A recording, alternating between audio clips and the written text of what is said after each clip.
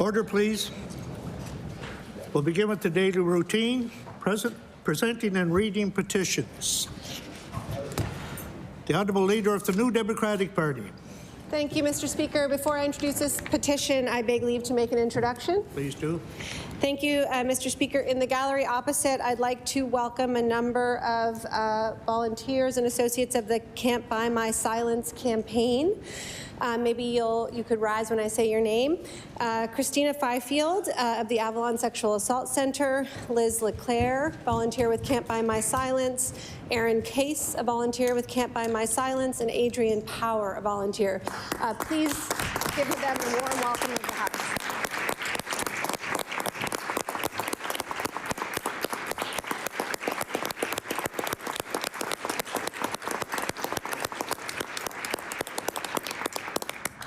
We welcome all visitors to the legislature today and every day. The Honourable Leader of the New Democratic Party.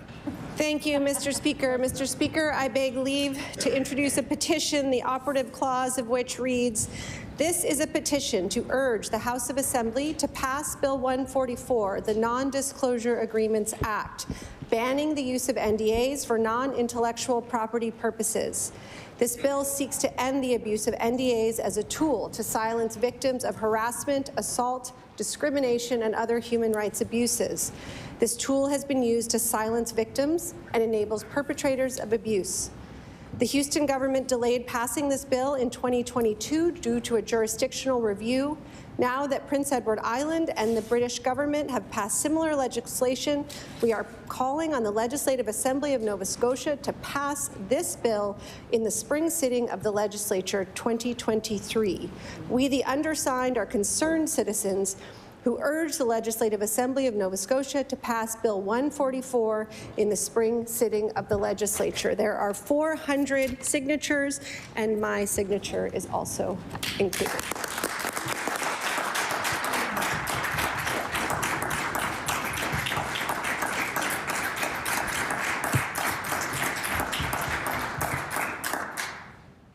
The petition is tabled. Presenting reports of committees.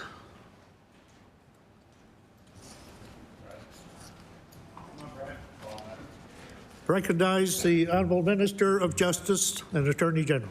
Thank you, Speaker. Speaker, as Chair of the Committee on Law Amendments, I'm directed to report that the committee has met and considered the following bills. Bill number 256, an act to reduce admission barriers to the provision of health care.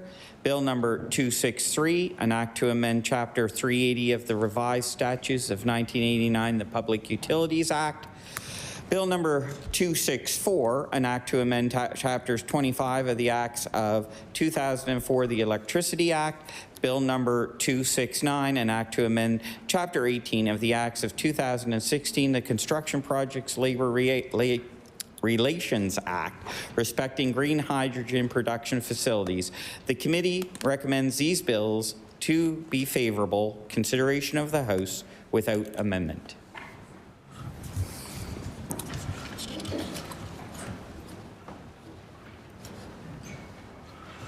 The report is tabled. It's ordered that these bills be referred to the Committee of the Whole House on Bills. The Honourable Member from Cumberland North. Mr. Speaker, may I table a document that's related to my member statement today? Yes, please. Yep. Thank you. I'd like to table the document by equal voice. Order, please. Just sorry. 1 second. Yeah. If the member can just wait until the next, it's a report and a regulation tabling reports. Any further reports from committees? Tabling reports, regulations, and other papers. The Honourable Member for Cumberland North. Thank you. Thank you, Mr. Speaker. I'd like to table the document Combating Sexual Harassment in Canada's Legislative Assemblies, prepared by Equal Voice. Thank you, Mr. Speaker.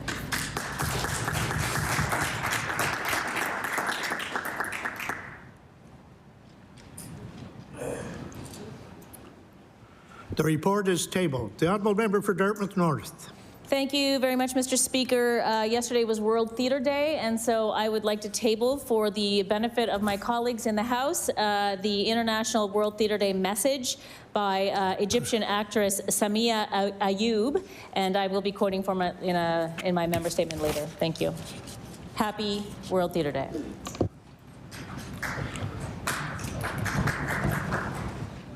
The message is tabled. Statements by ministers. Government notices of motion. The Honourable Minister of Municipal Affairs and Housing. Mr. Speaker, I hereby give notice that on a future day I shall move the adoption of the following resolution. Whereas the officer and crew of HMCS Montreal and supply ship MV* left Halifax Sunday for a 6-month deployment to the Indo-Pacific region as part of Operation Projection, and whereas HMCS Montreal is the first of 3 frigates to be deployed to the region over a 12-month period as part of Canada's contribution to the multinational efforts to monitor sanctions imposed on North Korea by the United Nations Security Council. And whereas HMCS Montreal and its onboard Cyclone helicopter detachment will work closely with allies in naval exercises during the deployment, therefore be it resolved that all members of this legislature wish all those aboard HMSC Montreal and MV* fair winds and best wishes, and let them know we look forward to their safe return to Halifax. Mr. Speaker, I ask for waiver of notice and passage without debate. There has been a request for waiver. Is it agreed? Agreed. It is agreed. Would all those in favour of the motion please indicate aye. Aye. Contrary-minded, nay. The motion is carried.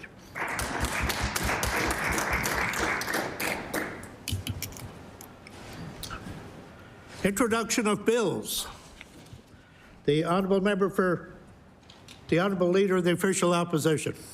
Thank you very much, Mr. Speaker. I beg leave to introduce a bill entitled An Act to Amend Chapter 70 of the Revised Statutes of 1989, the Civil Service Act, and Chapter 35 of the Acts of 2010, the Conflict of Interest Act.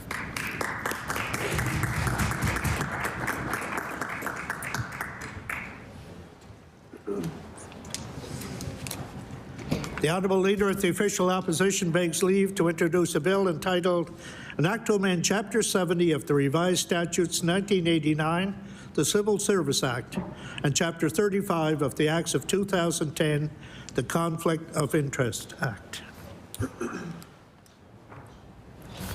Bill 277, an act to amend Chapter 70 of the Revised Statutes 1989, the Civil Service Act, and Chapter 35 of the Acts of 2010, the Conflict of Interest Act. Ordered that the bill be read a second time on a future day. The Honourable Member for Cumberland North. Mr. Speaker, I beg leave to introduce a bill entitled An Act Prohibiting Non-Disclosure Agreements with Political Parties. Thank you, Mr. Speaker.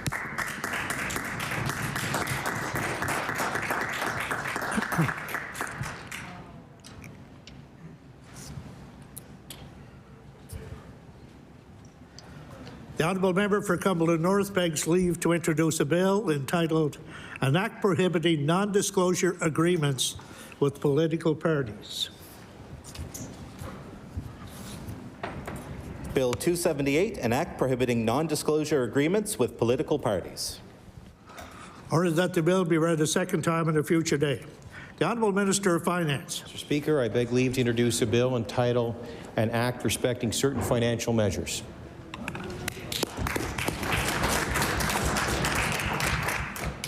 The Honourable Minister of Finance begs leave to introduce a bill entitled An Act Respecting Certain Financial Measures.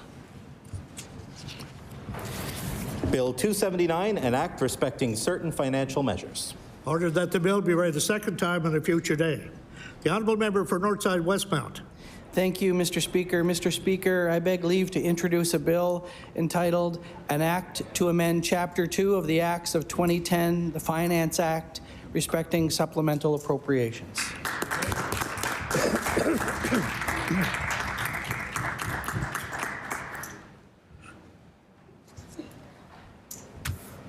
The Honourable Member for Northside Westmount begs leave to introduce a bill entitled An Act to Amend Chapter 2 of the Acts of 2010, the Finance Act, respecting supplemental appropriations. Bill 280, an act to amend Chapter 2 of the Acts of 2010, the Finance Act, respecting supplemental appropriations. Ordered that the bill be read a second time on a future day. The Honourable Member for Cumberland North. Thank you, Mr. Speaker. I beg leave to introduce a bill, an act to amend Chapter 1, 1992 supplement of the Revised Statutes 1989, the House of Assembly Act. Thank you, Mr. Speaker.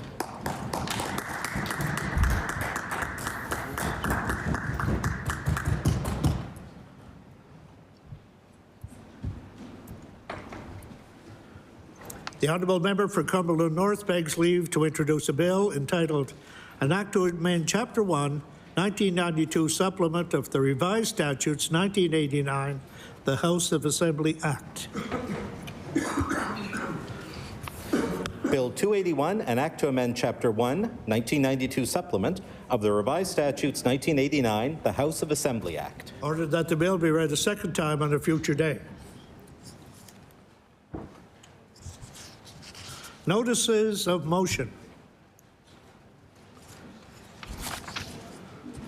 Statements by members. The Honourable Member for Colchester North. Thank you, Mr. Speaker.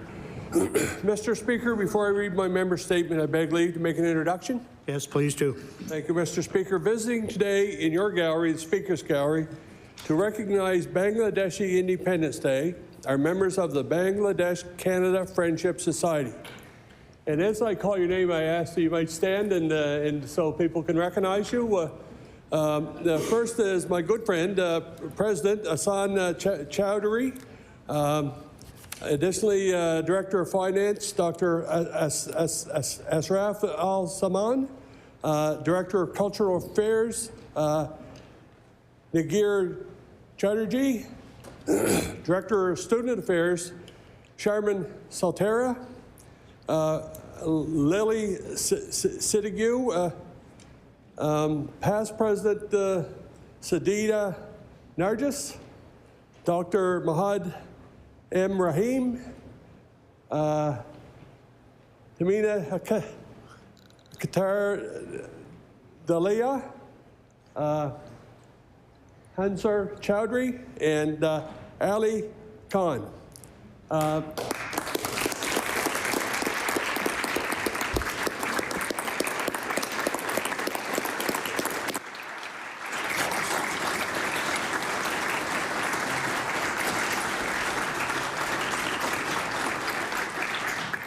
Indeed, we welcome all visitors to the legislature. We hope you enjoy today's proceedings. And I want to comment that the Honourable Member for Colchester North did a pretty good job with the names, too. The Honourable Member for Colchester North. Thank you, Mr. Speaker. Mr. Speaker, I rise today to bring recognition to a growing... My apologies, sir.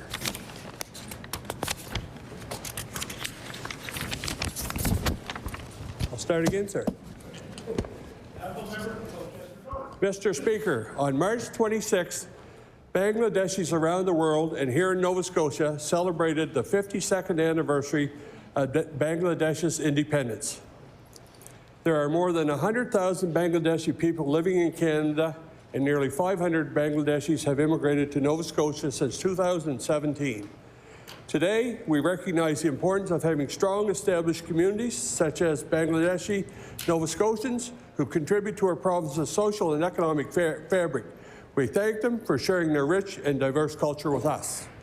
Mr. Speaker, we are so grateful that Bangladeshis have chosen to live, work, and study here in Nova Scotia, helping make our wonderful province a more vibrant and diverse place. Thank you, Mr. Speaker.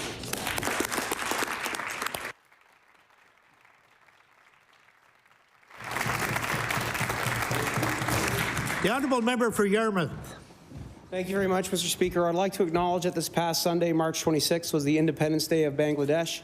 It is a day to recognize Bangladesh achieving its cherished independence in 1971. Joining us here today in the gallery are some of the past and present board members of the Bangladeshi Canada Friendship Society.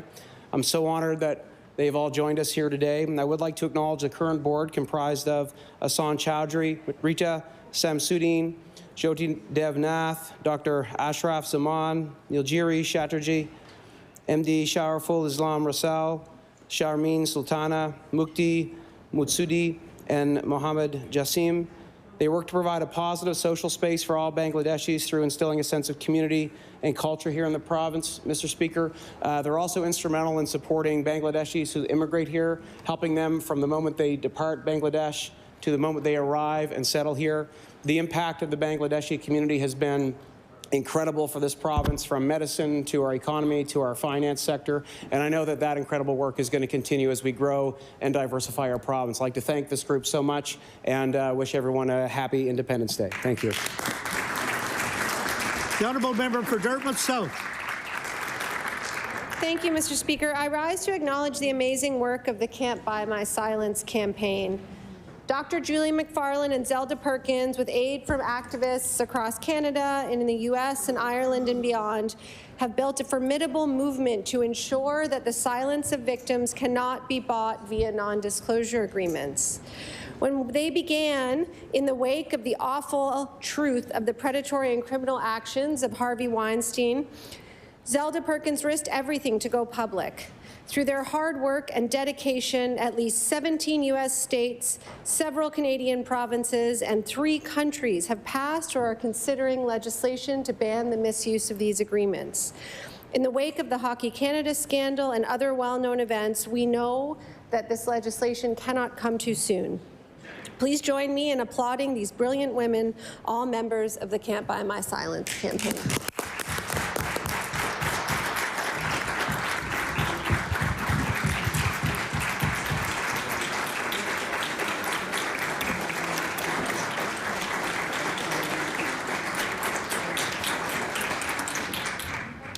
The honourable member for Lunenburg. Thank you, Mr. Speaker. Mr. Speaker, on March 26, 1921, a Canadian icon was launched, the schooner Bluenose. Designed by William Rouet and skippered by Captain Angus Walters, she became the undefeated Queen of the North Atlantic and the pride of my hometown of Lunenburg, and indeed all Nova Scotia.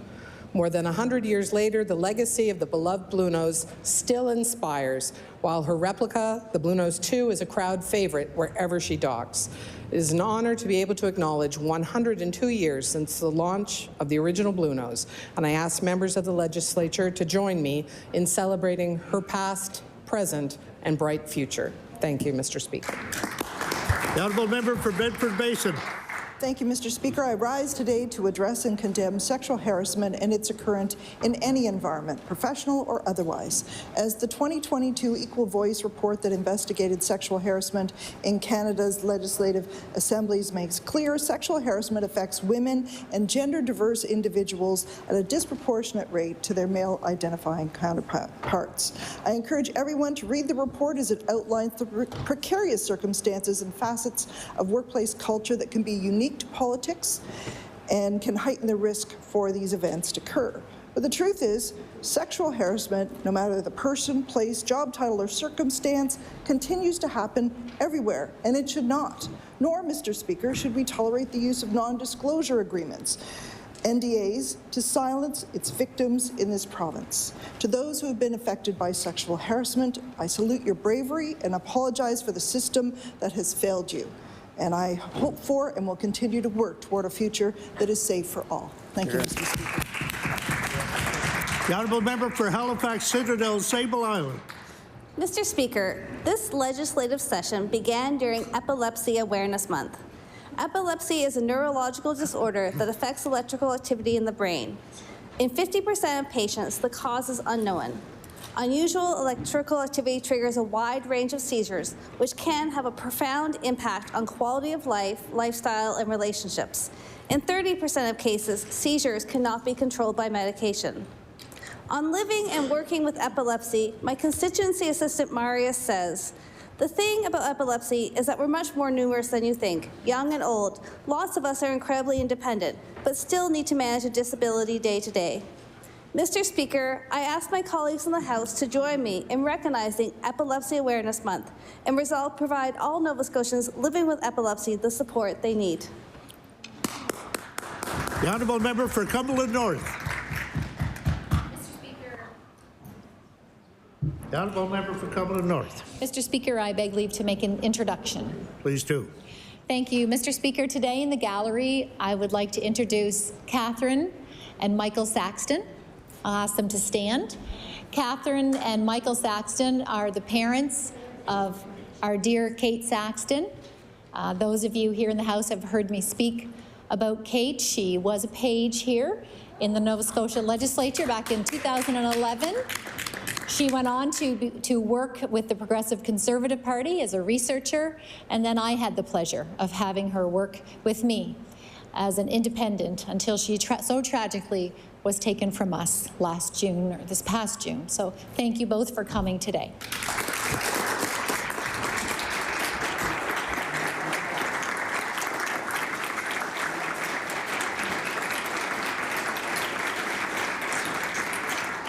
Once again, we welcome all visitors to the legislature, and it was nice to be able to speak to you earlier on. The honourable member for Cumberland North. Thank you, Mr. Speaker. Last evening, I had the pleasure of attending Can't Buy My Silence presentation at the Halifax Library. The goal of the campaign is simple: legislative and regulatory changes that will make non-disclosure agreements, or NDAs, unenforceable for anything other than its original purpose, the prevention of sharing confidential business information, intellectual property, and trade secrets. Sadly, Mr. Speaker, NDAs are now used to silence victims of sexual abuse, and that is wrong.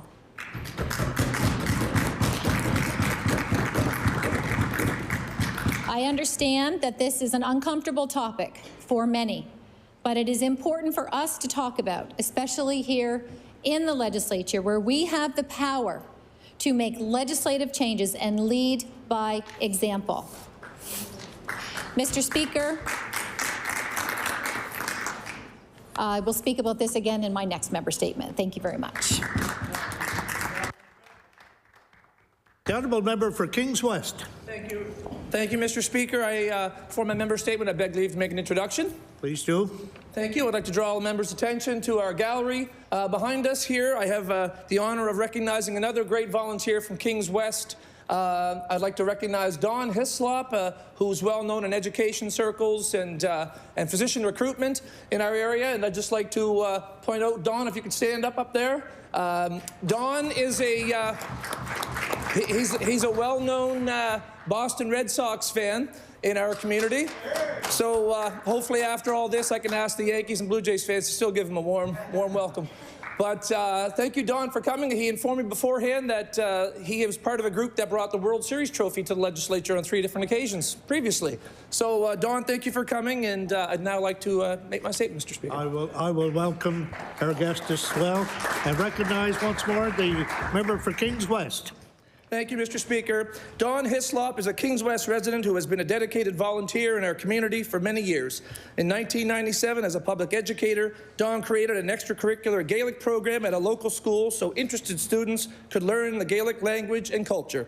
Dawn continued this program at a number of schools in Kings County until 2020. In this role, Dawn took hundreds of students through trips throughout the province to celebrate and promote Gaelic heritage and support their participation in Gaelic immersion programs. I know my children always enjoyed Gaelic Club.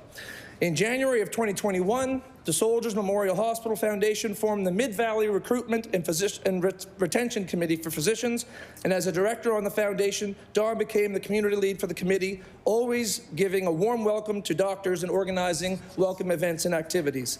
Dawn and the committee's work has been helping to reduce numbers of people needing a family doctor in the Aylesford to Bridgetown area. Mr. Speaker, please join me in thanking Dawn Hislop for his many years as a community volunteer. In the many years I've known him, he has continuously promoted our province's culture and heritage and is dedicated to ensuring that Nova Scotia is an outstanding province to live, learn, work, and play. Tapalet. Thank you, Dawn. The honourable member for Preston. Thank you, Mr. Speaker. I rise today to recognize that March is Endometriosis Awareness Month. This past year in late December, I had an opportunity to meet with some amazing, phenomenal women who advocate for this struggle on a regular basis, who are in the gallery. Liz LeClaire, Maggie Archibald, and Michaela Kimber are joining us in the gallery today. And then also this month, I had an opportunity to visit us in our caucus office and share their stories and outline their unique experiences living with endometriosis. They also shared that over 1 million Canadians are living with this disease, and there's no cause, cure, or universal treatment plan currently available. They're continuous advocates, and I admire and respect the work that they have been doing. Maggie is a prominent advocate whose journey receiving the diagnosis took over 16 years. Michaela found herself bedridden in 2020 because of her symptoms. I would like to acknowledge, though, throughout their struggles, I'm very pleased to announce and privileged to say that Michaela will also be accepted into Dalhousie's medical school. This will be an extra step for her and her mark on women's health and beyond. So I please ask this House to please stand and rise and acknowledge the support and advocacy of these two women.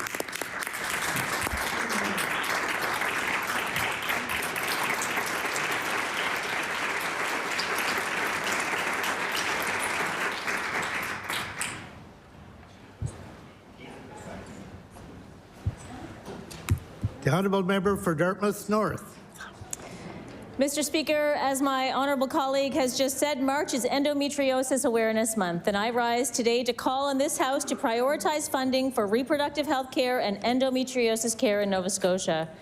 Reproductive health care and health care specific to people with uteruses is often not taken as seriously as it should be. This is especially the case when it comes to menstruation and the pain that comes with it. In Canada, 1 million people, 1 in 10 women, and an unknown number of transgender and gender nonconforming people live with endometriosis, a gynecological condition where tissue grows outside the uterus. Endometriosis symptoms include severe menstrual pain, chronic pelvic pain, and infertility. Many spend years trying to get an accurate diagnosis so they can get proper treatment. And sometimes these folks are told that this excruciating pain is normal, but it is anything but. Symptoms are managed using a combination of medical and surgical care. And so I call on this government to prioritize the health care of people with uteruses and ensure we have the specialists and funding necessary to address endometriosis in our province. The honourable member for Cumberland South. Thank you, Mr. Speaker. Mr. Speaker, I rise today to recognize two under 15 age players, Keith Casey and Ryan Wilson, on their heroic efforts this month. Mr. Speaker, on the evening of March 16th, I received a call from Stacey, Cumberland County Minor Hockey's president, to advise me Keith and Ryan were traveling with the referee, Curtis Langell, who took a medical emergency. Now, Mr. Speaker, bear in mind, they're under 15 age group of hockey that they play. Keith and Ryan managed to take control of the vehicle, Mr. Speaker, call 911, get them safely into the ditch. Mr. Speaker, their lives were saved that night because of these two young individuals. Mr. Speaker, I ask you to join me in congratulating and recognizing Keith and Ryan for their heroic act of heroism and ensuring that all three of these lives were saved to ensure that Cumberland Minor Hockey stays very strong and positive throughout Cumberland County. And Ryan and Keith, keep your stick on the ice, guys. Thanks. The honourable member for Halifax Atlantic. Thank you, Mr. Speaker. April 1st marks a sad day for me, both personally and professionally. This Friday will be the member of Preston's last day in the legislature. The member for Preston is a powerhouse. I first heard about her through my in-laws as the voice and driving force of the Preston Land Titles Initiative. I've gotten to know the member as not only a colleague but a friend, and I will miss sitting next to her advice and her presence. In her short time as MLA, you, my friend, have made a lifetime of change. I don't know what the world holds for you, but I will watch and admire. Tell Dean and the family I love and miss them, and thank you for your public service and friendship. Thank you, Mr. Speaker. The honourable member for Halifax Needham. Thank you, Mr. Speaker. Non-disclosure agreements have become commonly used in settlements in cases of harassment and discrimination. NDAs are also often used in employment contracts. Both can have and been used as tools to silence, conceal, intimidate, and exploit. All of this is wrong. It is critically important that survivors of sexual harassment, assault, and abuse are able to choose what processes and methods of resolution that they want. There are clearly many flaws in this current process for addressing situations of sexual harassment, discrimination, and abuse, and we are grateful that the Can't Buy My Silence and Avalon and other advocacy group and organizations and others have developed solutions that balance the need for choice, privacy, and the protection of the public. NDAs are wrong, and we should stop this practice now. Our party will continue this fight until this practice ends. The Honourable Member for Sackville-Uniacke. Speaker, I'd like today to rise to recognize 15 residents of the Sackville-Uniacke community who were recently awarded the Queen Elizabeth II Platinum Jubilee Medal in January. Recipients are, in no particular order, Ali Parks, Barry Barnett, Blair Avis, Robert Harvey, David Borden, Gary McPherson, James McDonald, Laszlo Lichter, Regan Oliver, Mabel McCarthy, Michael Perry, Richard McCullough, Stephen Corkum, Stephen Taylor, and Yvette D'Entremont. Speaker, the Queen's Platinum Jubilee Medal commemorates the 70th anniversary of Her Majesty Queen Elizabeth II's assertion to the throne as Queen of Canada. The medal is distributed to Nova Scotians who have made notable contributions within their community, and I'd like to congratulate all recipients of this award. Thank you, Speaker. The Honourable Member for Fairview Clayton Park. Thank you, Mr. Speaker. Mr. Speaker, on March 5th, a group of 80 community members of all ages gathered at the Fairview Legion to share a lunch and listen to noted author John O'Brien Jr. speak about his book, Oak Island Unearthed. John, whose father was a pharmacist here in Fairview, used to listen to stories about the treasure of Oak Island from his dad and other local businessmen, and at 12 years old started visiting the island with them. After serving in the Canadian Army and spending a total of 36 years underground in the mines, John used his skills to begin investigating Oak Island and start writing his book. His theory on the Oak Island treasure centers on the Aztecs of South America and their involvement with the island. His explanations that day left many in the audience with a new insight on the possibility of what very well could have happened on Oak Island. Mr. Speaker, I want to thank the Fairview Historical Society for putting on this luncheon and Mr. O'Brien for coming back to Fairview and sharing some of his stories with us. Thank you. The Honourable Member for Halifax-Chebucto. Thank you. 25 years ago, Mr. Speaker, at the time of the 150th anniversary of the first responsible government in British North America, in Nova Scotia, author John Ralston Saul wrote that it reflected poorly on the democratic sensibility in Canada and of its government that the occasion was allowed to pass so unheralded at that time. His words came to mind a few weeks ago on February 2nd, which was the 175th anniversary of the swearing in of that first responsible government. On that date, in 1848, the reformers who had won the Nova Scotia election the previous year on the principle that the cabinet must be formed from the party which forms the majority in the election, they were sworn into office, and the principle for which they'd long fought came into being. In Nova Scotia, we'd long had elected representatives before that, but only then did representation become effective and thereby truly democratic. The 175th anniversary was marked by the Legislative Library, I'll note, and by a congratulatory message from the King. It is not a surprise, however, that neither the party that placed a fixed election date in the middle of the summer, nor the party that destroyed elected school boards in Nova Scotia showed any sign of having registered the importance of this anniversary to the development of effective democracy in this country. Thank you, Mr. Speaker. For Cumberland North.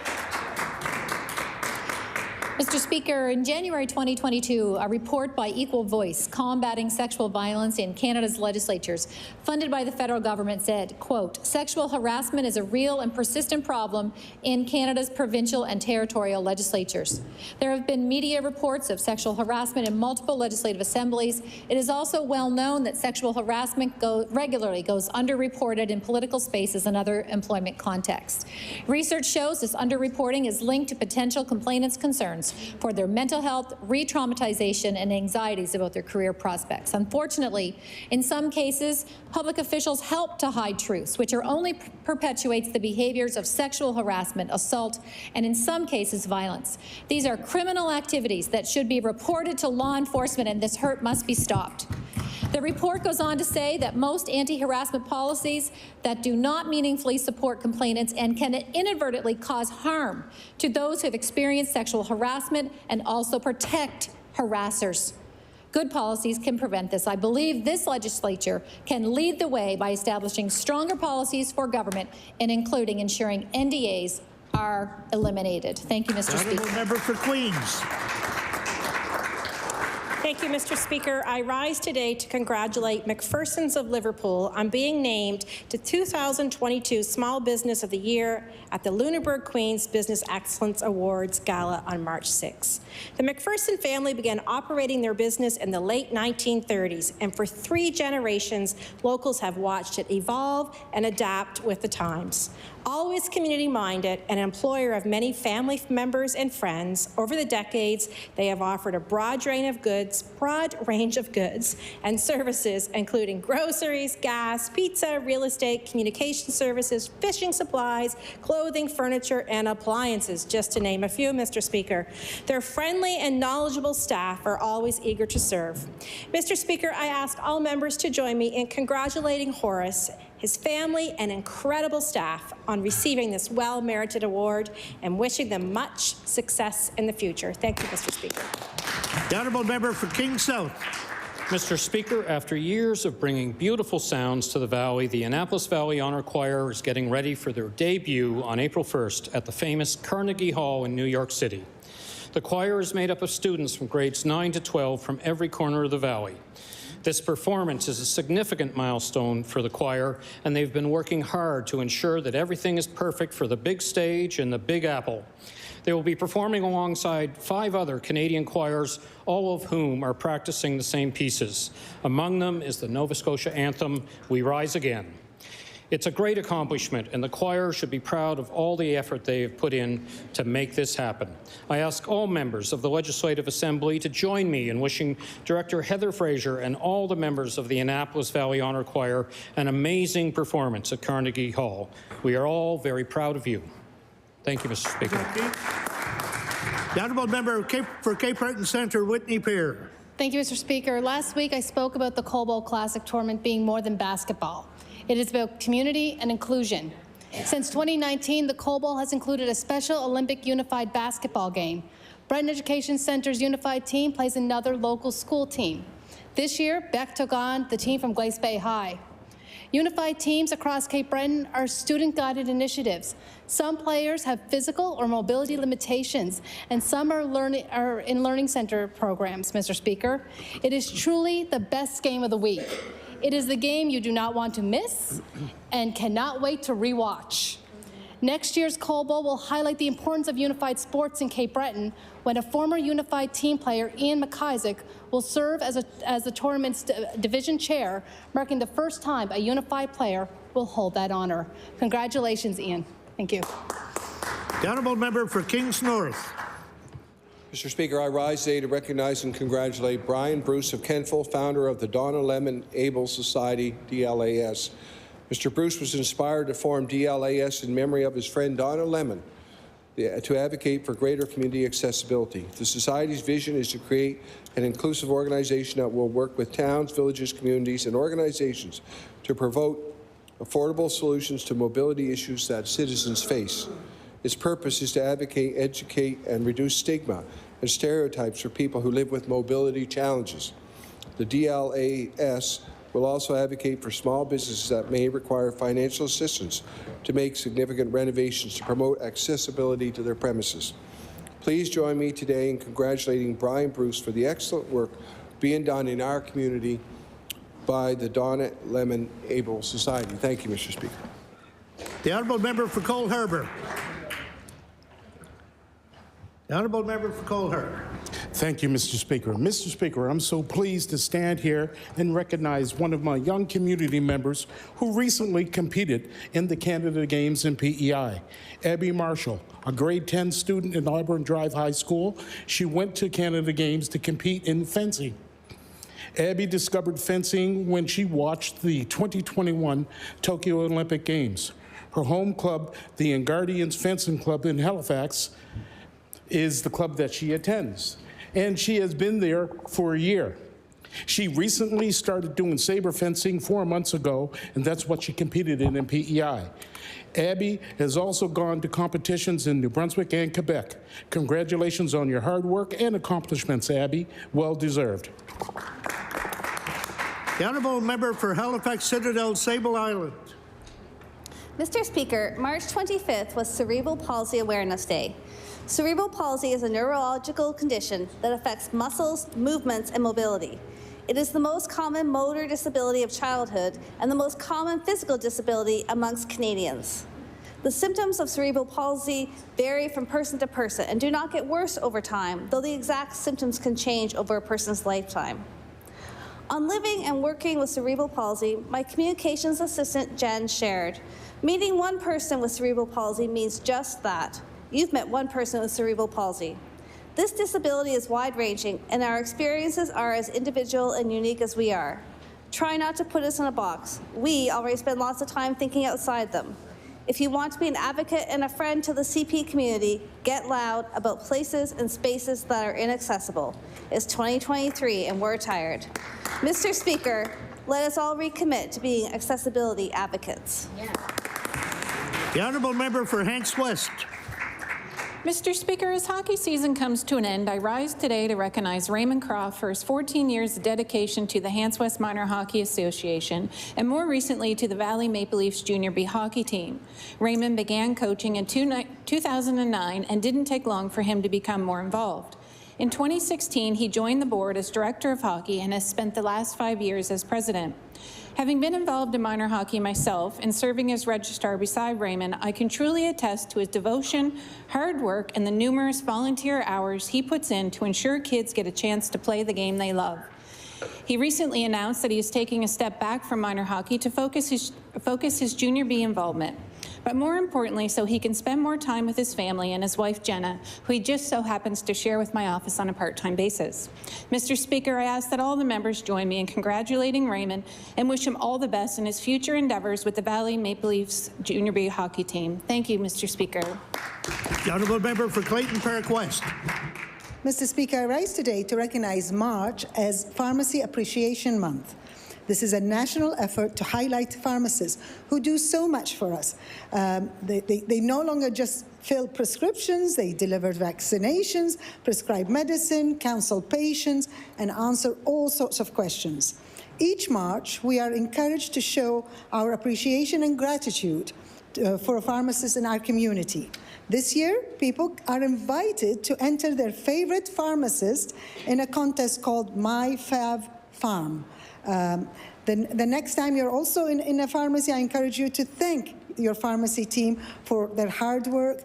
And so today I also want to take an opportunity to thank my daughter, who's a pharmacist, and for all her hard work. And I appreciate all her consult and advice that she's given us in the last 5 years as a pharmacist. Thank you, Tara.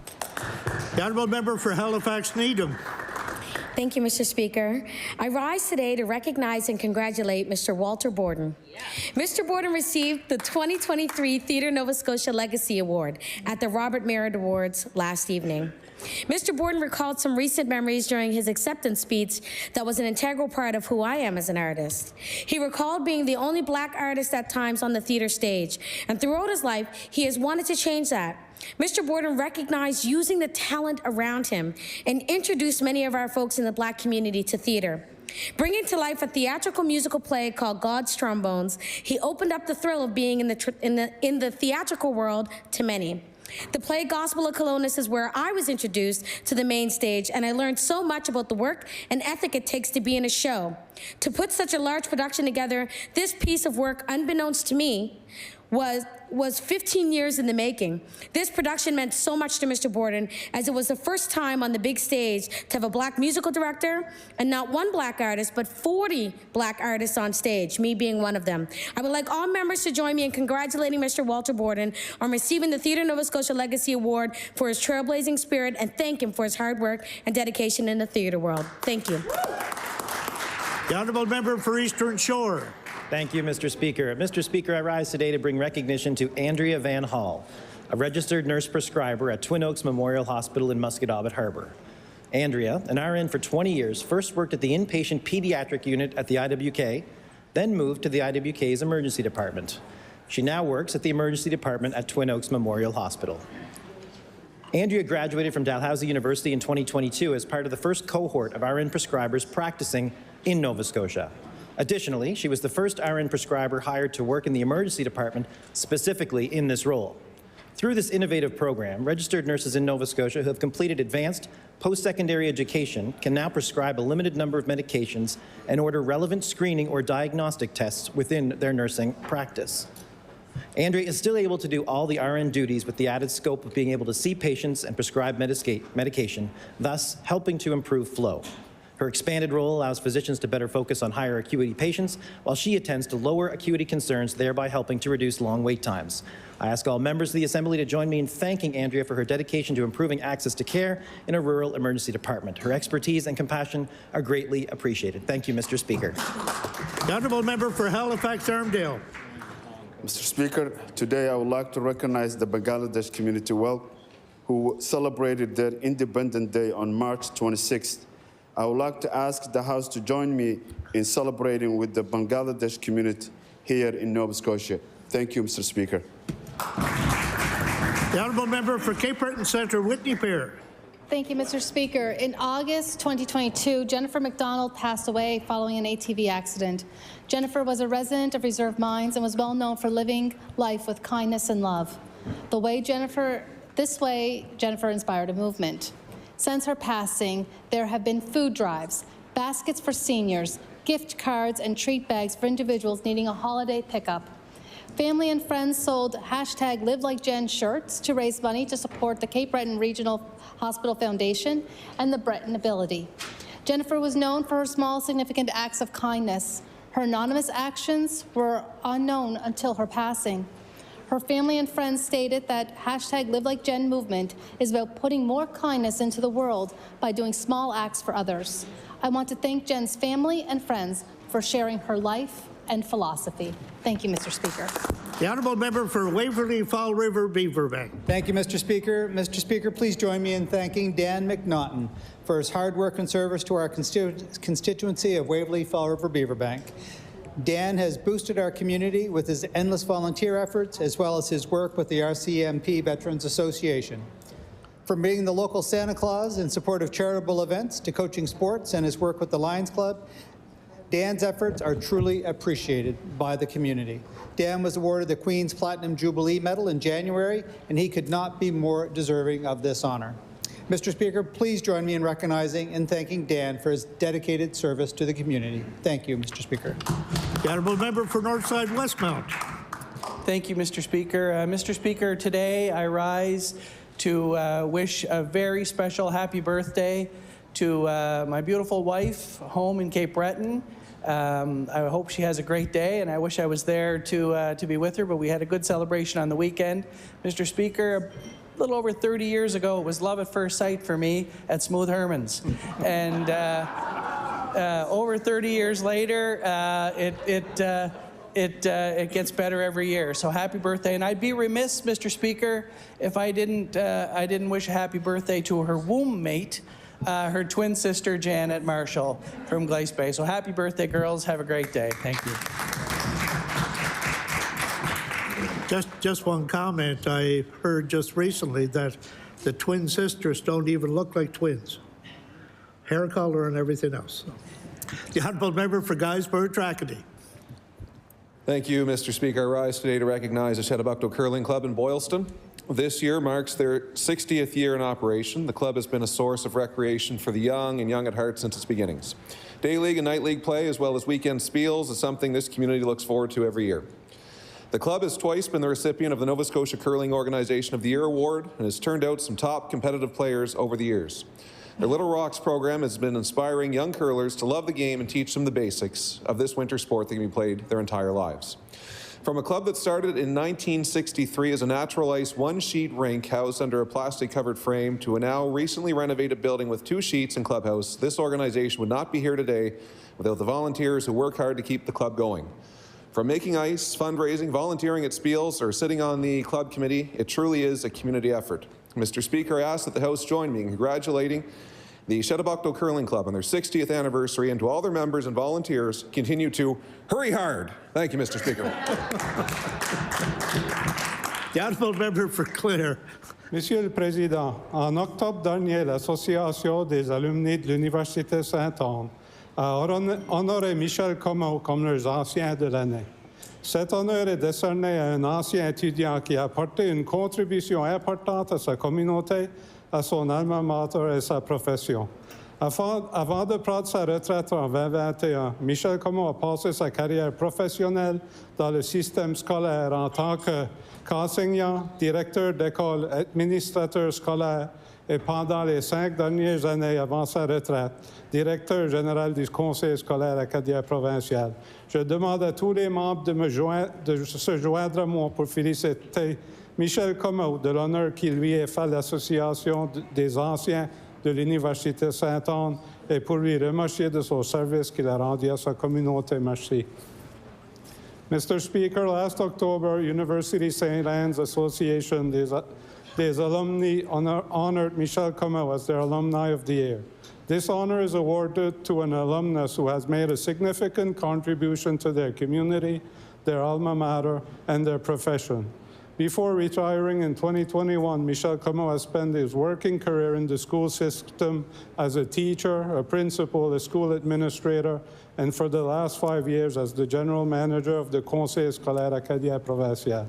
Michel, a proud Acadian and St. Anne's alumnus, has been an ardent defender of the rights of Francophones in education and has contributed greatly to the advancement of French language education throughout the province. I ask that all members join me in congratulating Michel Comeau for this honor bestowed to him by his alma mater's Alumni Association and thanking him for his service to his community. Merci. The honourable member for Dartmouth North. Mr. Speaker, yesterday was World Theatre Day, a day to recognize the contribution theatre and those who create it make to our world. In her Theatre Day address, Egyptian actress Samia Ayoub said to her fellow theatre artists, "I am not exaggerating when I say that what we do on stage is the act of life itself and generating it from nothingness, like a burning ember that sparkles in the darkness, lighting the darkness of the night and warming its coldness. We are the ones who give life its splendor. We are the ones who embody it. We are the ones who make it vibrant and meaningful, and we are the ones who provide the reasons to understand it." Our local theatre community marked the day last night with the annual Merit Awards that celebrate the best and the brightest of Nova Scotia theatre. I want to share my thanks and congratulations to all those who created theatre last year and make a special shout out to the artists from Dartmouth North who were nominated for awards, including Mary Faye Cody, Burgundy Code, and Sebastian Labelle for outstanding performances, and Mary Faye Cody and Katie Dorian for outstanding choreographer. I ask the House to join me in offering warm congratulations to all. Thank you. The honourable member for Shelburne. Thank you, Mr. Speaker. Mr. Speaker, I rise today to recognize Mike Holmes, Lemmy Locke, Harry Ranahan, and Bill Acker. Mike, a local lobster fisherman, initiated a blessing of the fleet service in Sandy Point last fall prior to lobster season with the intention of making it an annual event. At the service, there were 3 fishermen, Lemmy Locke, Bill Acker, and Harry Ranahan, who each had spent 70 years supporting their families, our local, provincial, and federal economies as fishermen. Mr. Speaker, I respectfully ask all members join me in recognizing these 4 men for their lifelong work in the fishing industry, the backbone of our Shelburne economy. Thank you, Mr. Speaker. The honourable member for Bedford South. Thank you, Mr. Speaker. This past weekend, I had the chance to visit one of Bedford South's newest and best restaurants, the Con Dog Korean Hot Dog in Bingsu. That's right. Since opening in December, owner David Kim and his team have been making their mark with delicious gourmet hot dogs in Bingsu, a shaved ice Korean dessert often made with sweet toppings like fruit or syrup. I took my 5-year-old son to Con Dog over the weekend, and believe it or not, he did love it. No surprise there. I'd ask all members of the House to join me in congratulating David Kim and the team at the Con Dog for their successful early months in business and wish them nothing but the best in the future. Thank you, Mr. Speaker. The honourable member for Richmond. Mr. Speaker, today I would like to acknowledge a business that recently celebrated their 60th anniversary in Richmond County. Brothers Narcissus and the late Benny Landry of Lewsdale were working in Ontario when in 1960 they made the decision to move back home and open their own business. Landry Brothers, incorporated in 1962, began in Narcissus and his wife Eileen's basement with 3 employees. The first job they had were with 5 houses in Loosedale, and they then received a subcontract, a plumbing job for 500 houses in Greenwood for the Air Force and 500 houses for the Navy in Dartmouth. From then on, their business flourished. Today, Narcissus and Eileen's son Paul is the owner of the business, which proudly employs 20 people. Narcissus, who is now 94 years young, was presented with an award in December for their 60th anniversary. Please join me in a round of applause for Narcissus, his late brother Benny, Paul, and the Landry family on this great accomplishment. Thank you, Mr. Speaker. The honourable member for Annapolis. Mr. Speaker, one of my favorite moments as MLA has been the honor of presenting constituents with the Queen Elizabeth II Jubilee Medal. This medal recognizes exceptional Nova Scotians who have made communities even better places to live, work, and play. One of these constituents who I've had the pleasure of working with is Brian Reed. Brian has contributed tremendously to the betterment to the village of Lawrencetown over the years, including by serving as chair of the Village Commission and playing key roles in the development of the community internet program and the health center. He is certainly very deserving of this award. Mr. Speaker, I invite all members of the House of Assembly to join me in congratulating Brian Reed. Thank you.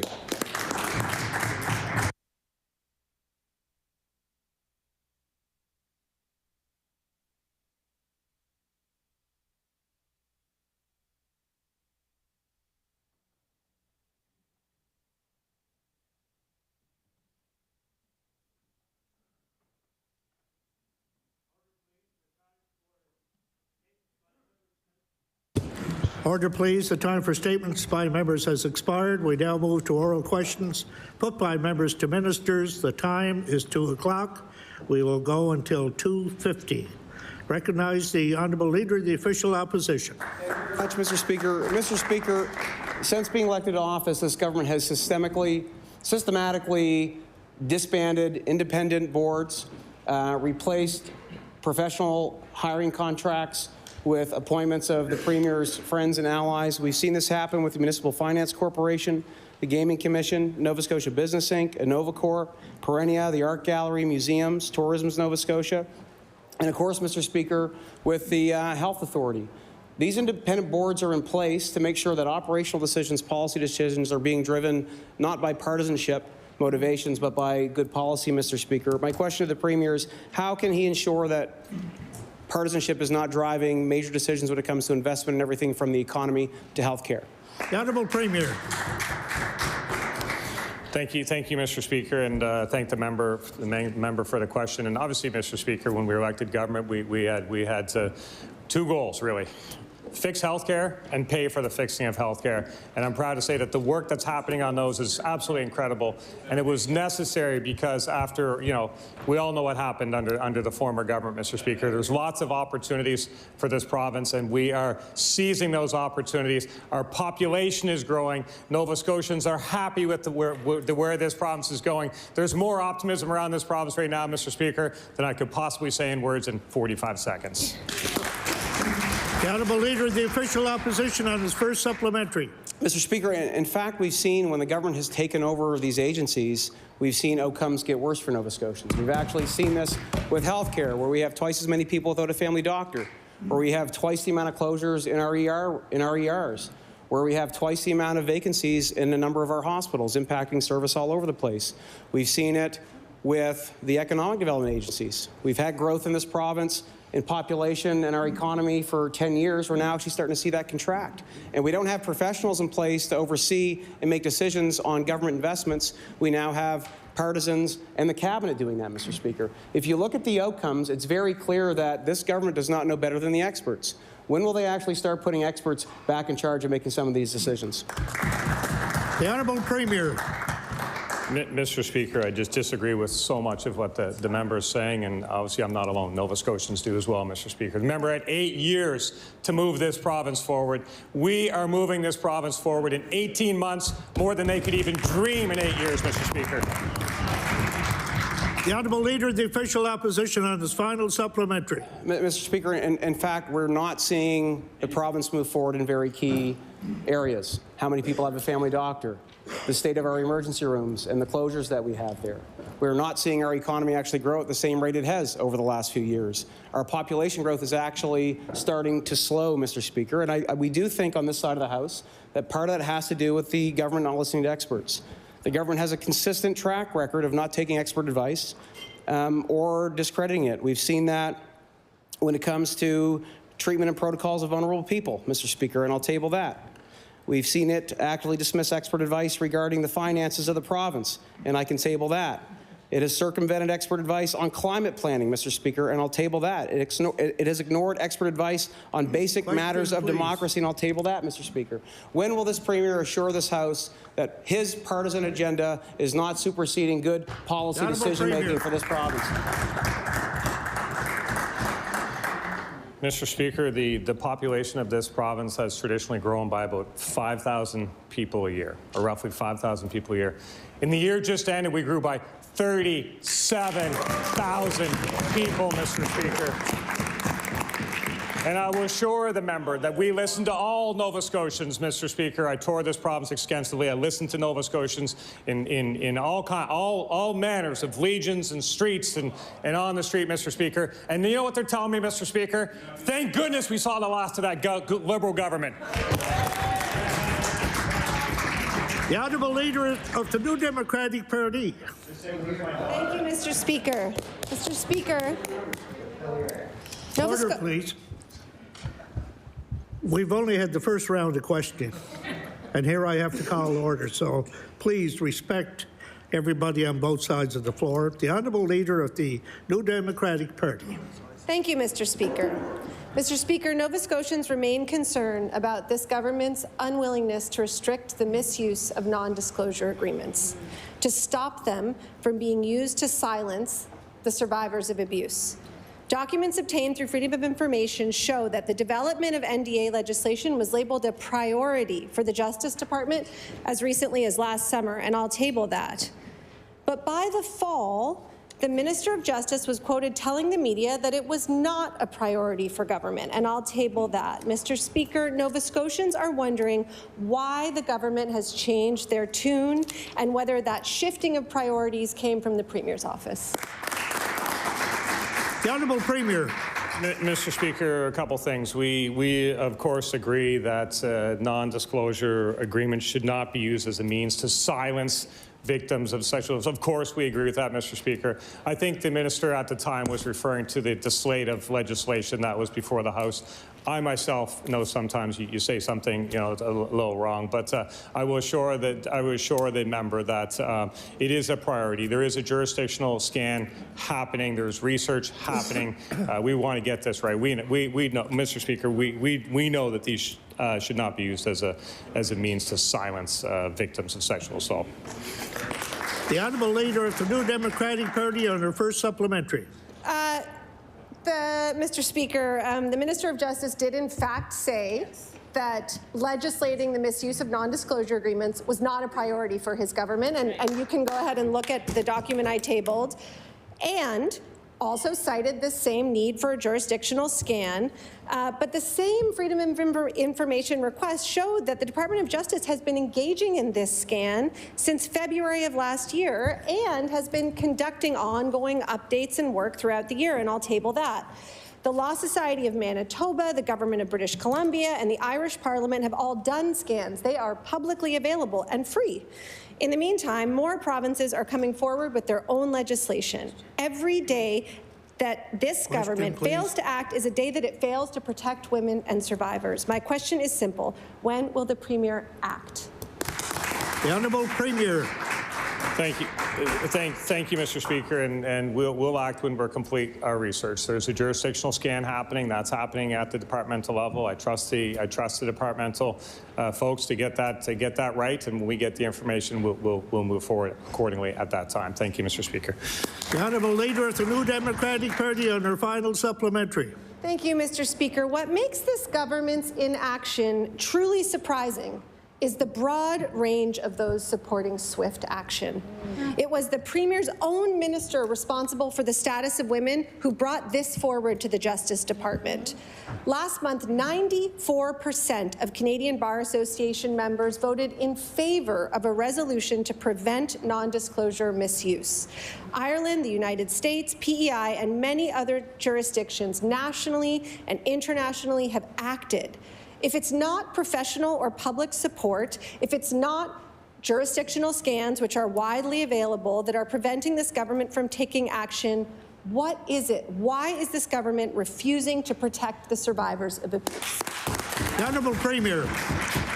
I think, Mr. Speaker, I'll look at the members' tablings once we have them, but we also support stopping the misuse. I think I said that right off the top, Mr. Speaker. We agree they should not be used as a means to silence victims of sexual assault. We agree with that, Mr. Speaker. We are doing the research at the departmental level. We will continue to do that research until we have the fulsome research. And then when we have all the information that's deemed necessary by the department, we'll act accordingly at that time, Mr. Speaker. Thank you. The Honourable Leader of the Official Opposition. Thank you very much, Mr. Speaker. We certainly want to add our voices to this conversation. This is an important issue for Nova Scotians and for victims.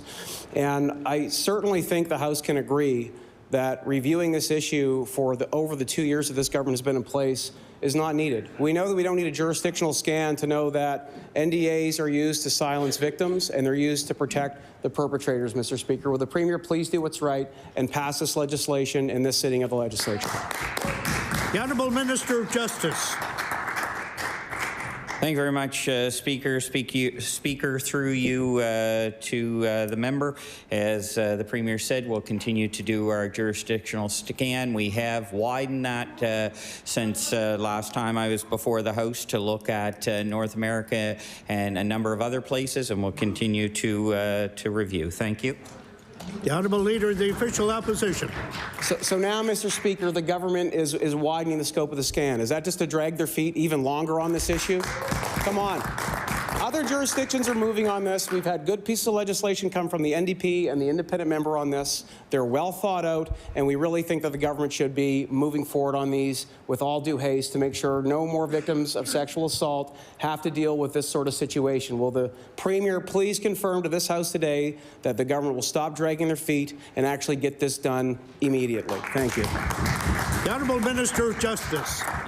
Yes, thank you, Mr. Speaker. And once again, as I've said and as the Premier stated, we'll continue our jurisdictional scan, and thank you.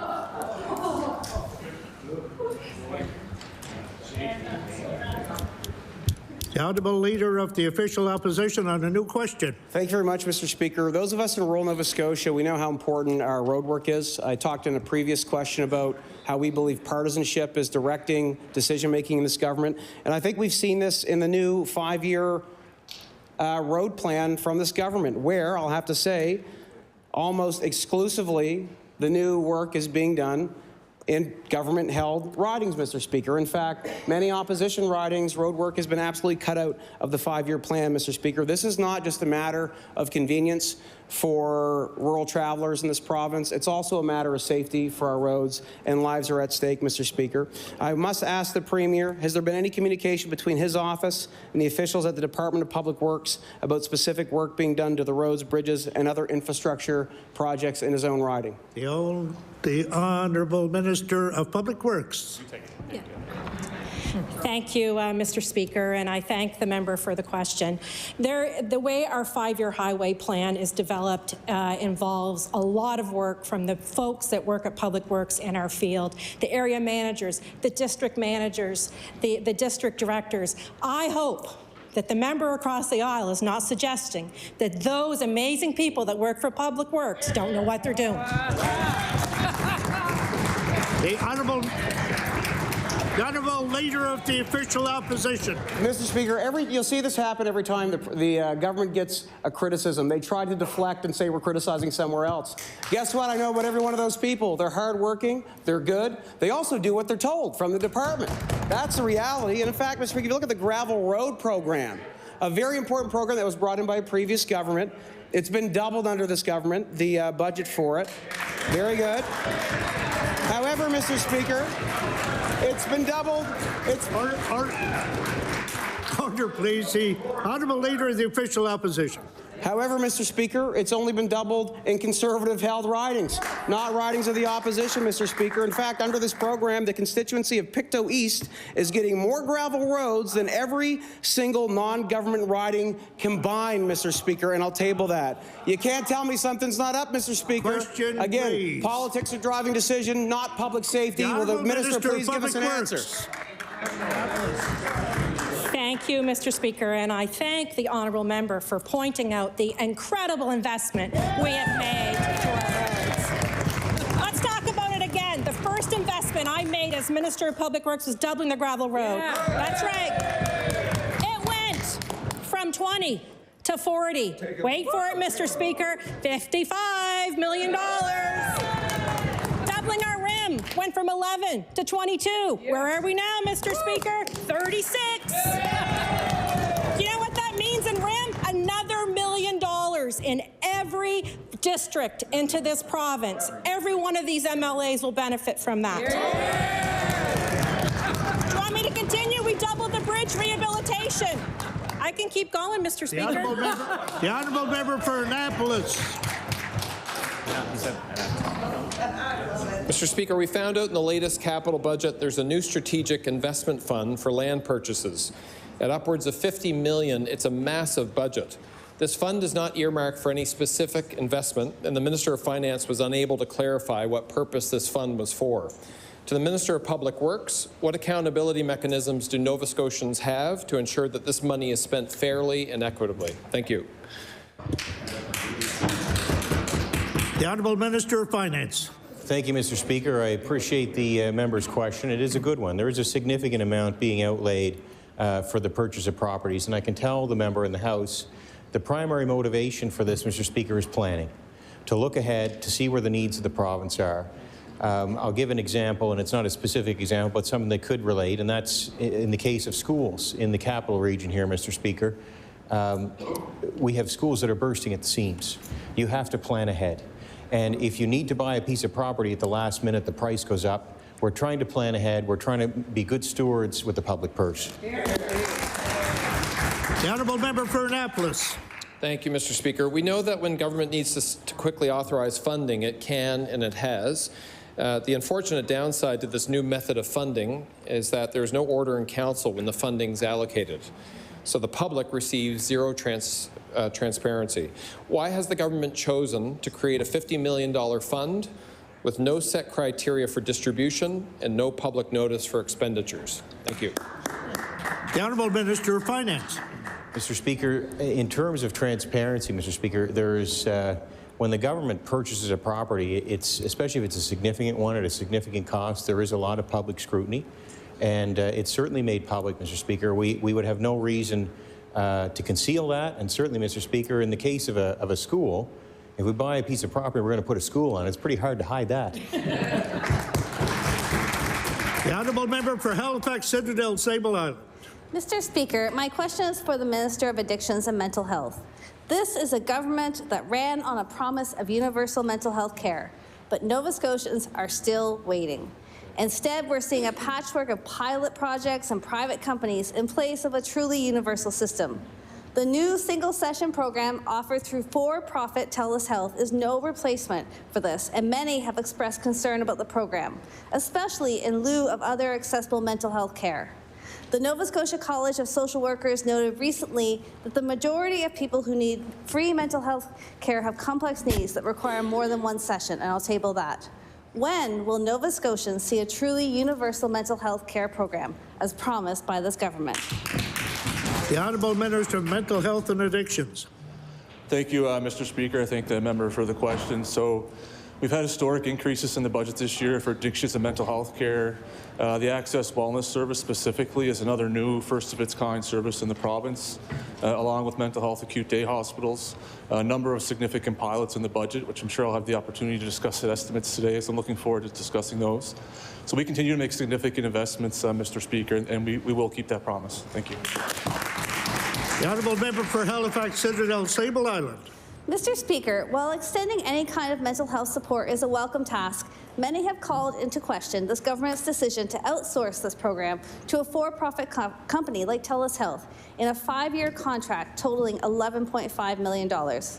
NSGEU, who include many unionized therapists and counselors, have filed a grievance with the province about this decision, stating that the government is handing their work to a private company rather than growing capacity in the public sector. It's a slippery slope once you start there, and I've tabled that. Why does this government insist on funneling money to private companies over making good on their promise to provide universal mental health care? The Honourable Minister for Mental Health and Addictions. Thank you, Mr. Speaker. Speaking from the perspective of a frontline mental health clinician, I certainly value the work that they do in the public system. We've been very clear since we formed government and since I was in this position that we will leverage partnerships with the private sector. These are free services available to all Nova Scotians by Nova Scotian clinicians who do a great job. Thank you, Mr. Premier. The Honourable Member for Halifax Atlantic. Mr. Speaker, the Premier and the Minister's response to NDAs was absolutely shameful. I would like to point out that the loudest this government has been in this legislative session has been on dirt roads. The quietest it has been is when we asked them to support the NDP and the Independents legislation on NDAs. We all on this side of the House agree that it's good legislation. Can the Premier stand up today and tell us why he doesn't think it's good legislation? The Honourable Minister of Justice. Thank you very much, Speaker, and through you to the honourable member. Currently in Canada, PEI is the only province that has legislation. We'll continue to watch that and monitor that, as well as other jurisdictions across North America. Thank you. The Honourable Member for Halifax Atlantic.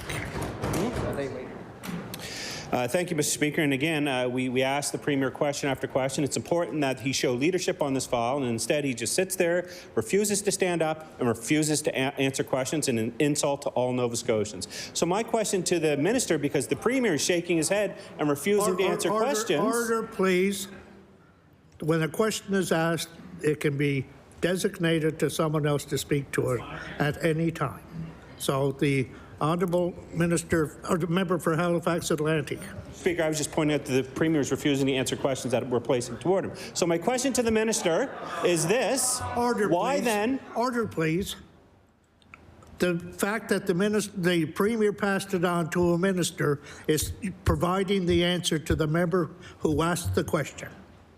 And I'm going to ask that you now ask your question to whomever might stand up to answer it. So, Mr. Speaker.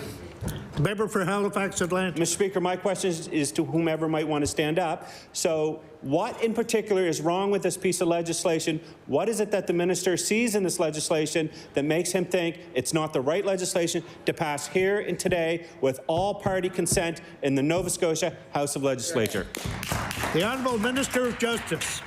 Thank you very much, Speaker. And Speaker, very respectfully through you to the honourable member, what I will point out is the Premier did answer the questions when asked by the leader of the NDP party, and unfortunately, a number of members in this House may not like the answer that they received, but it was answered, and we'll continue to monitor. Thank you.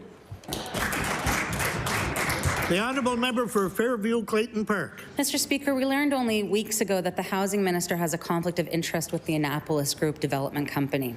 The Minister stated, quote, he has had longtime community and family connections with some members of the Annapolis Group, and I'll table that. This is concerning on two fronts. Either the Housing Minister has been actively engaging a group he has multiple conflicts of interest with for over a year and a half without disclosing it, or perhaps even worse, the perception is there that he was not speaking to one of the city's larger housing developers during his tenure as Housing Minister during a housing crisis. So my question through you to the Minister is, can you please clarify which it is? The Honourable Minister of Natural Resources and Renewables. Thank you very much, Mr. Speaker. And just to clarify for the record, my understanding when I was asked to take over this file for the Minister of Municipal Affairs and Housing, one of my questions was there any previous things that might have led to a disclosure? No, there's actually a matter that is coming up this calendar year, and looking through it, the Minister recognized that it would be in a conflict, and as soon as the Minister recognized that, he removed himself. And his cabinet... As Cabinet, Mr. Speaker, I was asked to step in and hold this file on behalf of that minister. And Mr. Speaker, I'm looking forward to getting briefed later this year on the matters. The honourable member for Fairview Clayton Park. Thank you, Mr. Speaker, and I thank the minister acting for that question. What I'm looking for is actually a very clear answer and specifically to timing. So the Annapolis Group is in active litigation with the City of Halifax over a potential large development in Blue Mountain Birch Cove, one of the first national urban park candidate sites in the country. And the minister is, by his own admittance, personal friends with many of the key players at this development company. So could the minister or the acting minister confirm that the Minister of Housing recused himself from the entirety of the cabinet discussion that resulted in OIC 2023-81, which I will table, that details the contribution agreement with the federal government related to the park, and can either of them clarify if he was involved in any other cabinet or intergovernmental discussion related to this piece of land prior to this? Of Natural Resources and Renewables. Thank you very much, Mr. Speaker. And without knowing the number right offhand and looking at the table document, I did ask the question, Mr. Speaker. As soon as the minister became aware that he'd be in a potential conflict with matters that were coming up to cabinet, he did the right thing, Mr. Speaker. We stand beside our cabinet colleagues over here. He did the right thing, removed himself, and I'm standing in place. The honourable member for Fairview Clayton Park on a new question. Thank you, Mr. Speaker. And Mr. Speaker, we're not meaning any disrespect. We're looking for clarity, and we're looking at a perceived conflict or an intentional conflict on a very important issue. This is the minister's priority, which is an expansion of housing, which is getting immediate housing out there, and looking at all aspects and all avenues to do that, not just those whom somebody may be connected to on the government side. Mr. Speaker, we're also seeking clarity with the housing minister on another potential conflict. This government has designated certain zones of Crown land in the province as priority development and planning areas. Mr. Speaker, while we agree that action needs to be taken to get housing built more quickly, we have since learned that a new additional priority development zone was added. This zone was the functional effect of allowing a former Conservative election candidate to skip the line for development permits. Question, please. Last week, the housing minister said that he doesn't look at who they were. My question, Mr. Speaker, is will the minister commit to carefully considering project proponents in the future and recusing himself from decisions where there is either a real or perceived conflict of interest? The Honourable Minister of Municipal Affairs and Housing. So, Mr. Speaker, I'm pleased to answer this question. This relates to a special planning area in the Muscadavid area, which we're very happy to see development in the rural area. The proponent is of not-for-profit that has no connection to us. The person who happened to own the land is the individual you're talking to. We're dealing with the proponent. The proponent wanted that to go forward. We did not see a conflict of interest there. We're very delighted to see that work go forward in that area. The honourable member for Fairview Clayton Park. Thank you, Mr. Speaker, and I thank the minister for that answer. And with full respect to the minister's efforts to accelerate new housing developments, it's also important that we ensure that these new frameworks that are rapidly being implemented are being done fairly and equitably. So my question to the minister is, will he commit to inviting the Auditor General into his department to review the process of establishing these developmental zones? The Honourable Minister of Municipal Affairs and Housing. So what I can say is that as the member will know, the Auditor General chooses where they work, and we're very pleased with the work the Auditor General has done in the department already, reviewing certain matters in housing, and as far as wherever the Auditor General chooses to work, we always welcome that. The Honourable Member for Halifax Needham. Mr. Speaker, my question is for the Minister of Municipal Affairs and Housing. Sometime in January, the government quietly changed the eligibility for the Canada-Nova Scotia Targeted Housing Benefit on their website. It changed suddenly from people who pay 30% of their income on housing to people who pay 50% of income on their housing.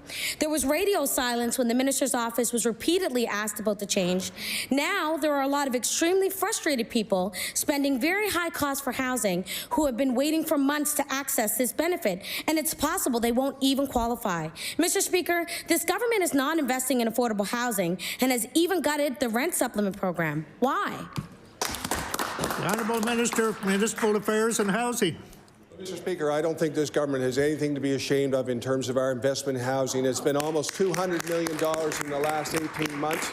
And we will continue to invest in housing, and we are seeing in this budget a $21 million increase for 1,000 new rent subs. So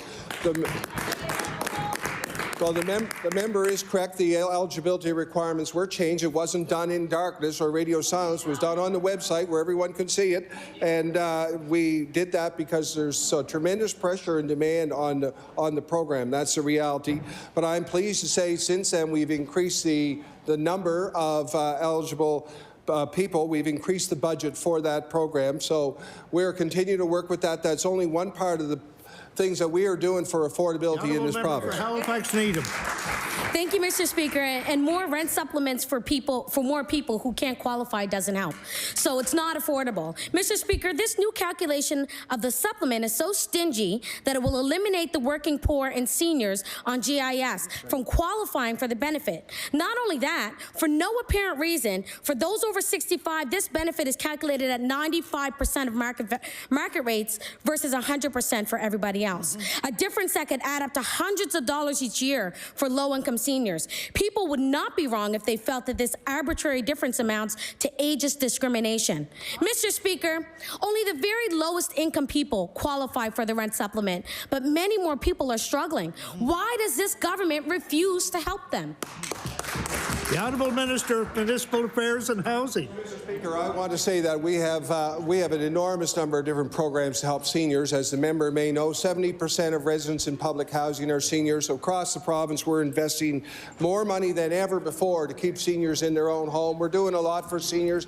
As far as the program that the member is asking about, this is the Canada-Nova Scotia Rent Sub program. We share this with the federal government. Some of what's happening in that is federal government guidelines. To be fair to the federal government, they're looking at their guidelines. We're looking at them. We continue to review the program. We continue to communicate with the federal government on the design of the program. The Honourable Member for Bedford South. Thank you, Mr. Speaker. Last week, our caucus asked the Minister of Economic Development about the government's bizarre attempt to purchase the Lunenburg Foundry shipyard. We just want to ask why, given this government's track record, there are not stronger mechanisms in place to ensure that conflicts of interest, including perceived conflicts of interest, are in place to keep from derailing government projects. Thank you, Mr. Speaker.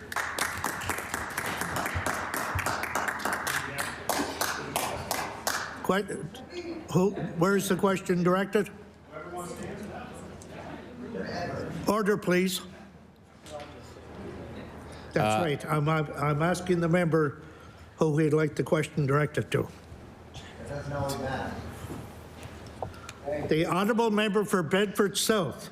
Thank you, Mr. Speaker. Apologize for that. The question was directed at the Minister of Economic Development. Thank you. The Honourable Minister of Economic Development. Thank you, Mr. Speaker, and sorry for the delay. We have had a shift.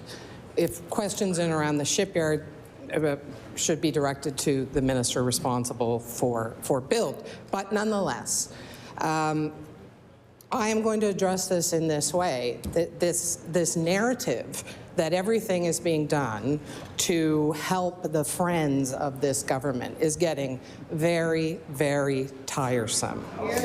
We have a province that is growing, that the Public Policy Forum in a report last week concluded against 20 metrics that Nova Scotia is growing, and we need to build the infrastructure and make the investments that the former government would not. Thank you, Mr. Speaker. In my question, I didn't say the word friends. I didn't say that at all. What I'm interested in, and what I think the opposition is interested in, what Nova Scotians should be interested in, what the government is evidently not interested in, is perceived or real conflicts of interest. And this is a textbook example of it, Mr. Speaker. Last week, the minister said that the government simply did not know about other bids on the property. I will table that. This is an odd statement, given it was publicly known, reported in media, that there were at least 2 other bidders interested in the property. We will table that.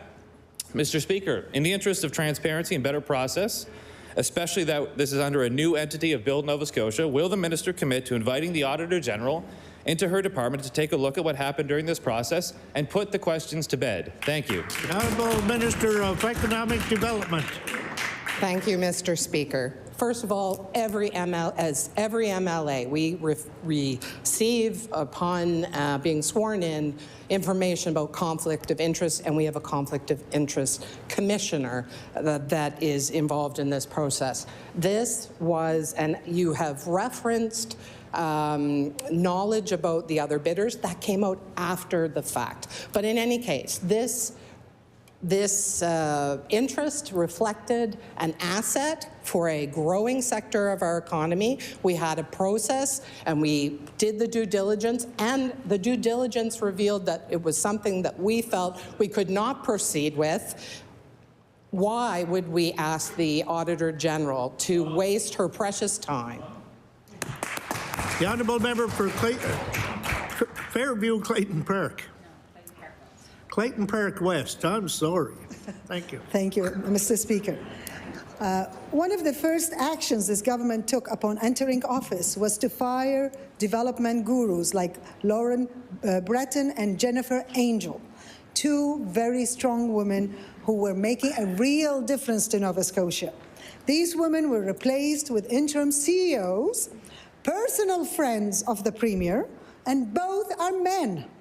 Mr. Speaker, civil servants are increasingly moving towards the inclusion of gender-based analysis of government policies. But this needs to be applied in hiring processes, arguably the most impactful decisions a government can make. My question to the Premier, or whoever can answer, will this government commit to equity in its hiring process?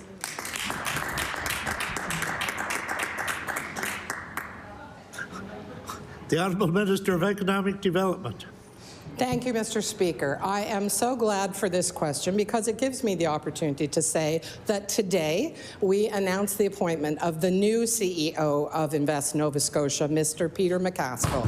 And yes, I did say Mr. Peter McCaskill. While we continue to be very committed to equity, diversity, and inclusion, I would note to the opposition that I myself am a female, and I am the first female economic development minister in this province.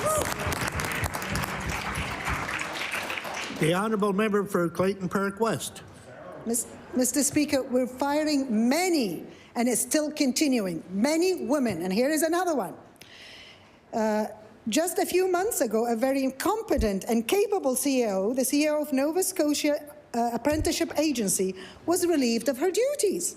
Mr. Speaker, we are in the midst of a significant labour shortage in this province, and one of the most impactful agencies that the government can use to fix this under leadership of another male interim CEO. Mr. Speaker, can the Minister of Labour, Skills and Immigration tell Nova Scotians why CEO of Apprenticeship Agency was let go? What was the reason of letting her go?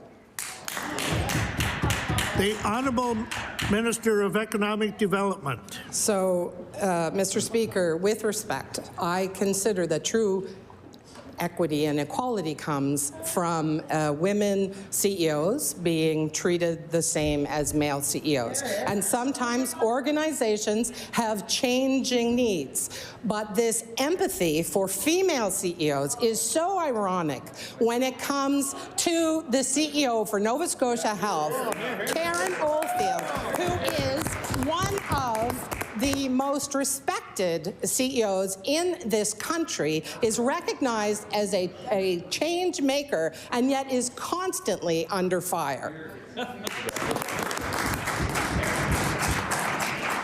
Before I recognize the next person to ask a question, I want to go back to a decision I made before about who answers questions.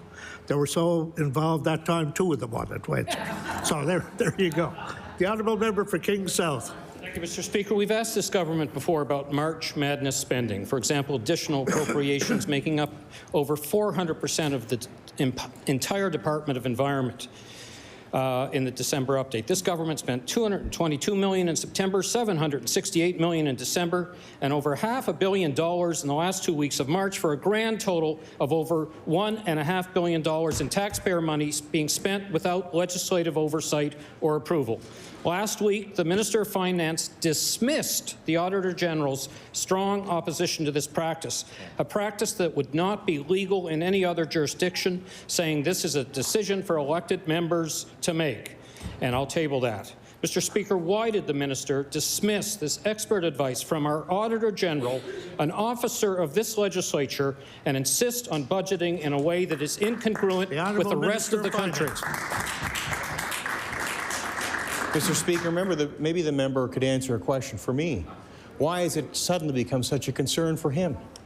He was part of a government that sat on this side of the House for 8 years, and those same rules were just fine for him while he sat on the government side, Mr. Speaker. I also want to point out he suggests March Madness, and he suggests money spent in the last 2 weeks.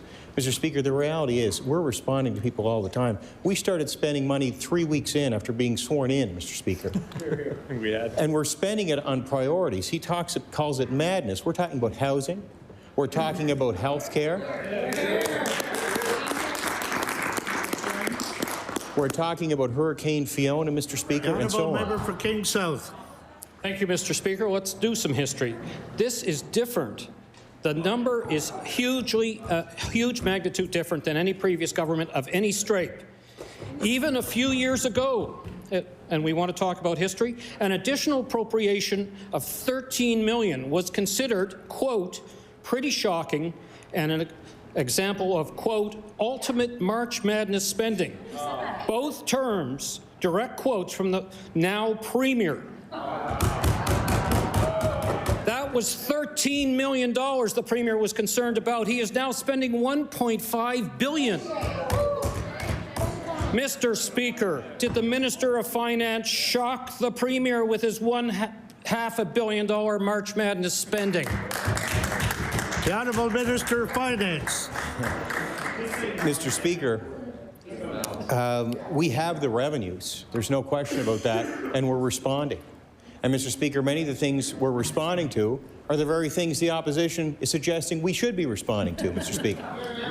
But I will tell you what's different about this government, Mr. Speaker. When that member was part of his Liberal government in this province, they changed the rules, Mr. Speaker. They changed the rules in this book, which I'll table here. But instead of doing it in the legislature, Mr. Speaker, they did it at the committee level. So they changed the rules of the House at the committee level, Mr. Speaker. That's anti-democratic. Something else, Mr. Speaker, for an entire year in this province. Order, please. The Honourable Minister of Finance has the floor. For an entire year in this province, Mr. Speaker, we didn't have responsible government. For the first time in 150 years, because his government chose not to open the legislature. The Honourable Member for Dartmouth North. Mr. Speaker, my question is for the Minister of Health and Wellness. Nova Scotians have been asking government for years to invest in more midwifery services across the province.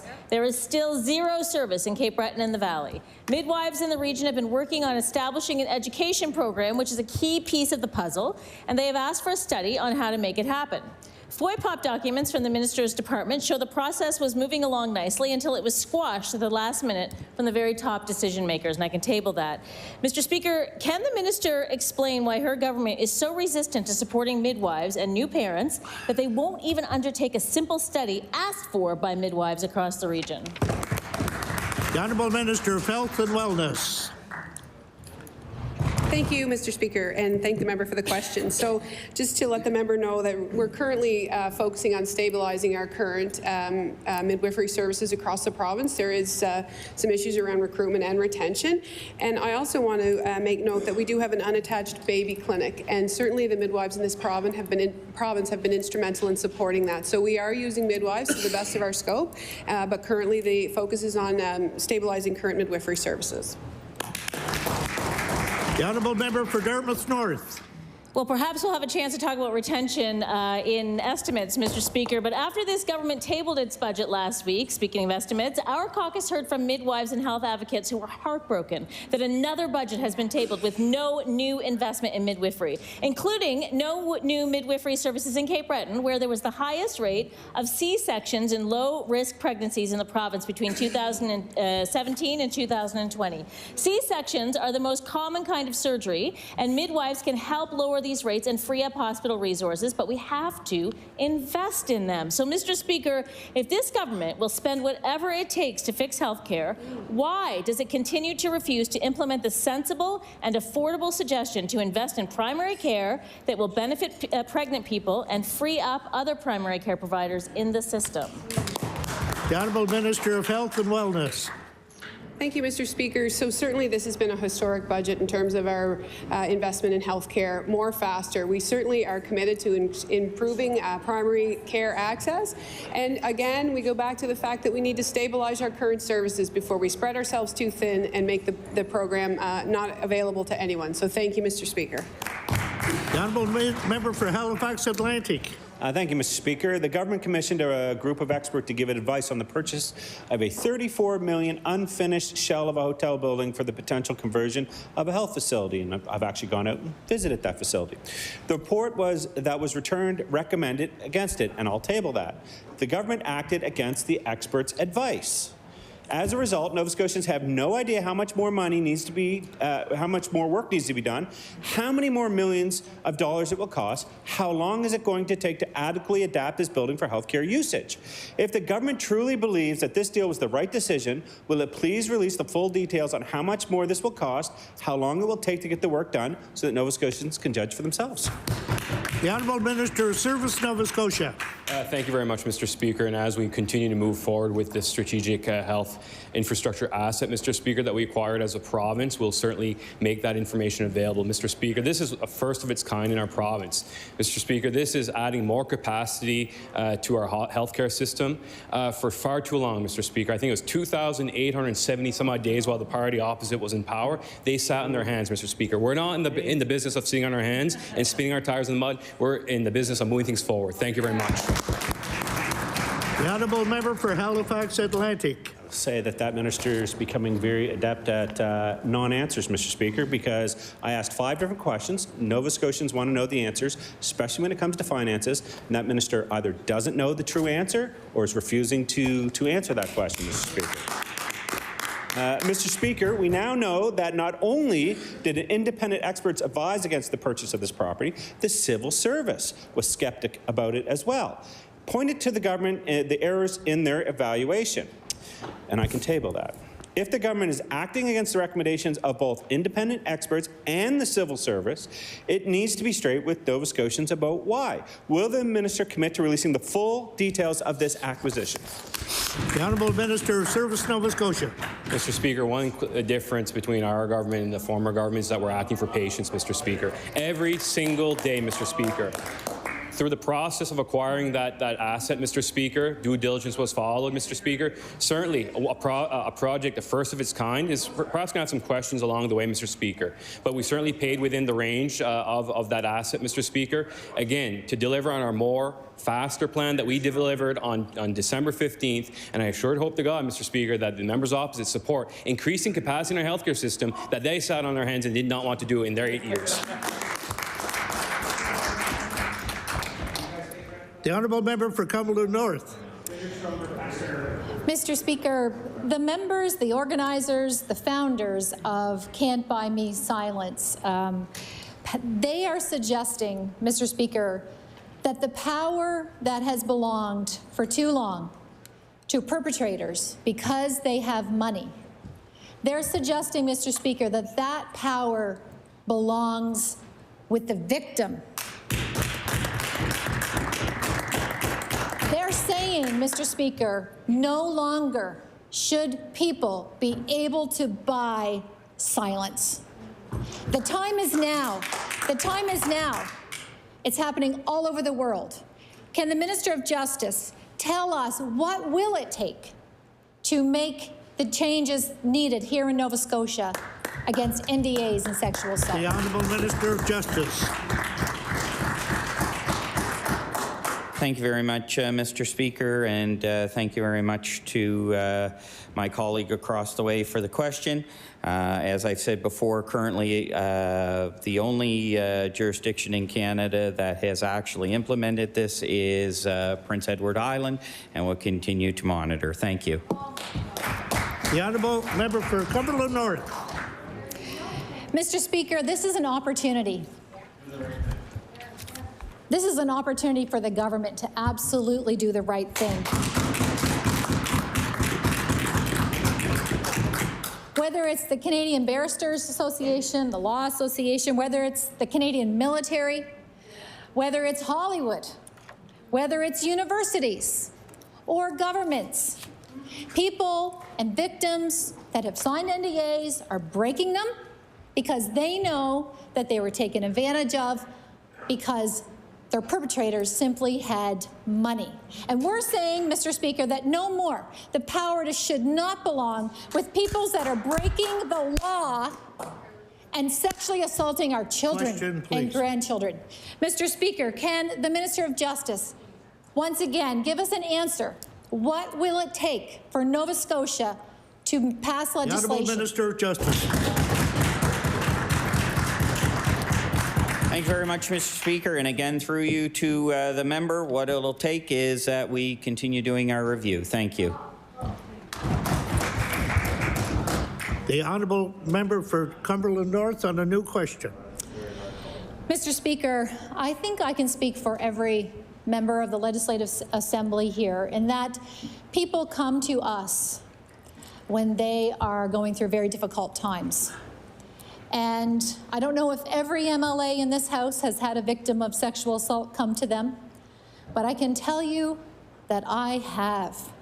And I have had too many. And not just from one perpetrator either, Mr. Speaker, from numerous perpetrators. And they are out there in our bloody communities continuing to sexually assault and violate our children and our grandchildren. And one of the reasons they're being allowed to do this is because it's legal to silence perpetrators and silence victims because of NDAs. When will our government do the right thing, Mr. Speaker? Minister of Justice. Thank you again, Mr. Speaker, and I certainly a father of 2 daughters. I certainly understand, and by no means our government certainly support survivors of sexual harassment and discrimination. However, what I will say is we want to make sure we have good legislation. The time for oral questions put by members to ministers has expired. I recognize the Honourable Government House Leader. Thank you, Mr. Speaker. I move that you do now leave the chair and the House resolve itself into Committee of the Whole House on Supply.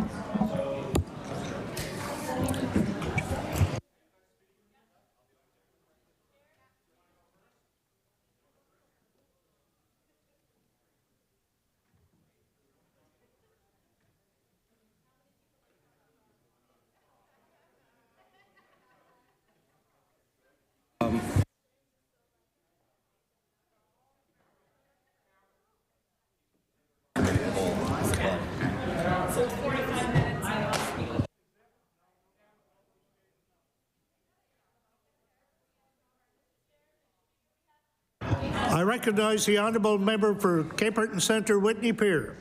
Thank you, Mr. Speaker. Mr. Speaker, when this government appointed a Minister for Youth, I waited for the mandate outlining its responsibilities. Almost 2 years later, I am beginning to think that it will become like the Department of Seniors under the Liberals, an assortment of links to other departments. I hope that is not the case. Cape Breton has some of the country's highest child and family poverty rates, Mr. Speaker, as you know. The previous government neglected children and youth needs for 8 years. It remains the same under this government. Food bank usage is at an all-time high. The cost of living crisis has diminished the purchasing power of many families, creating the financial instabilities for these families, Mr. Speaker. Since becoming an MLA, and in my previous life as a CBRM counselor, I frequently meet with youth organizations eager for leadership and advocacy. Mr. Speaker, I again was disappointed that the minister's mandate letter did not mention the specific and complex vulnerabilities that Nova Scotia youth face. The only issue highlighted was the need to attract more youth to work in the province.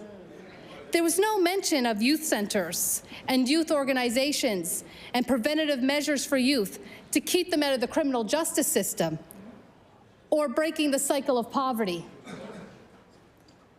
Hope springs eternal, Mr. Speaker. I had hoped to see the more flushing out of the office in last year's budget, but that was not the case.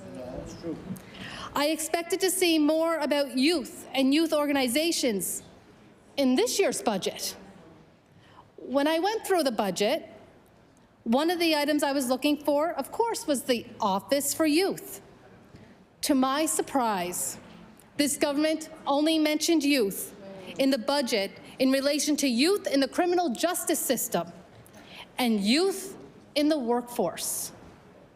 Don't get me wrong, youth in our criminal justice system is a critical topic, but so is preventing youth from entering the criminal justice system.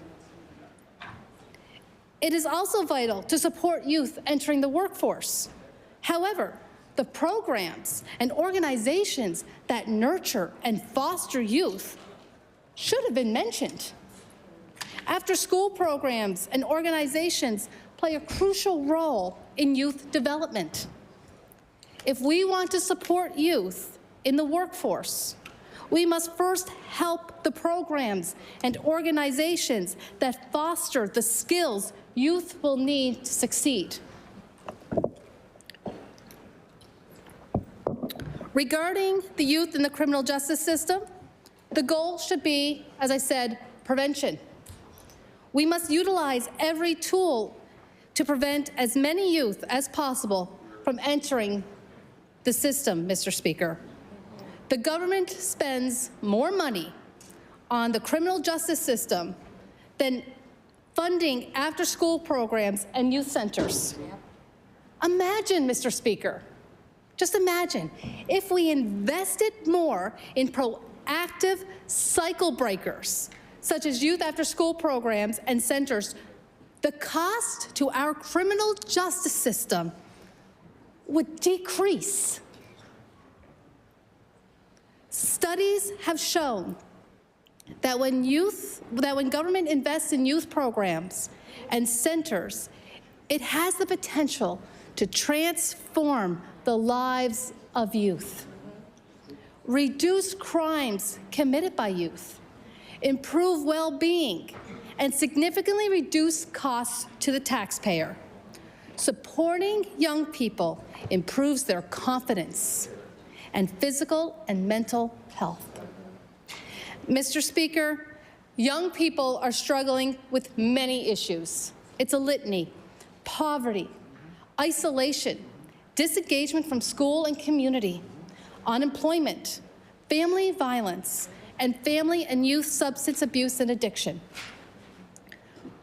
From many studies over the years, it has become well known youth are more likely to get into trouble, become isolated and disengaged during the after-school hours. Youth centers run during these after-school hours and play a vital role in combating many youth issues and creating positive experiences. These centers provide a safe place for youth and allow youth to learn things, make friends, improve their academics, and have fun. Youth centers help youth develop the essential life skills, such as teamwork, communication, and critical thinking. Better grades and test scores. The research has shown that children who participate in the after-school programs have better grades and test scores than those who do not. After-school programs provide a safe and nurturing environment for our children to learn and grow. They give children the opportunity to socialize and make new friends, as I've stated. Participation in after-school programs has improved academic performance. It's reduced behavioral problems and has increased graduation rates. After-school programs also help improve attendance, especially centers that focus on homework, help, and tutoring. When students have a place to go after school to get help with their homework, they are more likely to attend school and perform well in their classes. Seeing other kids working on school projects, reading, and doing fun learning games encourages participation. A study by the National Institute on Child Health and Human Development found that kids who participate in after-school programs were less likely to be involved in crime or other risky behavior. Kids get a chance to be part of a community and develop positive relationships with other adults and children. After-school programs, Mr. Speaker, allow kids to explore their interests outside the traditional school day. These programs can provide safe, supervised environment for students to explore their interests in learning and growing. Activities from organized sports, fitness, arts, handcrafts to STEAM, the science, technology, engineering, art, and math, and computer coding workshops are also offered. These programs can provide much needed sense of community for kids who may not have that at home or in their neighborhood. Kids feel connected to something larger than themselves and develop a sense of belonging. Structured and unstructured programs can also help students develop social and emotional skills. Research has shown that after-school programs can help kids experience positive teamwork and communication and problem solving. They can help kids learn how to manage their emotions and time, set goals, and stay on track. These skills are essential at home, school, and the future workplaces. Families benefit when there are safe and supervised environments for kids to spend their afternoons, rather than alone at home, waiting for an adult to return from work. Many programs offer nutritious snacks and meals necessary for child and youth development. Mr. Speaker, with all these benefits connected to programs run by youth centers, this government has failed to provide substantive and core funding to youth centers and programs. Instead, it will be another year of youth centers fundraising, writing grants, and looking for money elsewhere so they can pay staff and keep the lights on. Mr. Speaker, I'm often reminded of a quote that is from the BGC Cape Breton, also known as the Whitney Pier Youth Club, affectionately known as the club, or the club to some of the kids. Kids don't care what you know until they know you care. It is a saying our late Gordy Goss, our former Speaker of the House, was always fond of saying at the youth center. How are the youth of Nova Scotia supposed to know that this government cares about them if this government does not invest in them and the youth centers they attend? In my riding of Cape Breton Centre, Whitney Pier, I have two youth centers, Undercurrent and the BGC Cape Breton. To provide quality youth programs, they need to be able to pay competitive salaries to qualified youth workers. It can only happen if government invests more money into youth centers across the province. This is something the minister responsible for youth should be advocating for, as it can help be a cycle breaker and be early intervention. The upfront costs saves government money in the long run, in the criminal justice system, in community services, and in healthcare. So, Mr. Speaker, my disappointment, I guess I'll be disappointed for another year as we await for more funding, more core funding for our youth centers and our youth programs, because this government only sees youth in two categories. One, in the criminal justice system, and two, only good for the workforce, but nothing in between to improve their skills, to help them become healthy adults, safe, and be safe while they await, during the after-school hours, while they wait for their guardians to come home. Mr. Speaker, that is shameful. And I believe, and I hope that the minister responsible for youth will broaden the scope of this office so that it does not become like under the Liberals, the seniors department, which was just a bunch of links, Mr. Speaker. I hope we can have a more robust Office of Youth. Thank you, Mr. Speaker. I recognize the honourable member for Halifax Atlantic. Thank you, Mr. Speaker, and I want to thank the member for Cape Breton for her passionate speech about in the supply. I want to talk about the government slogan. I think it's like bigger, faster, harder, or something like that. Like this is their slogan for their budget. Everything they do has a slogan. Time for Tim was one of them. Everybody remembers that one. During leadership. It was time for Tim. There was all kinds of different slogans. This government is really good at creating slogans. I'd love clarification on using the first name.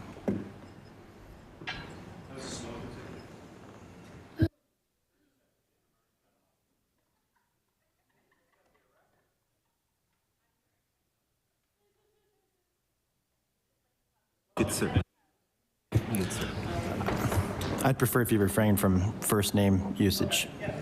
I recognize the honourable member for Halifax Atlantic. Thank you, Mr. Speaker, and I appreciate that. So bigger, faster, harder, or I don't know exactly what the slogan is, but it's something like that. So let's talk about income assistance.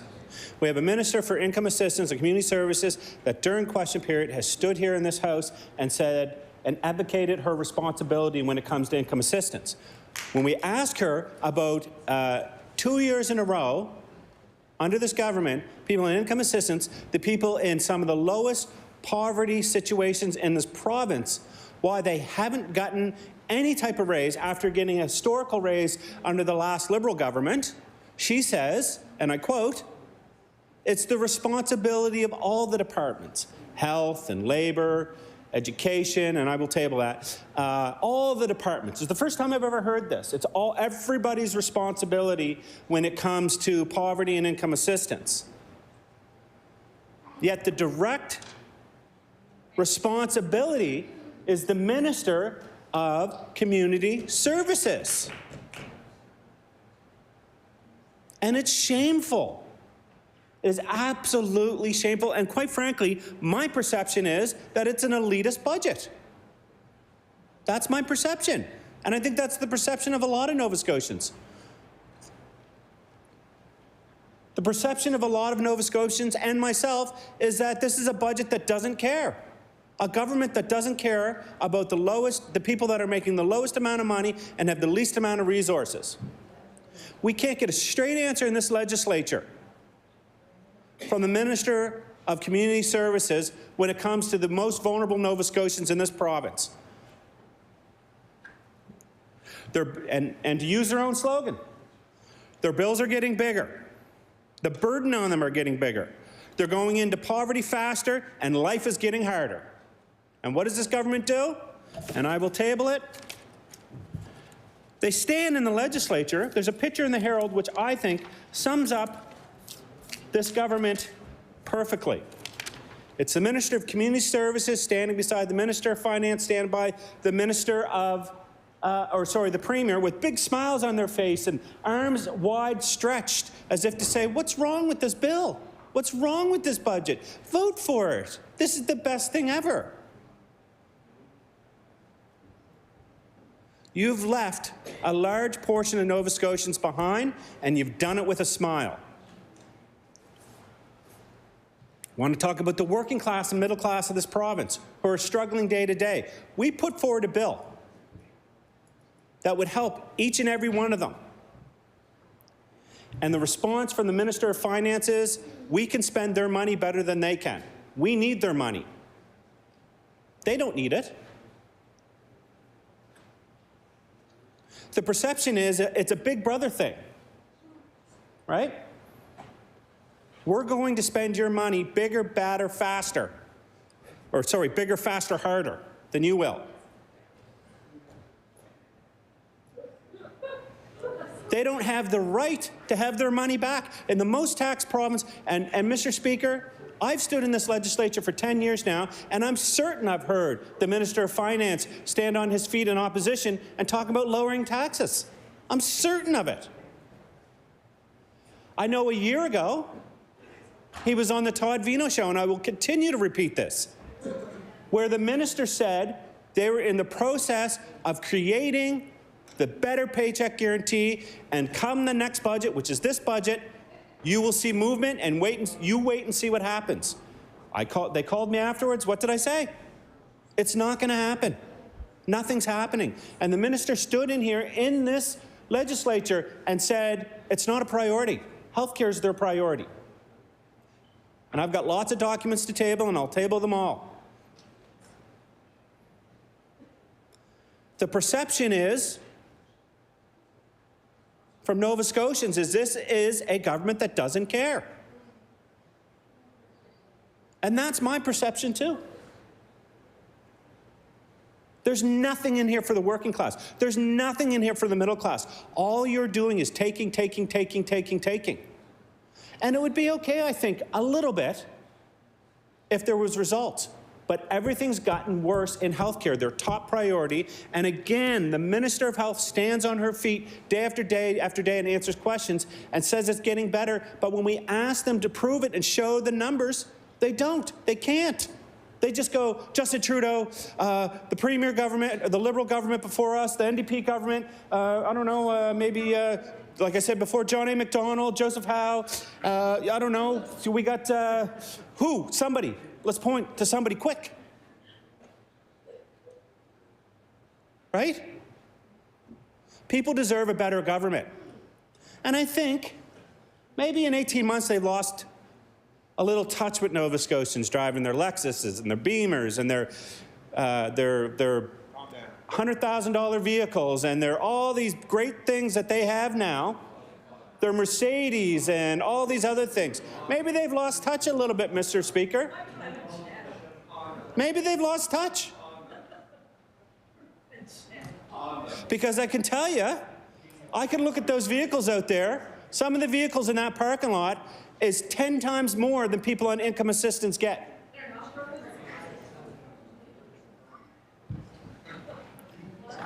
But maybe that's, I see chuckling and all that. It's not funny. It's not funny at all. When power rates are going up 14% after you swore up and down that you were going to protect Nova Scotians. Rent increases going up 5%. 5% may be nothing for people on that side of the aisle that are making $150,000 a year, but certainly a lot for income assistance when in the last 2 years their spending has decreased. If you ask people on income assistance if they'd take a 5% raise today, they would love it. If you ask the working class and the middle class in Nova Scotia if they take a 5% increase today, they would love it. But the response from the Minister of Finance is, you can get a better job. The economy's booming. Get a better job. Right? It's that easy. Mr. Speaker, and we've seen this time and time again. The perception from the public is this is a government that doesn't understand what's happening on the ground, Mr. Speaker. Order. I recognize the Honourable Minister of Finance. Speaker, respectfully, I appreciate the comments the member is making, but he's just suggested that I said something, suggesting to people just get a job. And I never did say that, Mr. Speaker. I would ask that he actually begins to table some of the things he claims that people say in this chamber, because the way he's saying them, he's presenting it like they were said and meant in a certain way, and he's not tabling the words to go along with it, Mr. Speaker. So I would ask that that be considered going forward, because I don't think those comments are being made in the spirit at which they should, Mr. Speaker.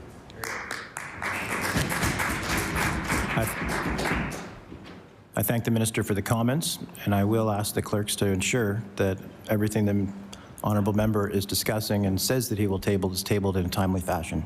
I recognize the Honourable Member for Halifax Atlantic. Mr. Speaker, I'll make a deal with that member. I'll table his words, and after I table them, he stands up and apologizes for them. Not a deal. I'll make a deal with them. I'll make a deal with them, Mr. Speaker.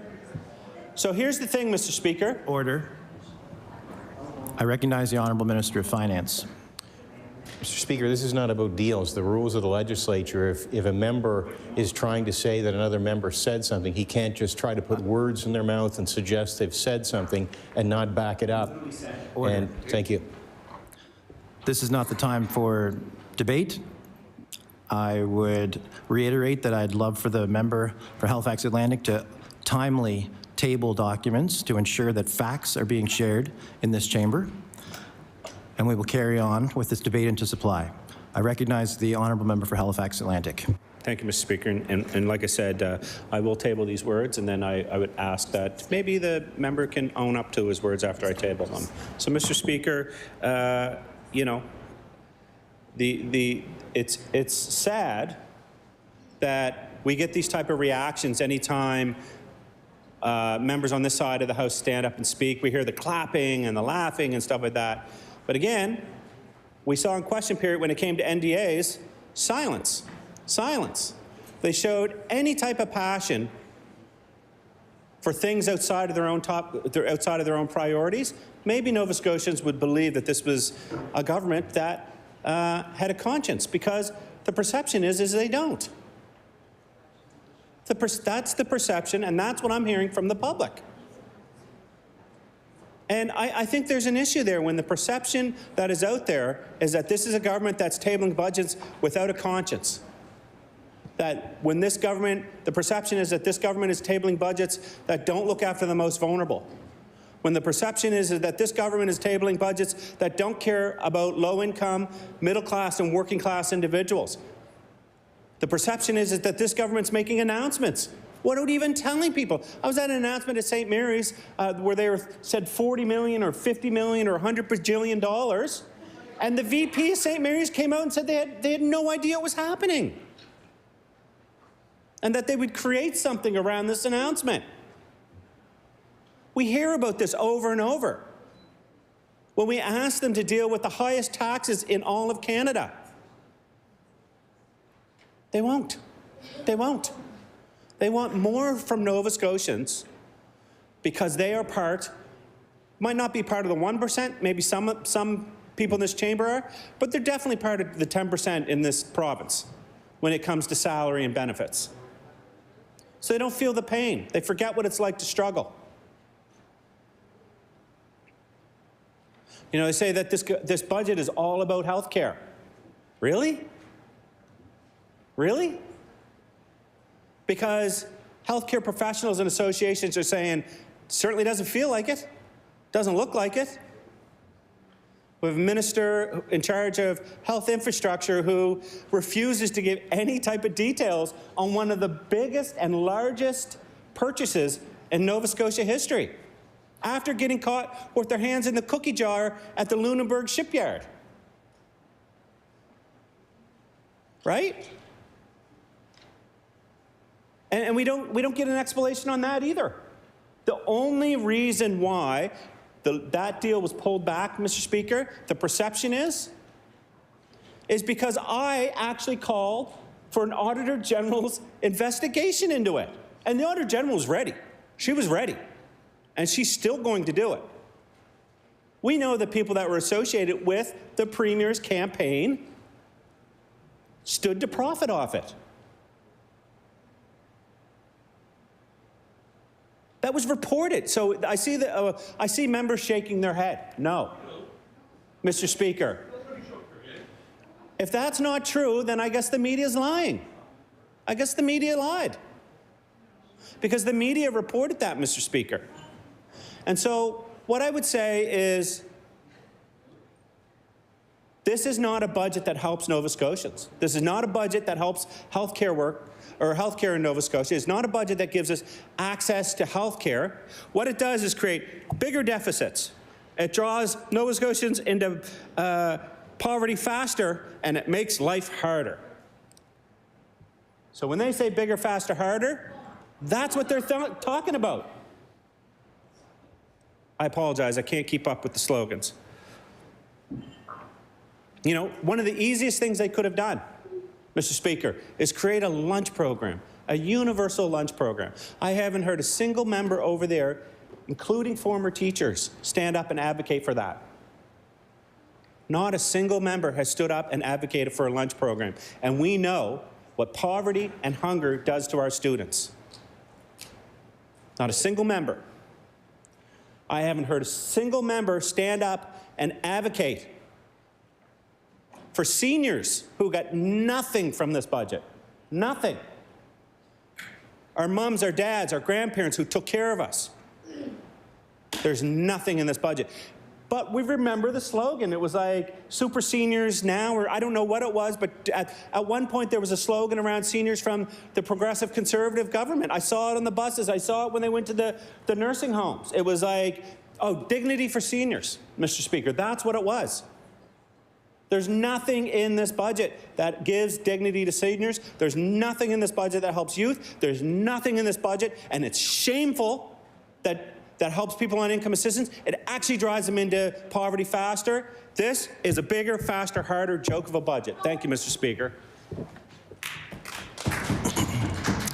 I recognize the honourable member for Halifax Citadel, Sable Island.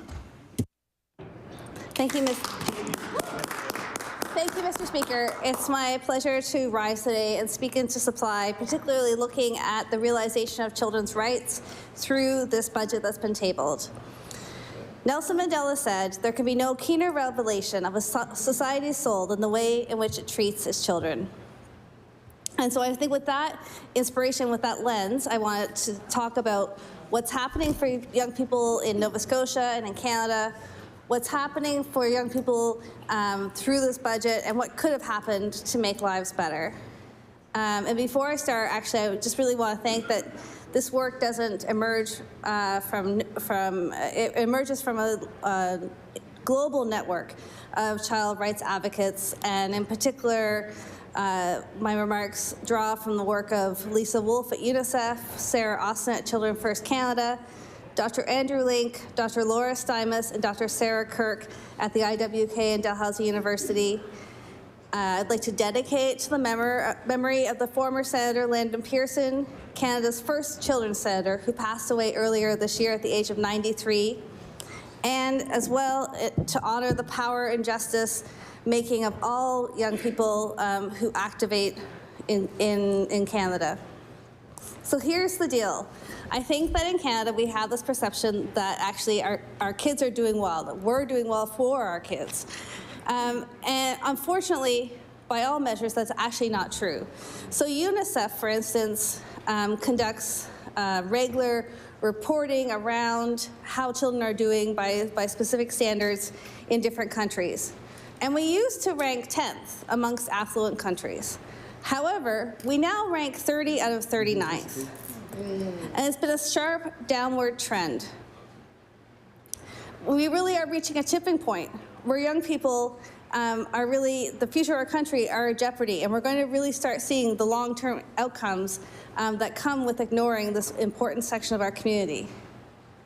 And it's up to us here in the legislature. There are so many things that impact the lives of young people where government can intervene and improve outcomes.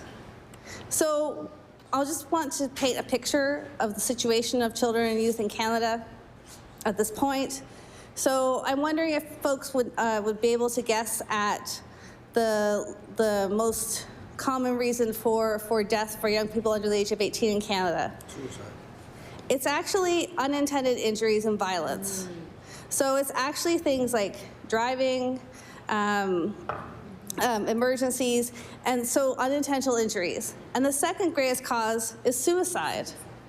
What does that say about a society where we're not creating places in our communities where young people are safe, that we're not following practices that keep people safe, and then that in fact our young people are suffering so much that they have, it's the second greatest cause of death. And not only that, it's not just about our experience here, but it's actually we have one of the highest rates of adolescent suicides as per UNICEF, and we rank 35 out of 39 countries.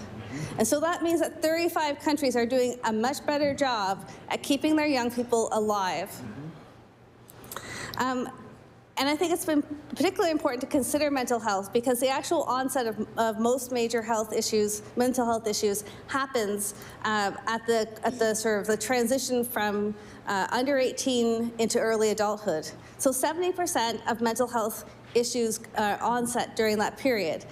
But at the same time, we actually only see that 25% of young people who need mental health care are able to access that. There's other concerns about how we're also supporting young people who come from diverse backgrounds. So transgender adolescents, for instance, aged 15 to 17, are 7.6 times as likely to have attempted suicide compared to their peers. Young people in Canada are not living lives free from abuse. Approximately one in 3 Canadians report experiencing some kind of child abuse by the age of 15. And the statistic is higher amongst certain communities, including Indigenous populations. Approximately 1 in 3 children with disabilities also have faced violence in their lives under 18. Amongst students in Canada, 1 in 4 children surveyed experienced sexual harassment or assault in schools by grade 7. And the prevalence of online sexual abuse has been increasing within the last 5 years at higher rates in Canada than most of the other 39 countries that UNICEF tracks. And these are sort of affluent, higher income countries. Recently, UNICEF released a report on how countries are doing in supporting young people in the face of the threat of climate change and environmental degradation. Young people, of course, are the least responsible, but going to be the most impacted by climate change. And Canada ranked 28th out of 39 upper income countries. So we're not even doing well in terms of responding to the greatest threat, perhaps, to the coming generations. There's some statistics that I think are really important. We have the 3rd largest freshwater reserve in the world, but we rank 24th in the rate of child illness from unsafe water. We're also, and things that really touch on the functions of us here in this House and what we can do as government. We are actually the highest generator of municipal waste, ranking last amongst 36 countries that UNICEF was able to gather data from. Now, of course, early in the mandate of this government, those of us who think about children's rights were very excited to see in the Minister of Community Services mandate letter the directive to work across departments to establish a 5-year target for the reduction of childhood poverty in this province. Suffice to say, unfortunately, that hasn't happened. We don't have a plan, we don't have a target. However, I can talk about some of the things that we could be doing and we should be doing and that we missed out on in this budget. So it might seem daunting to consider how do you reduce childhood poverty. And luckily, we actually have lots of help on how to realize progress for children and their better outcomes. Firstly, the United Nations Convention on the Rights of the Child presents a framework to guide the way forward. Ratified by Canada in December 1991, the UNCRC contains 54 binding articles that affirm a child's rights, including an adequate standard of health, which is Article 27, access to education, and opportunities for play, leisure, and rest. We also have information about what's happening in Nova Scotia. The One Chance to Be a Child report was developed by a broad cross-section of researchers, pediatric specialists, nonprofits, and community members, and was published last year. This was a really important step for Nova Scotia because we actually had nowhere and had no way of understanding with very, very limited data how were young people in Nova Scotia doing? How are young people in Nova Scotia doing? My colleague from Cape Breton Centre, Whitney Peer, talked about the high rates of child poverty and the high rates of food insecure houses with children. I think we all can feel that in our soul, that one in 4 families with children are considered to be income insecure. From 2018, and I think the stats would be higher, and our partners in food access like Feed Nova Scotia could help us define this, but nearly 1 in 5 children in Nova Scotia lived in a food insecure household in 2018. And the thing is, we actually saw that there's some pretty easy ways to address childhood poverty. So in 2020, when people were supported by special supports because of the pandemic, guess what happened to childhood poverty in Nova Scotia? It dropped radically. So we increased families' incomes, and children were better off. And I think we also, there's other places from which we have tools. So there's something called a Child Rights Impact Assessment. Impact assessments are instruments used to avoid unintentional consequences. So a CRIA is used to understand how public policy that's being made affects young people. And this isn't just theoretical. The province of New Brunswick is the first jurisdiction in North America to have adopted a mandatory CRI process for all cabinet-level policy decisions, having formally implemented this since 2013. So, I think sometimes when, people think about public policy tools and instruments, maybe that seems like it makes the work more onerous. In my experience, in my estimation, in fact, it makes the work easier, because then all these cabinet members would know, we would know as members, what's the impact of the work we're doing on our most vulnerable citizens. And it would be laid out for us in an evidenced way that we could then take into account as we're making decisions. We would, which is not to say that every policy would actually benefit young people, and I would argue that we're seeing that they don't, but we would understand that, and I think that's really important. I don't think any of us want unintended negative consequences on young people, and we certainly want to advance the well-being of young people. So what are we missing in Nova Scotia? What could happen now to make an immediate difference, and could be done either through this budget or through the legislative process? So the Child and Family Services Act, which was approved in 2017, has many, many weaknesses. But one thing we could do to make things better would be to remove the failure to provide to the child adequate food, clothing, or shelter from the Act, and instead invest in preventing child apprehension by supporting families. We can make things better for young people by supporting their families. We've removed too many children for the concept of neglect, when in fact, there's actually not a need for care and protection. The parents are not willfully harming their children. The parents are likely working very hard to support their children, and they simply can't on the current rates of income assistance and disability support that we currently provide for families. How could you provide for a family adequately on what is provided? The current budget provides funding to overhaul the foster care system. I think this is an important part of the system, but again, I can't help but know that there actually wasn't the same amount allocated to families in need to help prevent the need for young people to go into foster care. We do have an inadequate foster care system. I support it strongly. My partner and I are in the process of being approved as foster parents, so we are part of the system, but what I would rather see is that, in fact, we're supporting families in this province. So we need to increase and index ESIA and disability supports. We need to increase our spending on youth mental health, dental care, vision care, pharmacare. Obviously, we need to implement our commitments around inclusive education, make post-secondary education more affordable, and ensure that essential costs are available and affordable, so food, internet, and safe housing. My colleague spoke about the establishment of a Child and Youth Commission. So the role of child advocates, again, this is not theoretical, this is very tangible. They are so critical, and we have data over decades from various jurisdictions how actually having an independent voice that monitors how children are doing and the rights of children actually results in increased well-being amongst young people. So, because young people are the only part of the folks that we represent that actually don't get a chance to vote. They are effectively silenced in the process that we're in. So we were all very excited when this government announced its intention to establish a Child and Youth Commission. And I will say the PC's proposed a very unusual model that doesn't actually exist anywhere else in the world. However, then the intent was clarified that model would still continue to have investigative powers, that it would undertake important research, and I would say that community rallied around this. Community was super excited about what was coming forward, and we heard repeated commitments from the Minister of Community Services to this commission. And yet here we are in a budget where there's no allocation for a Child and Youth Commission. We haven't seen the legislation.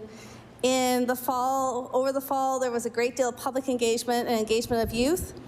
And youth engagement is really important. So it's not just a nice thing to do, it's a right. Article 12 of the UNCRC guarantees it. It also results in better policy. And I can tell you what isn't good. We also know what is good youth engagement. And bad, and it isn't this. It isn't going out to engage folks and make promises and then not have a follow-up, not be clear, not tell people what's going on. That is not good youth engagement. And in fact, it's more damaging than not engaging young people at all. Absolutely.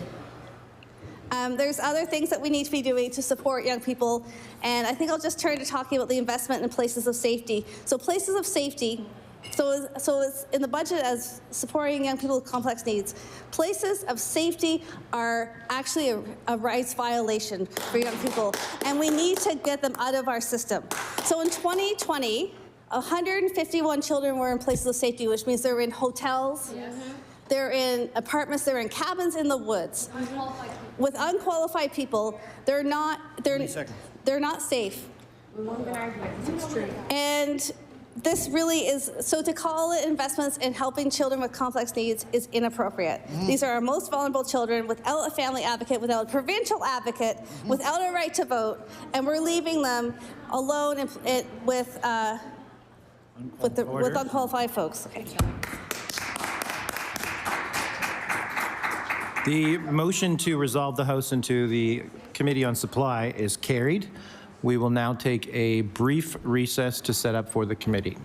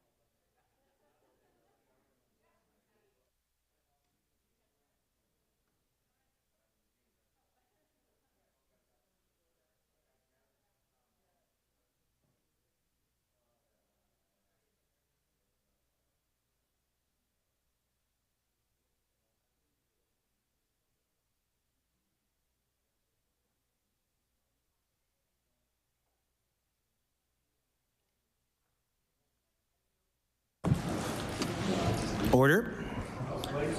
I recognize the Government House Leader. Mr. Chair, would you please call the estimates for the Minister of Health and Wellness, Resolutions E11 and E29? I call estimate resolutions E11 and E29, and I recognize the honourable member for Dartmouth North with just over 22 minutes remaining on your hour. Thank you very much, Mr. Chair.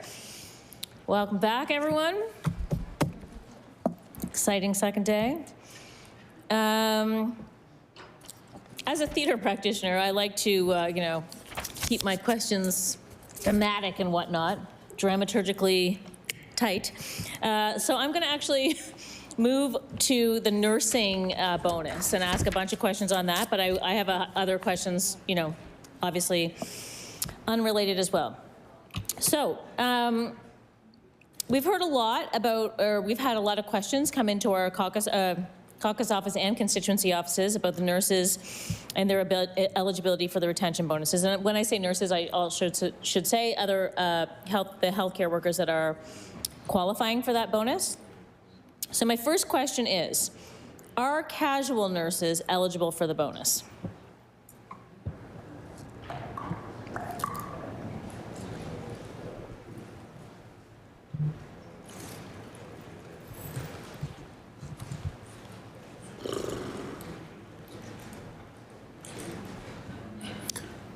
I recognize the Honourable Minister of Health and Wellness. Thank you, Chair. So in terms of the retention incentives, casual nurses will be paid the bonus if they've left the public system and agree and are selected to return with a 2-year return of service. They would qualify for a return to nursing incentive of $10,000. I recognize the Honourable Member for Dartmouth North. Okay, so casual nurses who are out of the public system that return to the public system, pardon me? Okay, can qualify if they return. And do they have to return to a full-time position, or can they return and be casual in the public system?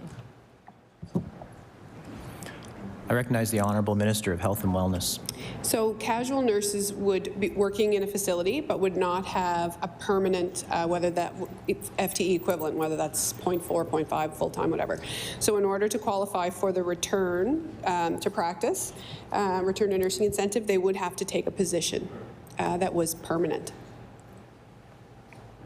I recognize the Honourable Member for Dartmouth North.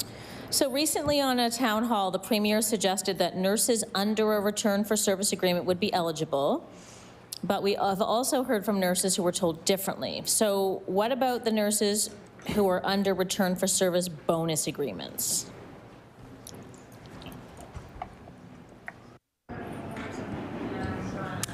I recognize the Honourable Member for Dartmouth North on a request for clarification. I will just actually, I will just come back to that one because I, in fact, don't know how to clarify it.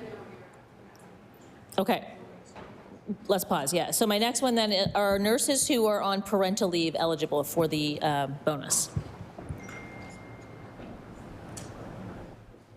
I recognize the Honourable Minister of Health and Wellness. So nurses on parental leave are, they are able to receive the bonus, the thank you bonus. Yes.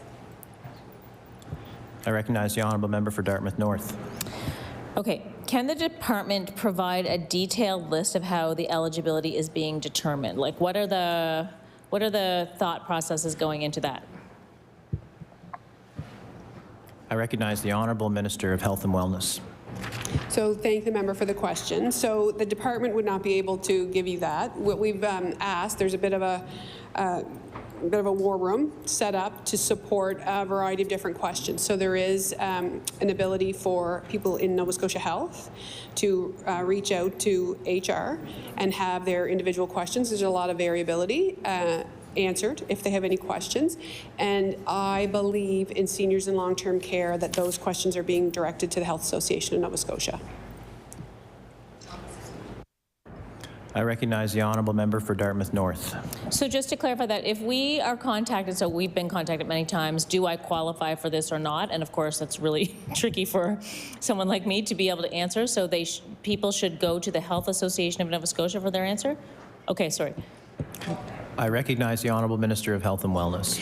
So if any employee is with Nova Scotia Health, they can email retention@novascotiahealth.ca and or speak with their manager, right? We're a week into this, so we're getting through some of the variability, so they can do that, and then we can find out what the exact way to contact. But if they are working in long-term care, continuing care, they should reach out to HANDS, and I don't have the contact information.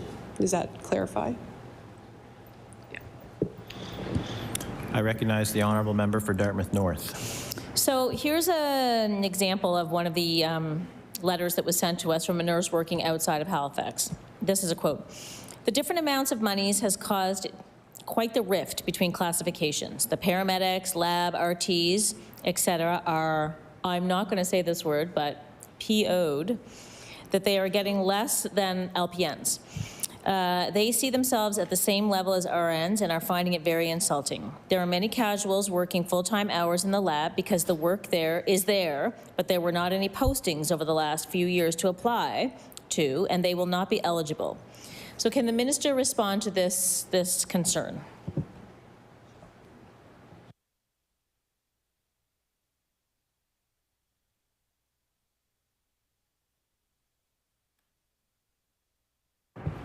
I recognize the Honourable Minister of Health and Wellness. So I thank the member for the question. So certainly, we've seen and heard a lot about retention in the nursing profession. And we've also seen other jurisdictions as well provide incentives to thank nurses and to help retain them. And so we were certainly happy to do that, to provide incentives, retention incentives, and stay incentives for the nurses because of the number of vacancies that we have. But we are, in fact, the broadest sweeping incentive package that we think of in the country. We felt it was really important, in addition to acknowledging and thanking the nurses, that we include other individuals across all designations, which hasn't happened in other provinces. So we felt that, because we wanted to thank folks, we did include. So there's 11,000 nurses, I believe, and 44,000 other employees were included in our incentive package to thank them as well. We know that there is a significant crisis around our nursing vacancies in particular, and while other jurisdictions have chosen to only look at a couple of professions, nursing included, we have actually made the broadest swath that we can to include 55,000 employees throughout the province. I recognize the Honourable Member for Dartmouth North. Thank you, Mr. Chair. I also continue on with a statement from the same nurse that I was quoting from before. I asked one of our recent RNs who left to go travel nursing if this would make her come back, and she said no, it would not match what she is making. It will not keep me from retiring, as my bridging is $1,000 a month until age 65, so I would give up $24,000 to make $10,000. Can the minister respond to those concerns?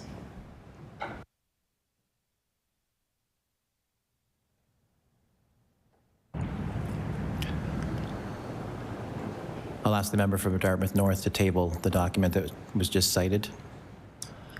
I recognize the Honourable Minister of Health and Wellness. So certainly, we've also heard from individuals, who are very pleased to receive the bonus. We've actually heard anecdotally that there are people who are coming back into the system, and so we appreciate that this isn't for everyone. Certainly, our intention was to show our thanks and to pull as many people back into the system. It's a signal, a meaningful signal to us that we value healthcare workers and we want them in our system. The way in which we are able to reduce our reliance on travel nurses is actually to bring as many people back into the system. We're also looking at other ways that perhaps individuals can contribute. So perhaps if a return to service is not something that interests an individual, there may be opportunities for late career nurses to consider mentorship. So, we did our very best. We wanted to signal to our healthcare workers that they're important.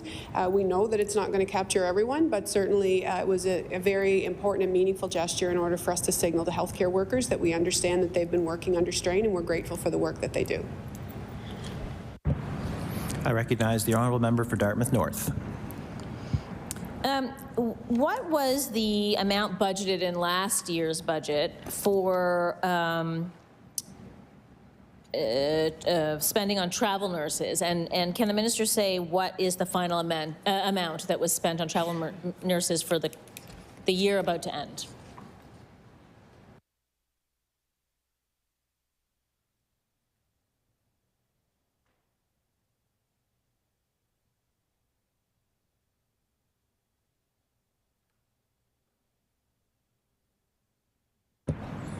I recognize the Honourable Minister of Health and Wellness. Thank you, Chair. So, in fact, that number would, for acute care, would come out of Nova Scotia Health's operational budget. It wouldn't be something that we would designate, and then seniors and long-term care would be able to answer in terms of the impact in continuing care.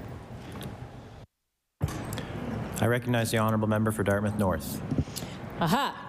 So now we get to this awkward place where we're like, some things are Nova Scotia Health and some things are Department of Health and Wellness. But surely the minister must have an idea of how much money was spent on travel nurses last year, or this current year, I should say, and how much is budgeted for next year. And if not, can the minister write to the CEO of Nova Scotia Health and get that number for us?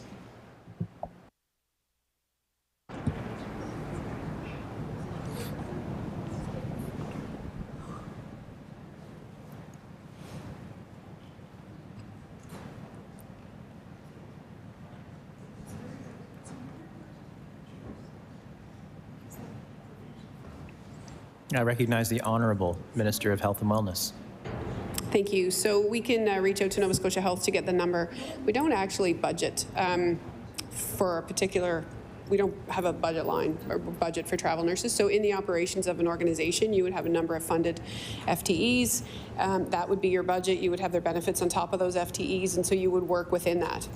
Similarly, we would not have a budget, as an example, for overtime or things like that. So it isn't a budget line where we have this amount of money. However, we do need to ensure that, you know, things are staffed. So similar to overtime, we use those things as we need them in order to make sure that we maintain staffing levels. I recognize the Honourable Member for Dartmouth North. Okay, I understand that, but I wonder, but travel nurses who we hire to bring in from outside Nova Scotia to fill vacancies make more than our local nurses, correct? We pay more for the people that come in from outside, and therefore, would there not be an amount that is like a budgeted for inside nurses and outside nurses?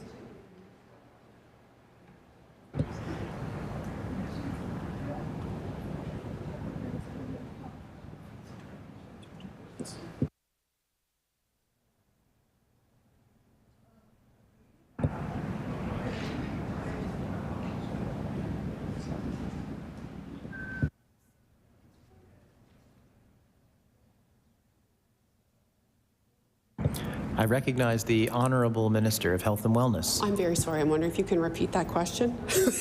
I was trying to get your attention, but... I recognize the Honourable Member for Dartmouth North. Yeah, no, I mean, it makes sense what you're saying about how there's a budget for full-time equivalents, but if we're spending more, I mean, I guess the first question is, I'm presuming we spend more on nurses coming from outside, travel nurses coming to Nova Scotia to work to fill vacancies. If we're not, then my question is moot. But if we are, then do we not have a budget line for this, like this kind of nurse who's paid this much, and a budget line for this kind of nurse who's paid this much? Or is it just one pot of money and you just use it until it's empty?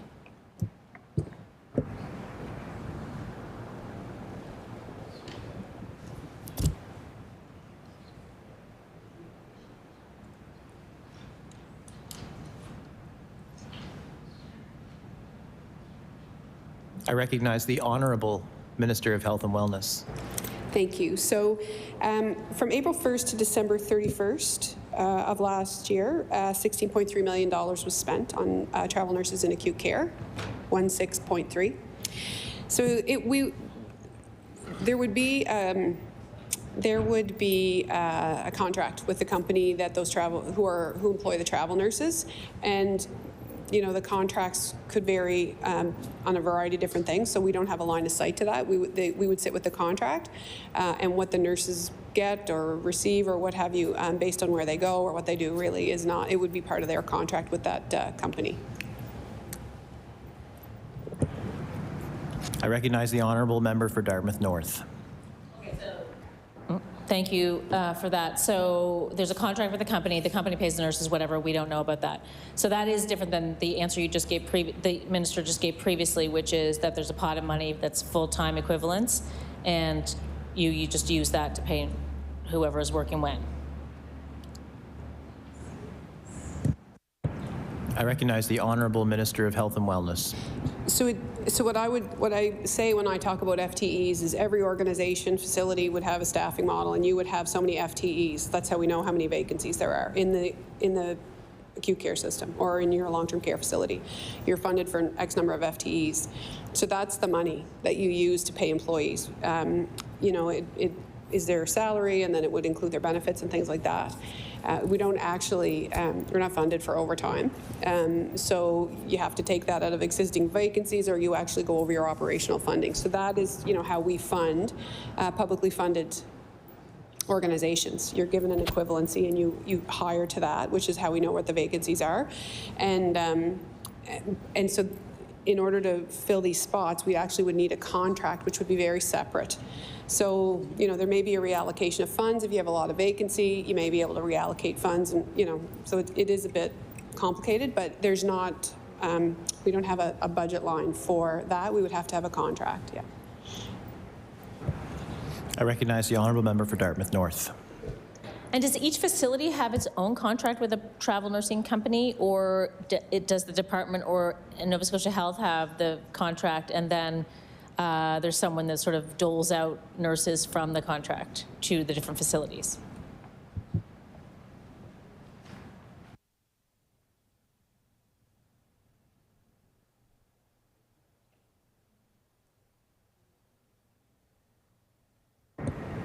I recognize the Honourable Minister of Health and Wellness.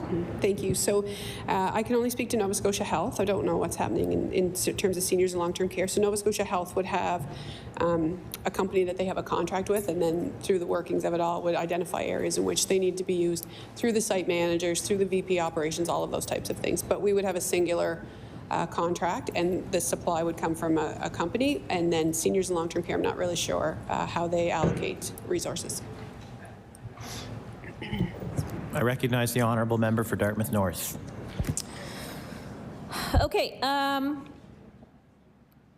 just want to go back to some primary care stuff. When we ask about the exploding number of people on the primary care wait list, we're told about virtual care, mobile care, and pharmacy care, which are all great things in their own way. But I know the minister understands the difference between these services and being attached permanently to a family health team, because we talked about that the other day in estimates. The minister's a nurse. She understands the incredible difference for someone with a chronic illness, with cancer, or someone who's pregnant, or someone who's just getting older. She understands the serious importance of people like that being attached to a place that can follow your health. And of course, I'm not saying a physician that can follow your health, but a place or a team. I also want to say that when we talk about virtual care, like the principle of virtual care, in my opinion, is a good one. Like I don't have virtual care with my family doctor, but I have phone care. And during the pandemic, that's when that started, and it's great. Like if you just need to talk about a prescription or something, you can just have a phone call, and you can get a phone call quicker than you can get an in-person appointment. Works really well. And I know that people like that. But there's a difference between that kind of thing, having a virtual appointment or a phone appointment with your own team and your own people or person, than going to Maple, right? So when I'm talking about virtual care now and mobile care, I'm talking about through Maple, and so not for people who aren't attached necessarily. So in these cases, virtual care and mobile care are basically Band-Aid solutions. Pardon the pun, Mr. Chair, since we're talking about healthcare. What is the long-term plan for people who are currently, being attached at virtual care or or seeing people at the mobile clinics?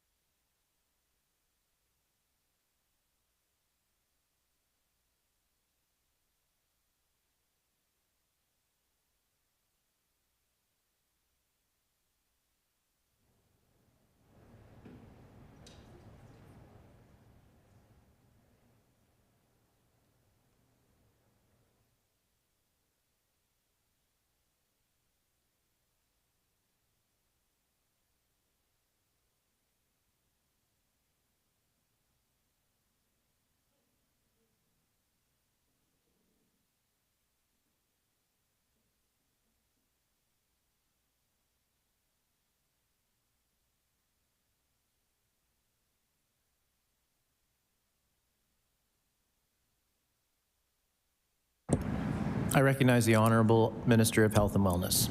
Okay, so thank you. It's a good question. So first of all, the folks on the Need a Family Practice Registry, there's a variety of different folks, and currently that is simply a list. Like it really doesn't have, it has very, like no functionality, right? So it's unhelpful in many, many ways in terms of supporting people. So anybody on the Need a Family Practice Registry has access to virtual care. And some people on that list, for, you know, good reasons, only need episodic care. And so that's where they would access, you know, a variety of different ways. Like you said, urgent treatment, all those things. If that virtual care provider deems that the individual seeking care has more complex needs, there are actually primary care clinics that are, you know, through a number of communities where patients can be referred to see an inpatient, in-person primary care provider.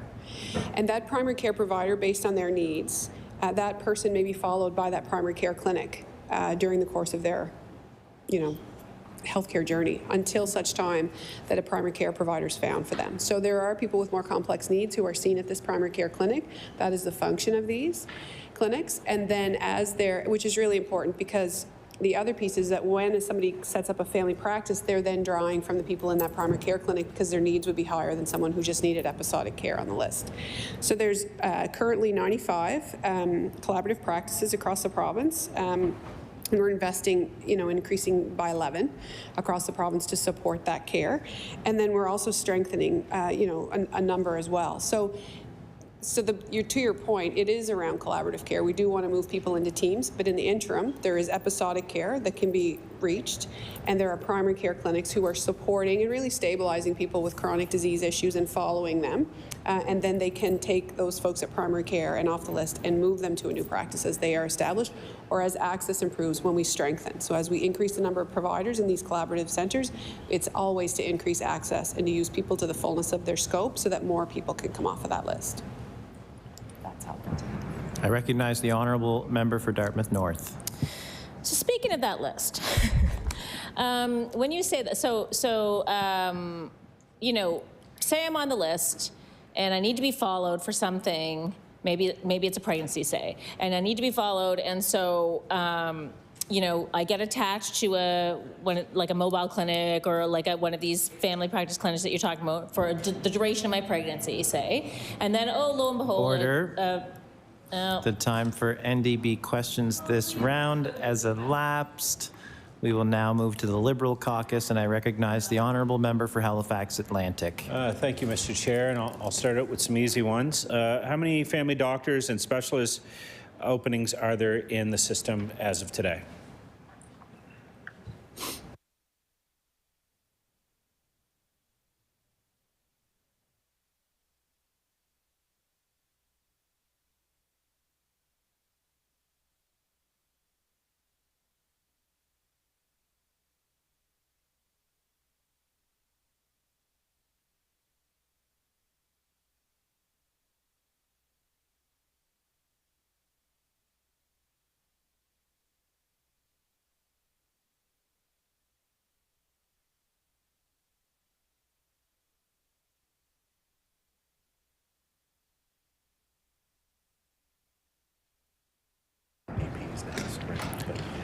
I recognize the Honourable Minister of Health and Wellness.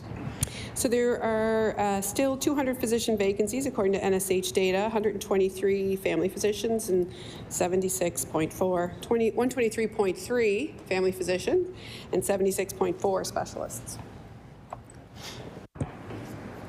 I recognize the Honourable Member for Halifax Atlantic. Sorry, did you say 76.4 for specialists? Okay, thank you. How many new collaborative care centres have been opened in the past 18 months? Brand new collaborative care centres from start to finish.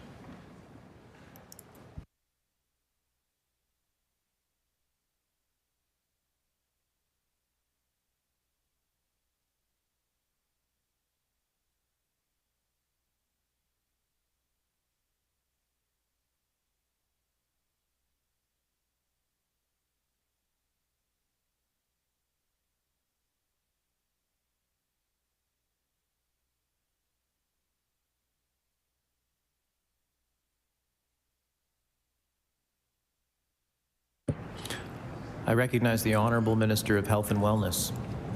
Thank you. So there have been, so the collaborative family clinics are stable at 95, and there'll be increases in this upcoming budget. And we'll get the number for the number of primary care clinics that have been opened across the province. I recognize the honourable member for Halifax Atlantic. I'm going to ask for a little bit of clarification on what is meant by stable at 95. The question wasn't how many are currently open. The question is how many have opened over the last 18 months from concept to start to finish to the doors open. How many of those centres have opened in the last 18 months under the previous 2 fiscal budgets? Under this one and the upcoming one. I recognize the Honourable Minister of Health and Wellness. Thank you. So under the last budget, this is our second budget, so moving forward we have plans to open new ones. Under last year's budget, there was no new collaborative family clinics open, but there were 5 primary care clinics open last year.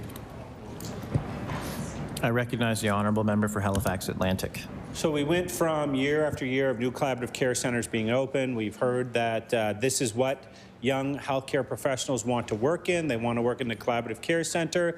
They want to have the resources around them. We've heard that, personally have heard that as a Liberal caucus from graduating students. I'm sure the NDP have heard it too. Under the previous government, a record number of collaborative care centres were open. Can the Minister explain why 0 collaborative care centres have been opened over the last 12 months?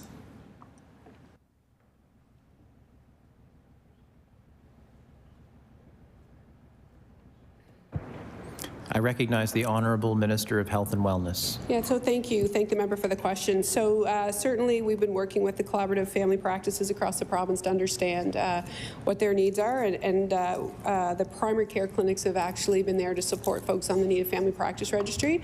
So there have been 5 new practices open, and this year we have a plan to open 11 more collaborative family practices. I recognize the Honourable Member for Halifax Atlantic. Okay, so the question was not what are you opening going forward. The question was over the last 12 months, why has no collaborative care centres been opened? What has been the obstacle? And why has this government not opened up a single collaborative care over the last 12 months?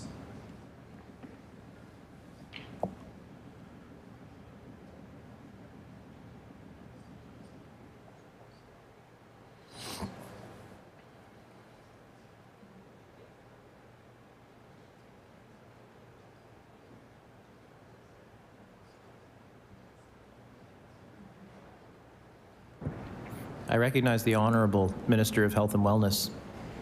Thank you, Mr. Chair. So over the past year, we've been working with practices, particularly with the optimization team. So again, we go back to Dell Family Medicine. We talk about the work that's happened, building a team of industrial engineers and people with, very skilled administrative skills to look at how we can optimize practices. So recognizing that there are a number of practices who are feeling quite overwhelmed, working with them around attachment and also access. So supporting them in terms of their scheduling, making sure that they, look at the processes that they have. So it's taken us a little bit of time to, work with folks and understand what some of the needs are. And also looking at those primary care clinics as well as other points of access for people on the Need of Family Practice Registry. So, we know that it's going to take some time for us to fix healthcare. There were some immediate things that we felt were necessary. Certainly optimization at the Dell Family Medicine resulted in 3,500 people coming off of the Need of Family Practice Registry in the city. And certainly, looking at that incubator model as well, helping new physicians panel up. So we've had a test and try environment, which is really essential. And the learnings from those test and try environments will have informed how we will move forward. This is a multi-year plan in order to get us where we need to be, and so those early planning and test and try environments have informed the work that's coming up this year. I recognize the Honourable Member for Halifax Atlantic. Would the Minister be able to table? Can the Minister table how many collaborative cares centres have been opened year by year for the last 5 years?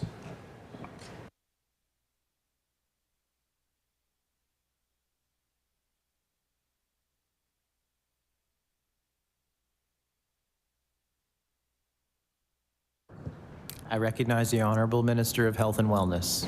So certainly we'll get back to the member with that. I recognize the honourable member for Halifax Atlantic. Was that a yes, you will table that? Okay. So what budget lines are associated with the Dow Incubator Clinic, and is it being expanded?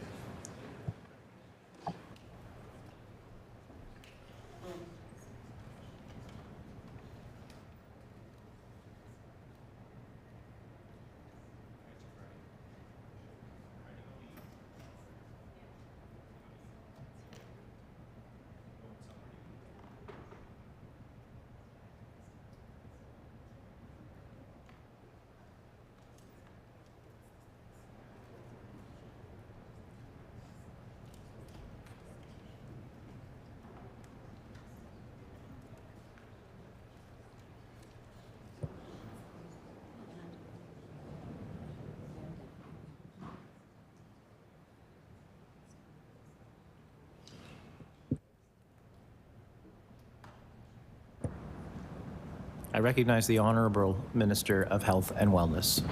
So thank you. It is in the Nova Scotia Health line. It's under the primary health care bundle.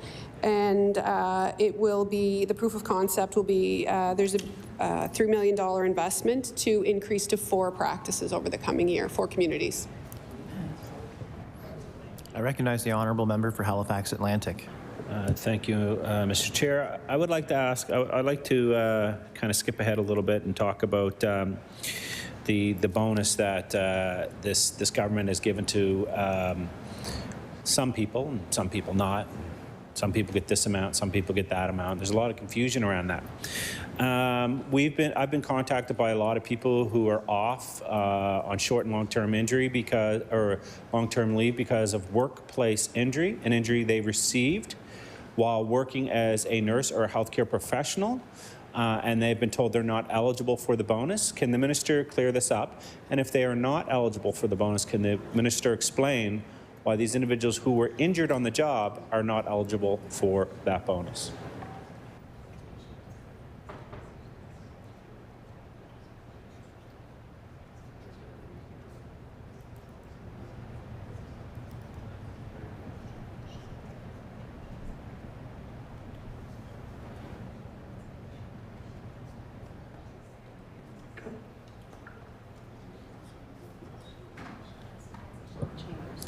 I recognize the Honourable Minister of Health and Wellness. Yeah, so thank you. So what I would say, anybody that is wondering around clarification, I think it's really important that they reach out to their employer. The employer is working very hard. The several employers, Seniors and Long-Term Care, EMCI, Nova Scotia Health, and it's very hard to blanket it. There are a number of individual cases, and certainly they're very committed to working with people to better understand how they qualify or if they qualify for the bonus. So the best bet is really for them, if they work for Nova Scotia Health, to reach out directly to retention@nshealth.ca, and they will have their concern followed up. I recognize the Honourable Member for Halifax Atlantic. So obviously a lot of thought went into this bonus and the retention and the idea around this bonus. Can the minister give me an example of which workplace injury would qualify, she thinks would qualify for a bonus, and which workplace injury would not qualify for a bonus? I recognize the Honourable Minister of Health and Wellness. No, I'm not able to do that. What has to happen is the employees each have very individual situations, and there's no way that we can just have a blanket approach. So it's really important that employees work with their managers and their employer to understand if they qualify.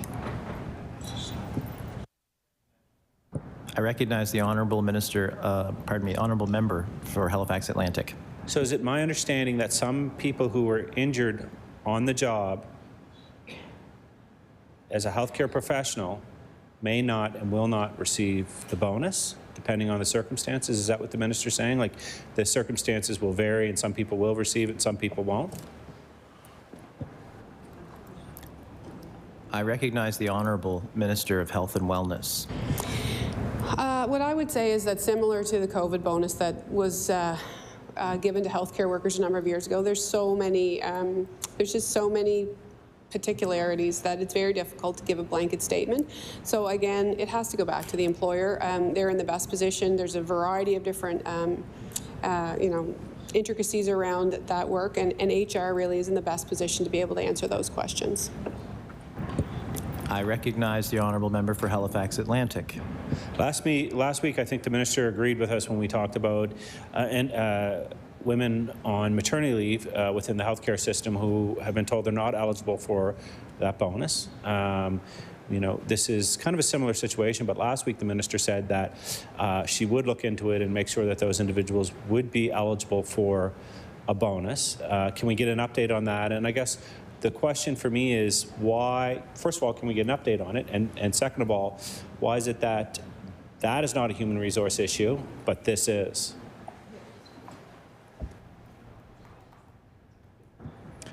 I recognize the Honourable Minister of Health and Wellness. Yeah, so certainly maternity leave, paternity leave is a little bit easier to qualify. There's generally only 1 or 2 ways to be on maternity leave versus injury. So again, we can go around this tree 100 times. It best sits with the employer, and it best sits with the HR department.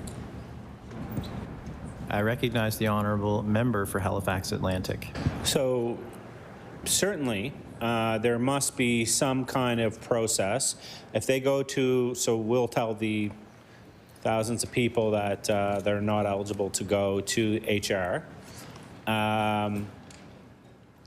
If they are denied, is there a process to appeal that, or is it just that's it?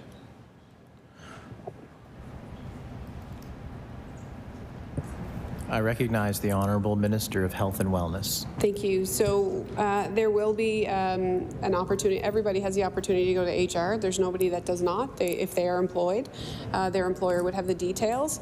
And there will be people who are ineligible, and I can't predispose or presuppose who those folks will be. So they should work with their employers. This is not, we're not trying to exclude people unnecessarily. And so I know that there is a group of individuals that are working very hard on this, very dedicated. This is a thank you to the people that have been working in the system for the last year. This is an opportunity to bring people back into the system. And so, this is an opportunity for people to reach out directly to their employers to find out whether or not they're eligible. I recognize the Honourable Member for Halifax Atlantic. So I'll move on from this topic in a second, but I just want to get this right. The bonus is for individuals who have worked in the system for the last year. That is the words of the minister, not for individuals who have been working in the healthcare system. So the criteria is, in order to receive a bonus, you have had to have been working in the system for the last year. Anyone else, for any specific reason, if there's been any interruption, it sounds to me like they wouldn't be eligible for that bonus or not eligible for the full bonus. So the minister just said this bonus was for people working in the healthcare system for the last year. Is that her understanding of a bonus that was created by her department, Nova Scotia Health Authority, and surely she had some hands-on with this bonus?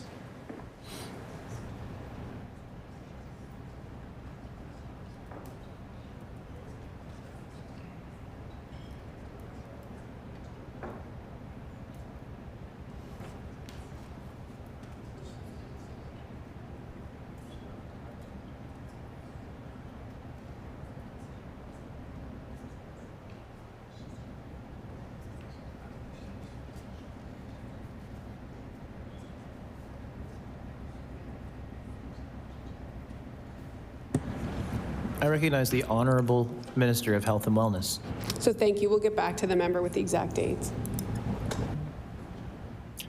I recognize the Honourable Member for Halifax Atlantic. So I don't understand what the minister is going to get back to me about. The question was, there was a statement just made seconds ago where the minister said, this bonus is for people who've worked in the healthcare system for the last year. Does the minister stand by the words that she just said, which is, this bonus was made for individuals who worked the last 12 months in the healthcare system? Does she stand by those words, or is that a slip of the tongue?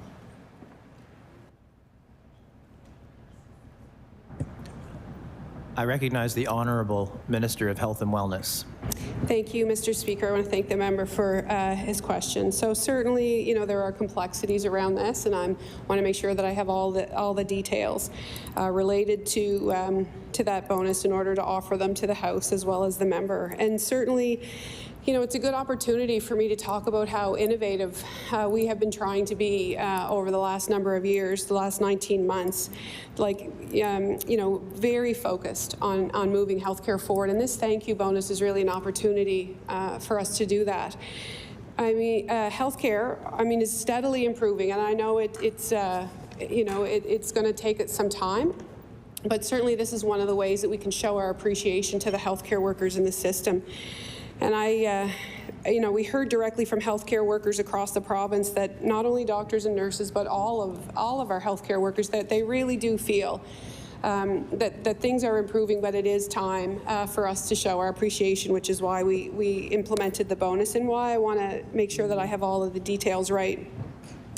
I was talking to a couple of healthcare workers the other day that used to work in management with me, actually, and I got a chance to see them over the weekend, and they were so excited about the opportunity to actually have a budget that put money into healthcare, into all of the different places in which they work. So I remember years gone by where budgets would come out and there would be very short, small lines, 2 or 3 things, 4 things, and often if there was an addition somewhere, there was a reduction somewhere else. And it made me remember working as a manager many, many years ago when I managed ER, ICU, and renal dialysis, and you know, thinking about the NDP government at the time. And one of the reasons I left that job, which I loved, was because as budget preparations were coming that year, we were asked to prepare business cases that would reduce our care by 3%, 5%, and 10% in the healthcare system. So here we were as middle managers trying to run a department, emergency, ICU, and renal dialysis with really no control over the inflow of individuals. And as a result of that, having to figure out whether or not we could reduce our budgets by 3%, 5%, and 10% in order to support healthcare. So, you know, it was very, very difficult. And I remember waking up on, obviously around this time, I took a new job with a different organization, and waking up and hearing the then finance minister on CBC radio with Don Connolly, and him saying that they never had any intention of cutting health 3%, 5%, or 10%. And I remember laying in bed that morning listening and being very tearful because I didn't know that. I didn't know that was the case, but in fact there was a 1% reduction overall. So imagine leaving a permanent full-time job in order to take a 5-month temporary position with no benefits because it just was so unpalatable. And then we went into the Liberal government years, and in 2014-15, we saw EHS and ambulance operations reduced. We saw EHS quality control reduced. In 2015, Department of Health and Wellness spending went up by less than 1%. It's hard to believe. It was the smallest increase in over a decade. Then the active living budget in 2015, same year, that was reduced. The primary care budget was reduced by over 8%. Chronic disease management and injury prevention was also reduced by over 16%. And this was, you know, quite a blow. 2016, Department of Health and Wellness budget was further reduced. Primary care was reduced again. They announced OPOR 2016, the Liberal government, and the headline was OPOR was moving to the next phase. So I'm assuming that phase was the bottom drawer, Mr. Chair, because it didn't surface again until we formed government in the past year. 2017, primary and acute care cuts. Again, budget for health promotion reduced. 2018, health promotion reduced. 2019, the mental health budget was reduced, Mr. Chair.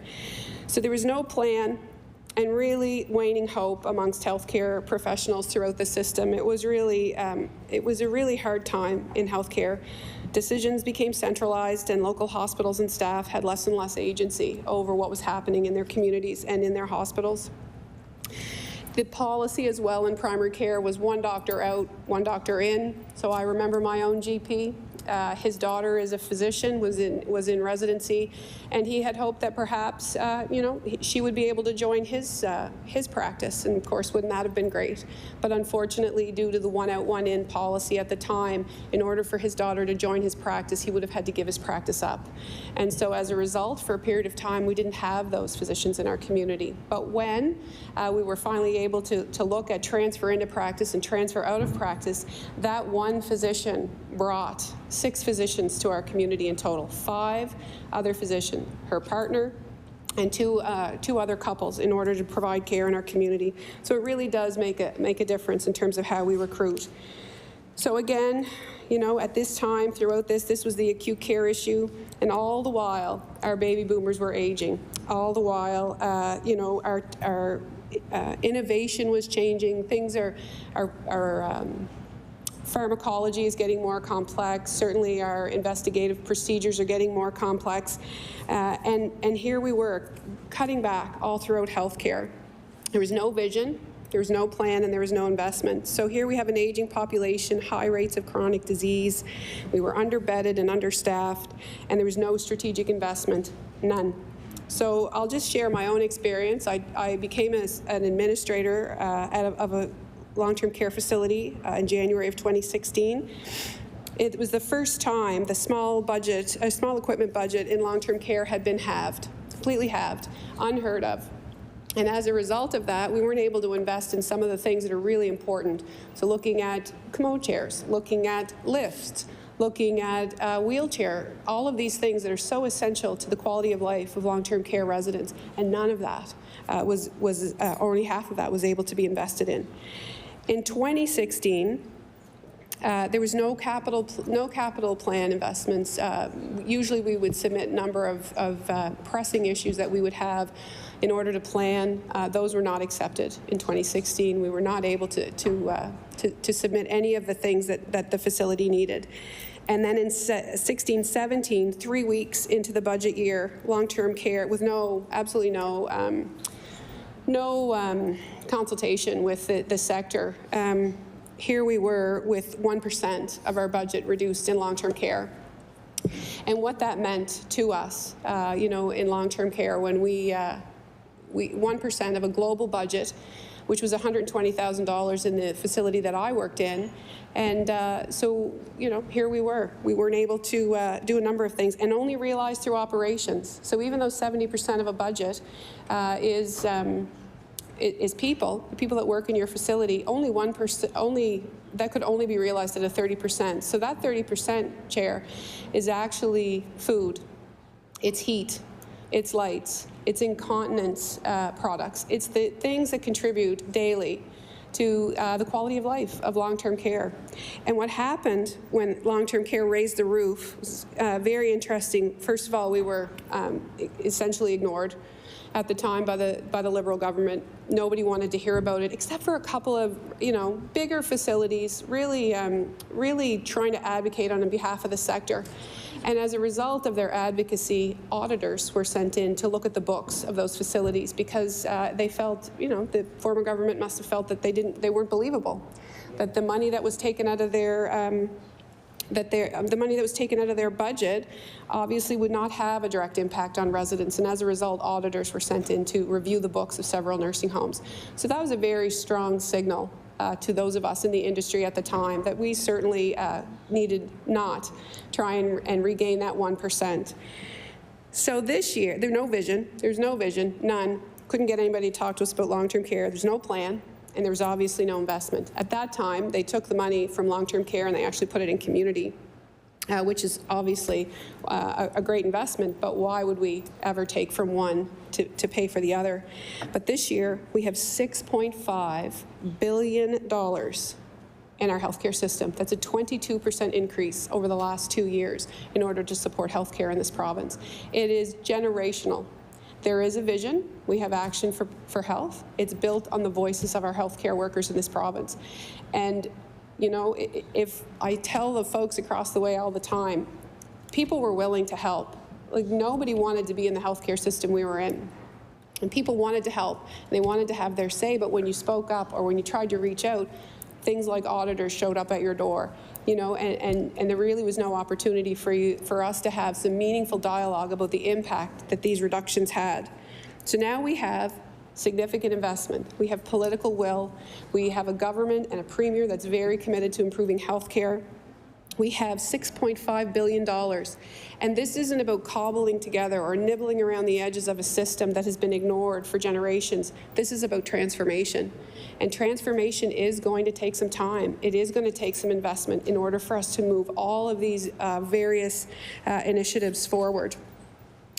I would also like to note, just before I move off of the long-term care, in 2016, when we did have that reduction, that budget reduction, it was also the year that the long-term care program requirements actually were enhanced. So we went from, reasonable number of requirements in long-term care, and those were increased quite significantly with no additional resources.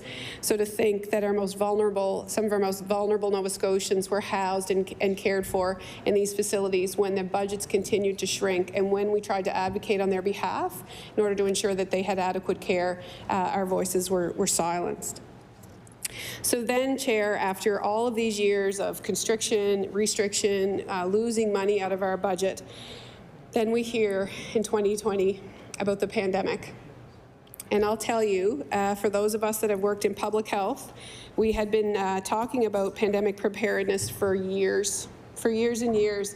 And I can remember sitting around a table when health promotion and protection was down on Lower Water Street, and them talking about schools closing, and them talking about all of the different things that would happen in the event of a pandemic. And I couldn't believe it. I couldn't imagine a time that would actually happen. But thankfully, I had the opportunity to plan and to sit there amongst my public health colleagues so that when they did talk about a global pandemic, we certainly understood what was ahead, but we were afraid.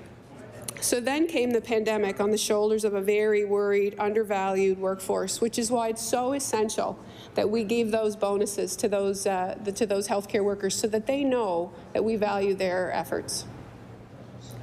Order. I recognize the honourable member for Halifax Atlantic on a point of order. Thank you, Mr. Chair, and I saw the wink between you two, so I'm sure this isn't going to go anywhere. Order. Mr. Speaker. Order. Mr. Chair. That comment was unparliamentary, and I'd like you to retract it, please. I'll retract it, but it's not unparliamentary. I recognize the member for Halifax Atlantic. So, Mr. Chair, there was a very simple question that was put toward the Minister of Health. What she's actually doing is filibustering and not allowing members on this side of the House to answer questions. She spent the last 20 minutes answering none of the questions that were put forward to her. It's a waste of the opposition's time. It's disgraceful, and it's a waste of public funds and money. We're in here today to try to get answers and to try to get questions. I'm not done with my... To insinuate that the Minister of Health and Wellness is doing something disgraceful is unparliamentary, and I expect an apology for that. That's what she's doing. I ask the member to retract that statement. I recognize the honourable member for Halifax Atlantic. My perception is that what she's doing is disgraceful, and that has already been ruled on by the chair. I ask the member to retract the statement. I recognize the member for Halifax Atlantic. I want to remind the chair that the Speaker of the House, already ruled on perception, and so did James, that perception is not unparliamentary. Order. I understand what the member is saying, but I've asked the member to retract the statement and then rephrase it in a parliamentary way. I recognize the member for Halifax Atlantic. I'll retract the statement, but I stand by the fact that the minister, what's happening here today is Department of Health is the most important department, and my perception is that a mockery is being had here today and made. Instead of answering the questions and allowing members on this side of the House to ask questions, questions that have come from the public, and quite frankly, questions that have come from our own constituents who have emailed me and asked me to ask questions to the particular minister. The minister has decided to not answer questions, to continue to filibust, and not allow anyone on the side of the House to ask questions. And I ask that these questions can be asked and these questions can be answered in a timely manner, and that she respect this side of the House as we respected them. I appreciate the member's comments. To my opinion, the minister has every opportunity to speak on anything under the purview of her department, and she is providing you an answer. Order. The department's under the question that was put to order. The member for Halifax Atlantic, please don't interrupt the chair. That is disorderly conduct. The Minister of Health and Wellness has the purview to speak to things in her department. I recognize the Honourable Minister of Health and Wellness. Okay. So thank you, Mr. Chair. I'd just like to talk about, continue to talk about why these bonuses are so essential for our healthcare workers after the last number of years that they've put in. So certainly, then came a pandemic where there was really a system that had no give and no slack because of all of the restrictions and cuts that had happened in the years before. And, all in the name of efficiency, saving money, making sure that there was not an extra bed. And we know that occupancy rates really do need to be at about 85% in order to have a high-functioning acute care system, which means we needed to invest a number of years ago in long-term care, which means that we needed to invest in our healthcare workers, in the number of seats, all of those things. So, and yet healthcare workers, at that time, knowing the pandemic was coming, really dug in. They really dug in. And it was a time that I don't think I'll ever forget. And certainly had the opportunity to give Queen's Jubilee medals on behalf of the Nova Scotia Health Authority to a number of folks who had worked during the pandemic at a time where we were all very, very afraid and really weren't sure about the impact pre-vaccination in particular, and how emotional and moving it was for us to be able to be together in the room knowing that we really were the only ones that fully understood the way we lived during that time. So in 2021, we made a commitment. We made a commitment that we were elected to fix healthcare. And, we enter some vision. I recognize the Honourable Member for Halifax Atlantic. Speaker, I'd just like some clarification on time allotted for question and answer. So if the minister is unable to answer a 30-second question without going in an hour, and I know they're smirking and laughing over there, am I allowed to take an hour to ask a question? I understand in discussions with the clerk, you are free to use your hour to ask questions, and the minister is free to answer the question as it relates to her department. I recognize... Can I respond to that for a second, please? I've made a ruling on it. Well, I have another... So unless it's a new point of order, I've ruled on that one. Yep. I recognize the member for Halifax Atlantic. Thank you, Mr. Speaker. So now that the clerk is here, can we take a few minutes to discuss if, in fact, because in estimates, the last round of estimates, I was told there was questions I wasn't allowed to ask because it wasn't on topic. So what I'm asking right now is, on Friday, there was a ruling that I had to stay on topic. So I'm asking the clerk, I'm asking the clerk, when a question is put toward a minister, does the minister have the ability to talk about whatever they want, no matter if it's on subject or not? And I'm asking the clerk to specifically answer that, or help you answer that. I will say that I've had extensive discussions with the clerk on this topic, and the reason that the member's question on Friday was disallowed because it did not relate to the purview of the Minister of Health and Wellness. The minister right now is discussing her department in response to your question, and it is in order and allowed. I recognize the Honourable Minister of Health and Wellness. Points of order are not debatable. I recognize the member for Halifax Atlantic. So I'd like to, my point of order is that, that we have a specific question that was asked.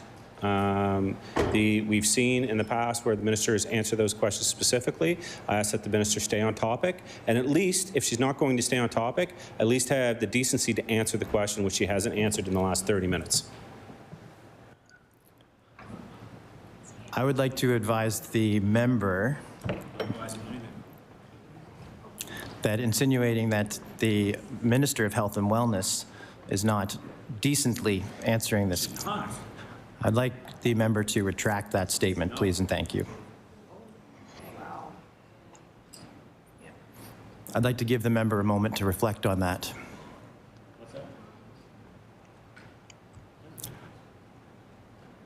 I'm requesting that the member for Halifax Atlantic retract the statement. It is contrary. I would like to see the ruling, and where in the Green Book it says that I can't say. My perception is he doesn't have the decency to answer the question. So I would like to see. The member is being disorderly right now. He's not been recognized. I'm asking the member to please retract the derogatory statement versus the Minister of Health and Wellness. I recognize the member for Halifax Atlantic.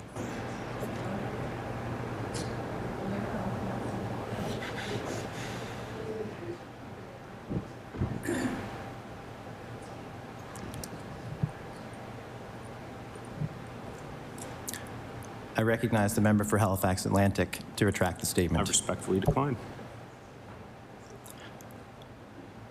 I would ask that the member for Halifax Atlantic be removed for the rest of the session. Persistent disregard of the chair's instructions are grounds for dismissal. I'm respectfully requesting the member for Halifax Atlantic vacate the seat for the rest of the day. I will also add for the record that during the minister's speech, the member for Halifax Atlantic called the chair disgraceful. The member for Halifax Atlantic said the chair was a joke. I didn't say that on The member for Halifax Atlantic said that the chair was a partisan hack. Just making things up now.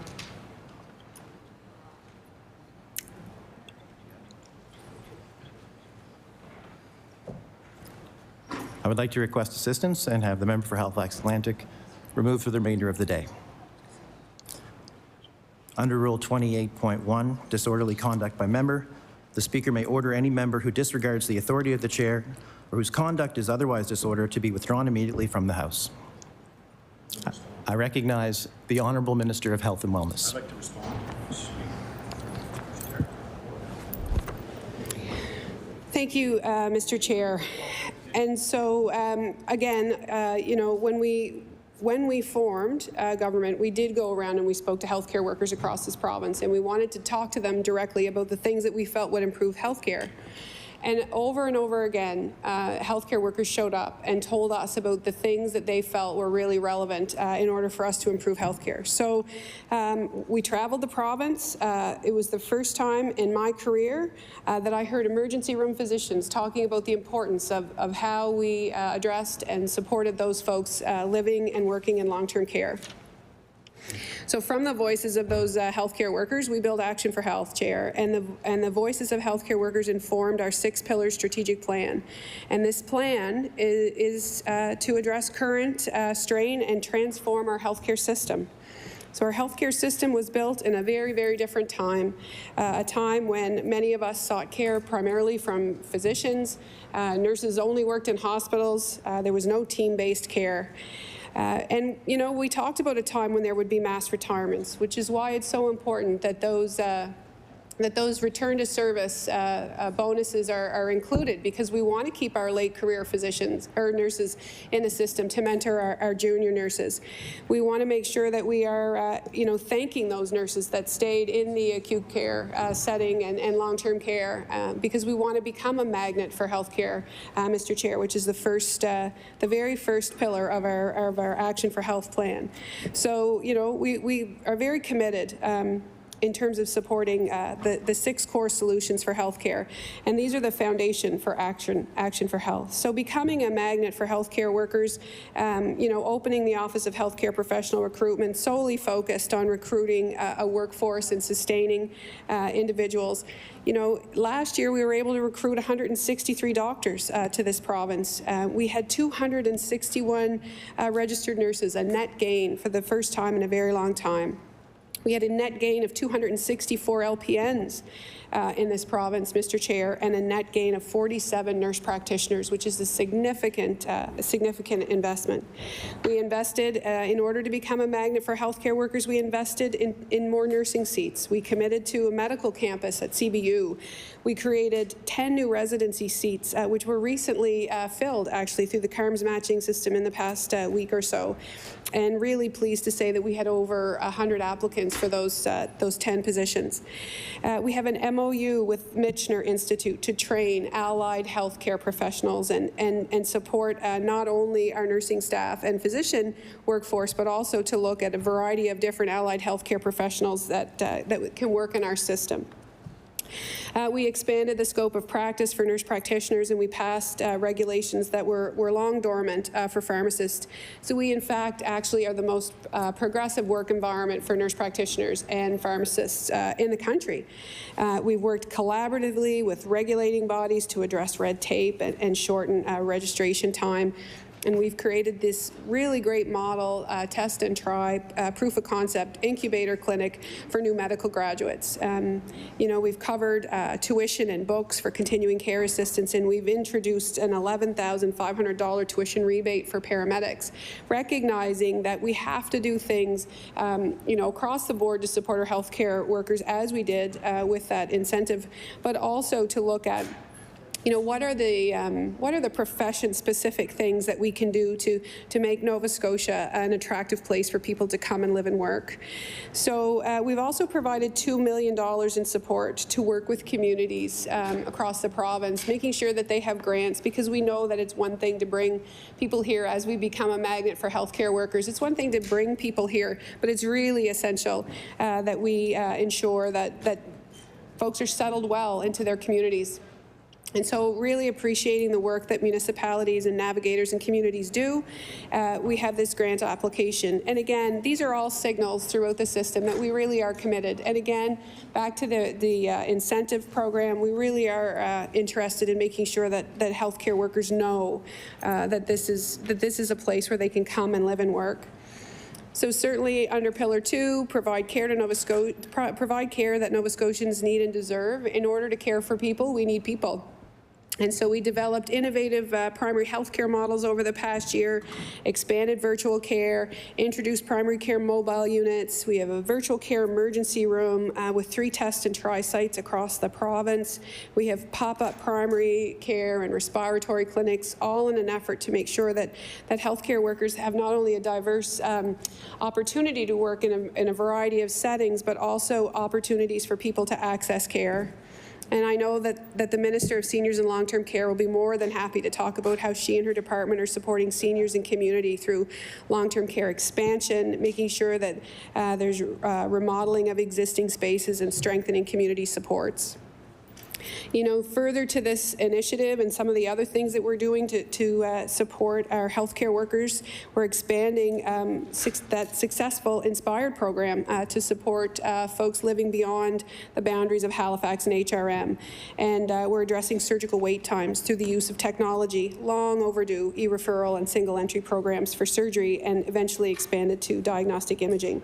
It's hard to imagine that in this day and age that we would have 1 million faxed referrals throughout this province. So reducing red tape is really another essential way that we can support our healthcare workers. We're expanding OR capacity and extending hours wherever possible, and leveraging public-private partnerships, looking at cataract surgeries and outpatient arthroscopic surgeries to support people waiting for joint care. Surgical ratio has actually stayed below target and is reducing over the last number of months. So despite the strain our surgical teams across the province have felt over the last number of months, they actually are at or exceeding 2019 surgical levels pre-pandemic. So it's a pretty remarkable feat. Again, why that bonus was so essential in order to support our healthcare workers and give them a thank you for those that are currently working in the system. And really trying to entice those folks to come back. We want to make sure that people who have left see that there is a clear recognition and appreciation and a pathway back to come. And if folks will stay with us just a little longer, just a little bit longer, we anticipate investing another $110 million next year for that bonus, for those folks that will sign a return to service agreement. So, that bonus we feel is a real meaningful signal. We did a jurisdictional scan to understand how best to ensure, we were providing competitive and meaningful monetary thank yous to the folks across this province. So really looking at cultivating excellence on the front lines, it is essential that we invest in people. So, investing not only in themselves through wages and through incentives, but also at their work environment. So huge investments looking at infrastructure projects with a common sense approach to making sure that we can do more faster and that we can really build and expand our healthcare system incrementally over the next number of years. Replacing and expanding medical equipment, specifically lab and diagnostic imaging. And I know many of us as MLAs get a lot of correspondence in our offices about, some of the wait times associated with diagnostic imaging and lab. And we are very, very focused on working with that workforce, making sure that we have enough people, making sure that we have the facilities in order to deliver that care. The investing in mentorship programs, again, is a really important piece. So our late career nurses coming back and supporting our novice nurses is really essential. So, those new nurses, if there's a sign-on bonus or if they qualify for this thank you bonus, we're implementing a mentorship program where we have senior nurses who are considered above core, would not have a patient assignment, and they would come and mentor those younger nurses, perhaps in person and sometimes by phone. Looking at other different ways in which we may we may be able to invest in that workforce. So we really do feel that this bonus is essential. We feel that, we know that it has caused a lot of questions throughout this throughout the province. We're committed to working with healthcare workers across the province to understand what it is that they need. We want to be as inclusive with that bonus as possible. And so I would really encourage folks throughout the province who are wondering if they're eligible to reach out to their manager. And certainly the HR department will support them in understanding their eligibility requirements. Thank you, Mr. Chair. I recognize the honourable member for Bedford Basin. Thank you very much, Mr. Chair. Last year, the minister said we have a target of approximately 153 physicians every year. We have to bring them on to keep pace with the need of family practice registry and current specialist vacancies. My question would be, given the uptick of people on the doctor wait list, over 137,000 people, is this the target for the year? And if not, what's the new target?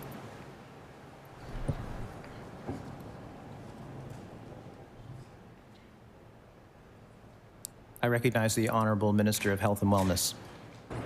So I want to thank the member for the question. So yes, of course, we want to recruit as many physicians as we can, and what I would say our target is really, we have 123.3 family physicians vacancies, and we also have 76.4 specialist vacancies. So that is the current vacancy, and we're also working with that hotline to better understand how many physicians are planning to retire. So our target is 160 year over year, but we will continue to to take as many physicians as we can. Order. Order.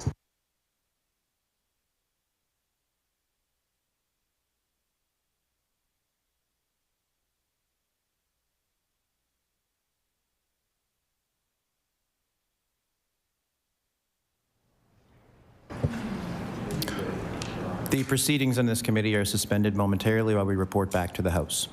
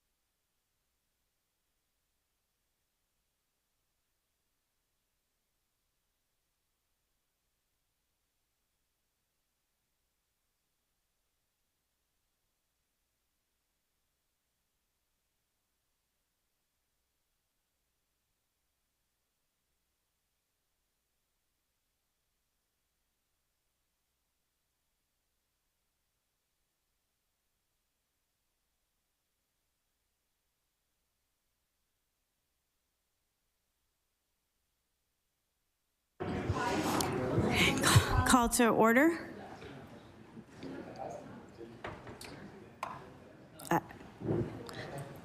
I recognize the honourable member for Eastern Shore.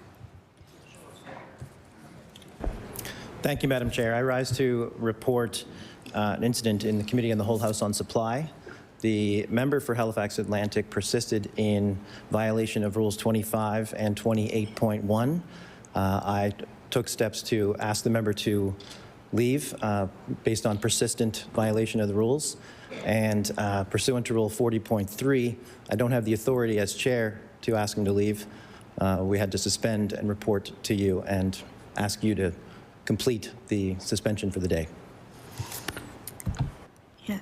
As deputy chair, it is a privilege to hold this position, and I do acknowledge the member. And under the advice of the clerks, I've been told that when the chair or speaker makes a ruling, that ruling stands, regardless if I was a witness to it or have heard anything. I'm obliged to go under the advice of the clerks, and so because of that, I will order that the honourable member for Halifax Atlantic withdraw from the House for the rest of the remainder of the day.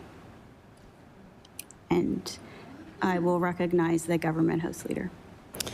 Thank you, Madam Speaker. I move that the House resume into Committee of the Whole House on Supply. And we'll go order in recess until we resume Committee of the Whole House on Supply.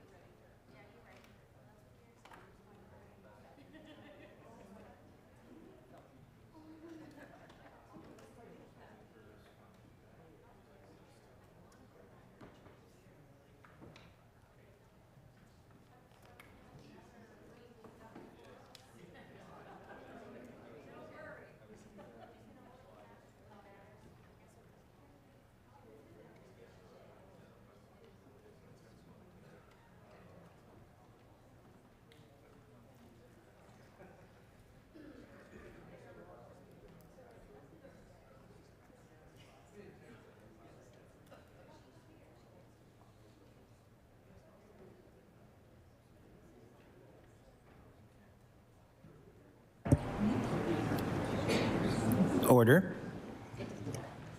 We are reconvening the Committee on Whole House on Supply. I recognize the member for Bedford Basin, the honourable member for Bedford Basin. Thank you very much, Mr. Speaker. So the minister outlined we have 123.3 family physician positions that are currently vacant, 76.4 specialist positions that are currently vacant, correct? So if we look at the NSHA website for the month of March, there were over 1,000 vacancies in a variety of different positions in the NSHA. You've already provided us with a list of the vacancies of physicians in the NSHA. What about the IWK? Can you tell us how many are missing, how many vacancies there are at the IWK? Thank you.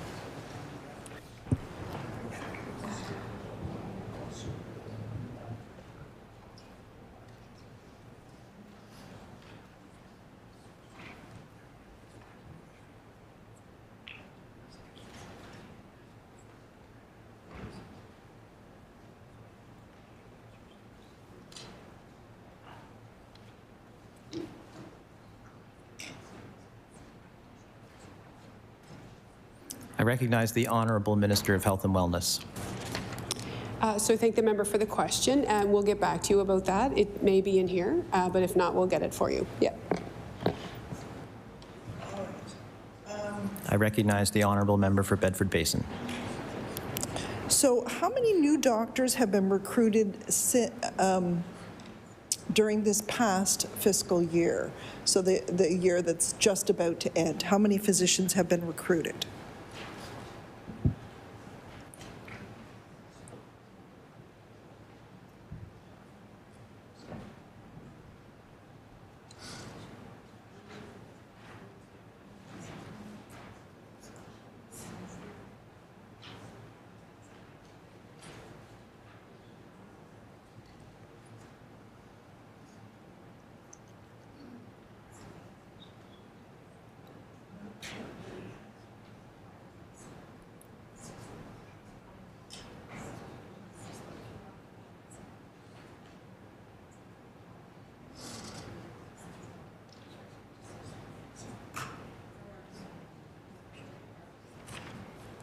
I recognize the Honourable Minister of Health and Wellness.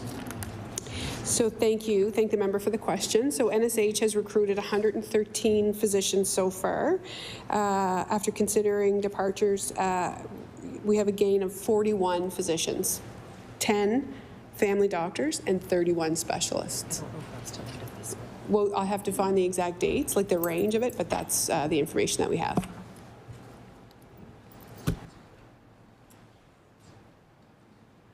I recognize the honourable member for Bedford Basin. So at this time last year, we had 189 doctors over the age of 65. Can the minister give us an update on how many there are over the age of 65? Now, bearing in mind, of course, that not all doctors retire at 65. It seems awfully young to me. Do we have an idea how many are over the age of 65 now, and do we have any idea of how many are planning to retire in the coming year?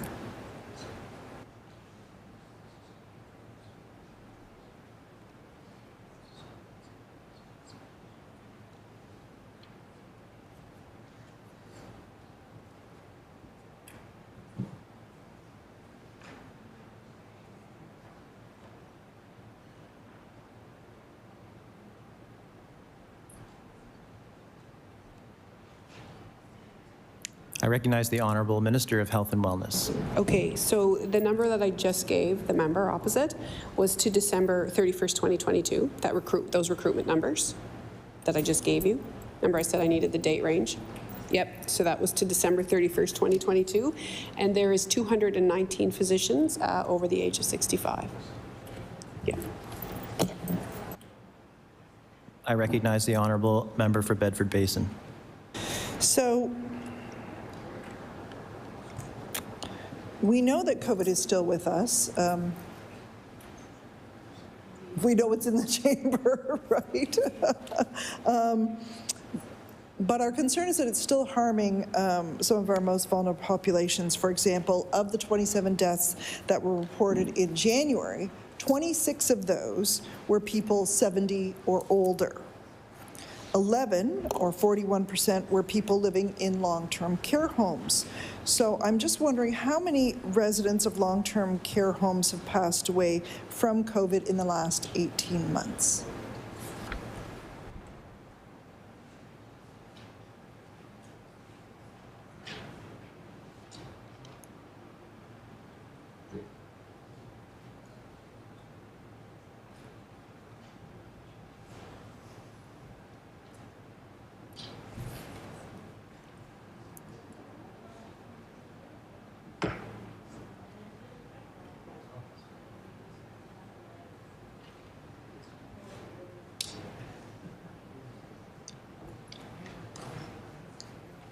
I recognize the Honourable Minister of Health and Wellness.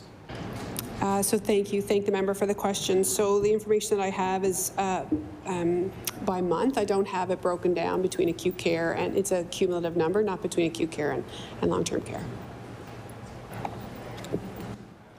I recognize the Honourable Member for Bedford Basin. Well, I do have some of the stats. I don't have all of the stats because they're not available online. But since May of last year, 87 people have died of COVID in long-term care. And that would not include the ones that were announced earlier this this month, but that would have been up to the end of February. And that's out of a total of 199 above the age of 70 who have died during this time. So, given that we now know so much more about how this virus spreads, given that we now know so much more about how to protect people from COVID, given that we have vaccines, how do we square the fact that 25% more residents of long-term care died under the last 9 months in this province than died in the first year of COVID, when we didn't know what the virus was, didn't have vaccines, didn't know how it spread, or anything like that? Because we're hearing that long-term care homes are being closed down now, but people don't seem to know about this. So, and what we know is that the deaths are greater in the last 9 months, that's not even a full year, than it was during the first full year of COVID. So I'm wondering if the minister can talk to us about what is happening and why it's happening. Thank you.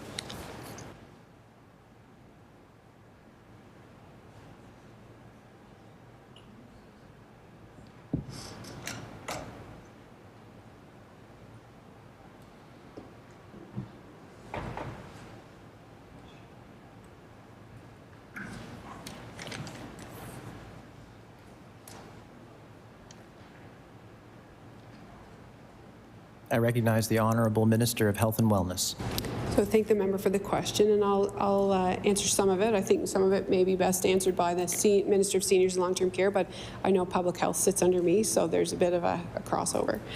So certainly, you know, in those early days of COVID, there really was nobody in and out of the facility whatsoever, and certainly, you know, a variety of different screening, and people weren't moving around their communities in the same way, and vaccination really was essential for us to be able to try and return to normalcy. And we know that as the variant moved along, there were some significant changes in regards to you know, the variants and their effects, and I certainly can't, I'm no expert, so I'm not able to speak about that for sure. So with immunizations, what we know from the beginning of the pandemic, pre-vaccination and vaccination, people who live with complex illness, frail elderly people, do have a significant risk associated with COVID. And that's why we continue to have masking in aggregate settings, particularly long-term care. And we continue... Order. The time for Liberal questioning this hour has lapsed. I recognize the Honourable Member for Cape Breton Centre, Whitney Peer. Thank you, Mr. Chair, and hello to our guests here. Last year, the minister and I had discussed miscarriages, and as an individual who has experienced miscarriages, when I was taken to hospital via ambulance, the paramedics could not take me to the regional hospital because where they have OBGYNs as services, as well as provide DNCs, because I was under 20 weeks. Last year, the minister told me that they would work with NSH to make sure that we have trauma-inferred care, so people can can get the care that they require. And I just want to know if the minister can give us an update on this policy. I recognize the Honourable Minister of Health and Wellness. Thank the member for the question. So certainly I would have to have a look to understand, you know, if the policy has changed over that time. I do know that, you know, generally people who are experiencing miscarriage do present to the emergency room. And I know that it is a, you know, very, very difficult time. So I can check to see if there's been any change, particularly in terms of, you know, the approach. And I think having a different triage score would certainly be outside the realm of policy related at Nova Scotia Health, but certainly I can follow up on that question. I recognize the Honourable Member for Cape Breton Centre, Whitney Peer. Thank you, and I very much appreciate that. I want to talk about some Cape Breton health.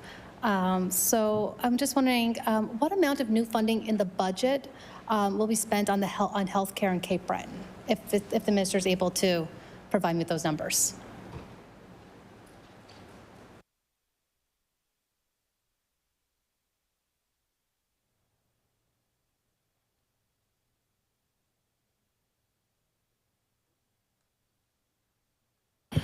I recognize the Honourable Minister of Health and Wellness. Thank you. So typically that's, we would not break something down necessarily by region other than capital. So there's money that's, you know, we're targeting for certain initiatives, but it would be more of an Eastern Zone approach as opposed to a particular geographic region. It's just, it's hard to do that, except for capital investment, which is a little bit easier number to define. I recognize the Honourable Member, Cape Breton Centre, Whitney Pier. Thank you very much, Mr. Chair. So back in January, there were some promises made that would of changes taking place to the Cape Breton Regional Hospital emergency room, and I'm just wondering if the minister is able to provide me some updates. And so. I've been hearing at the Cape Breton Regional Hospital that the flow physician, which is the extra physician on shift to evaluate EHS patients and in the waiting room, is effective when they have someone available. But the flow doctor is only present 1/3 of days. And I'm just wondering, what is the government doing to ensure that we have flow physicians available at the Cape Breton Regional more than 1/3 of those days?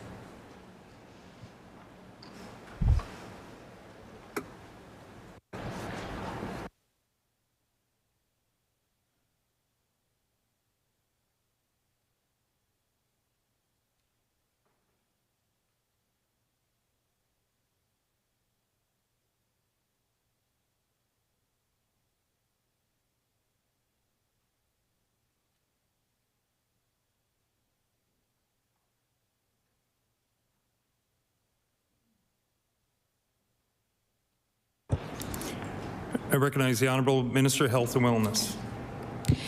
So I thank the member for the question. So there absolutely is some challenges around, you know, the float MD in terms of, so it's an allocation of hours, and each emergency room is able to utilize those hours in the way best that they see fit, but also in the way best that they can staff. And I expect, I'm assuming that they're going to look at their high demand periods of time and use those hours during that time. So there is issues we have like around recruitment, but that is implemented there. There's also some work underway. So the care providers, waiting room care providers are in place, and also looking at an expansion based on recruitment for physician assistants as well. Recognize the Honourable Member from Cape Breton Centre, Whitney Pier.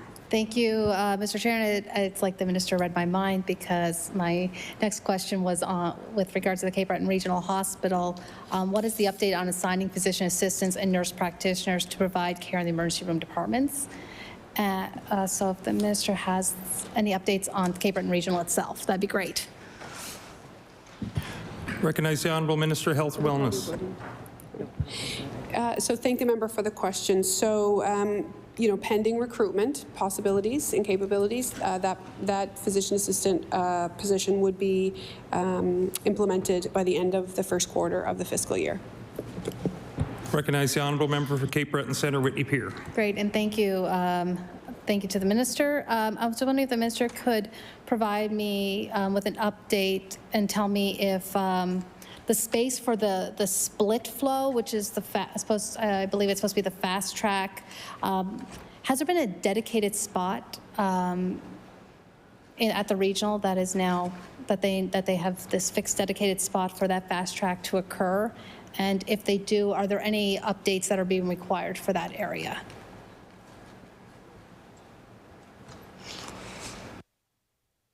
I recognize the Honourable Minister of Health and Wellness.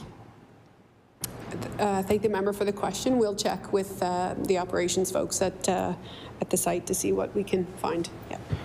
Recognize the Honourable Member for Cape Breton Centre, Whitney Pier. Great, thank you. This is off to an excellent start.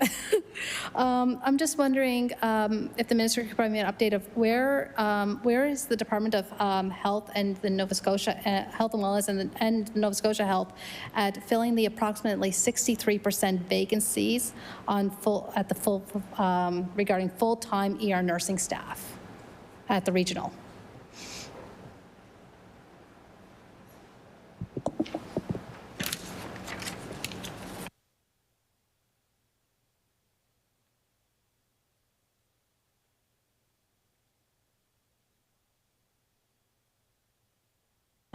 I recognize the Honourable Minister of Health and Wellness. So I thank the member for the question. It's a good opportunity for us to talk a little bit about the recruitment efforts.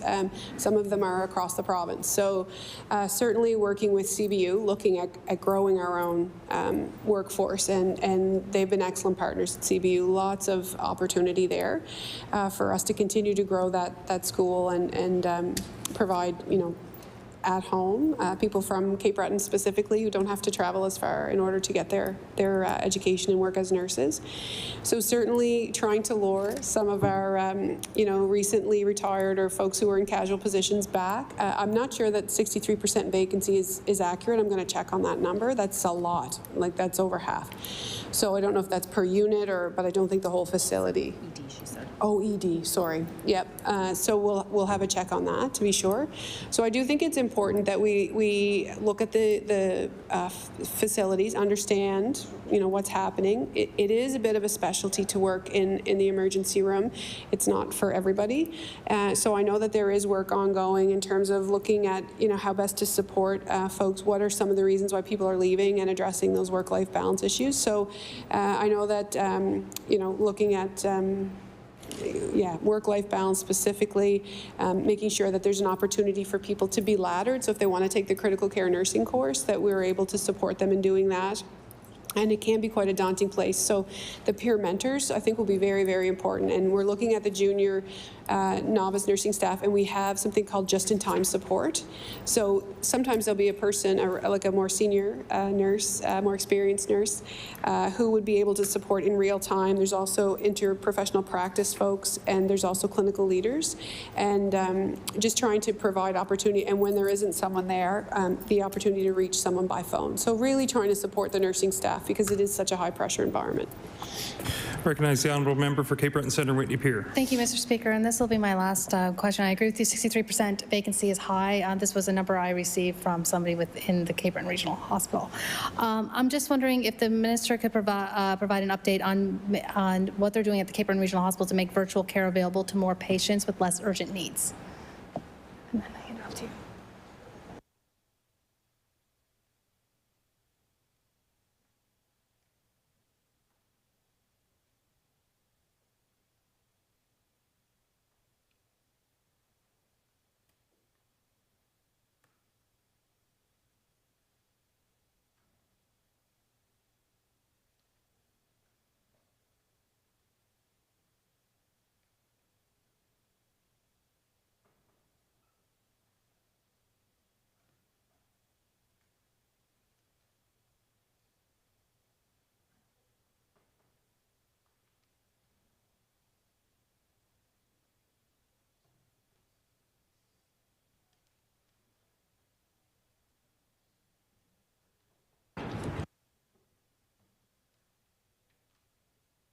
I recognize the Honourable Minister of Health and Wellness.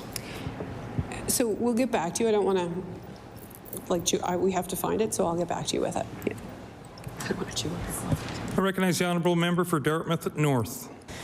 Thank you very much, Mr. Chair. Hi again, everyone.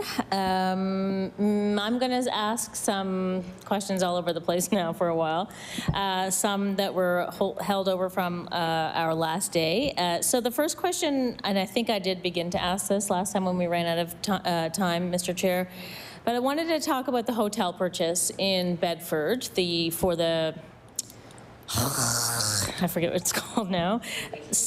What? What? Transition, thank you. I was going to call it a step-down unit, but that's not quite the same thing. The transitional care facility. So I'm wondering if the minister can, the minister said that I needed to ask this of the other minister, but I'm wondering if the minister knows if there is a cost associated with renovating the hotel so that it can be used for its intent, which is to house people or to care for people while they're waiting for long-term care.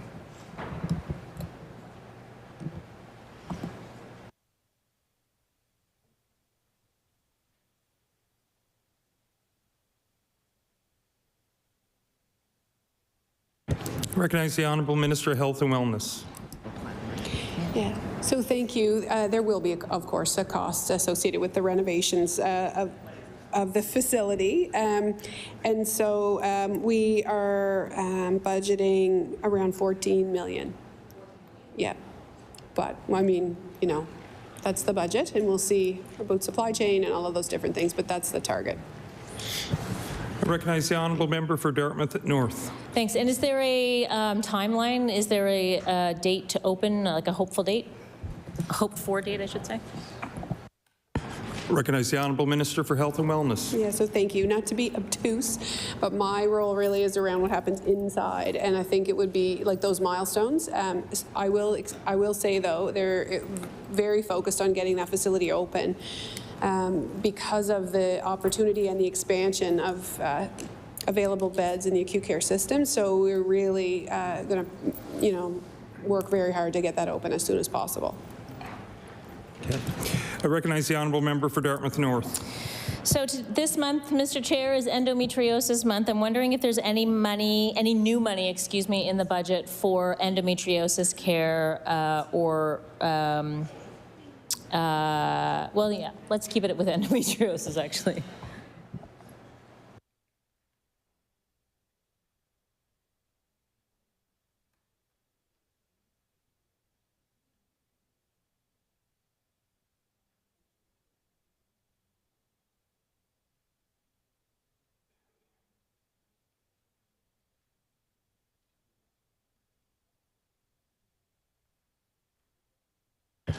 I recognize the Honourable Minister of Health and Wellness. Yes, so thank the member for the question. So there is 2.445 million for the IWK gynecological and urogynecological services to improve access to care and address existing backlog and reduce wait times.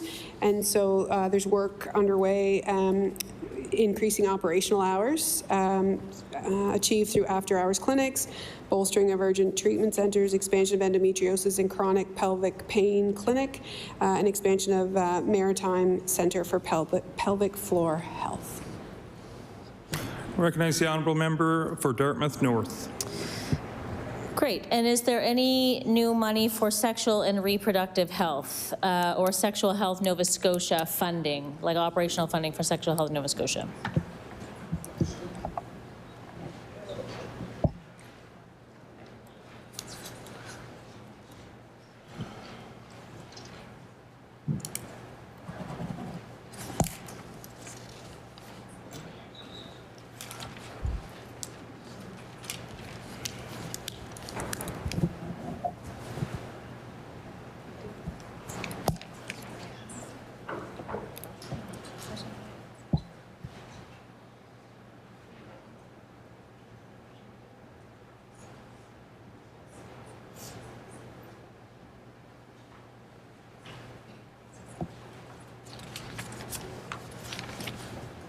I recognize the Honourable Minister of Health and Wellness. So yes, there is money in the budget supporting a variety of different, like the Halifax Sexual Assault Centre, Ally Centre, AIDS Coalition, and also doing some work expanding Pride Health across the province. So there is funding allocated in the budget. Recognize the honourable member for Dartmouth North. Is there money for operating, like is there operational funding available or in the budget for Sexual Health Nova Scotia?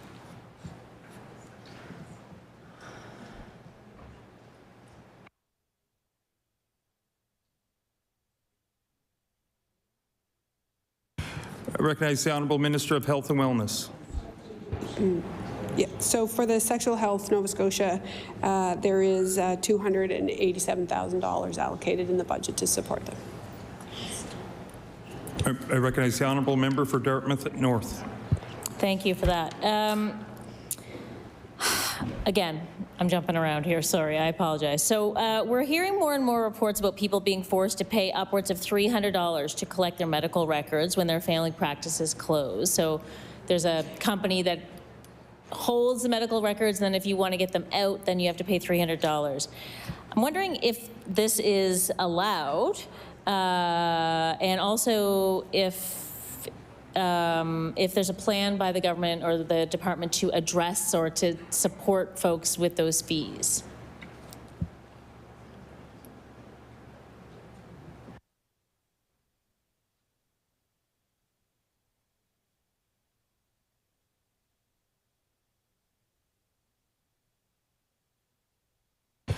Recognize the Honourable Minister of Health and Wellness.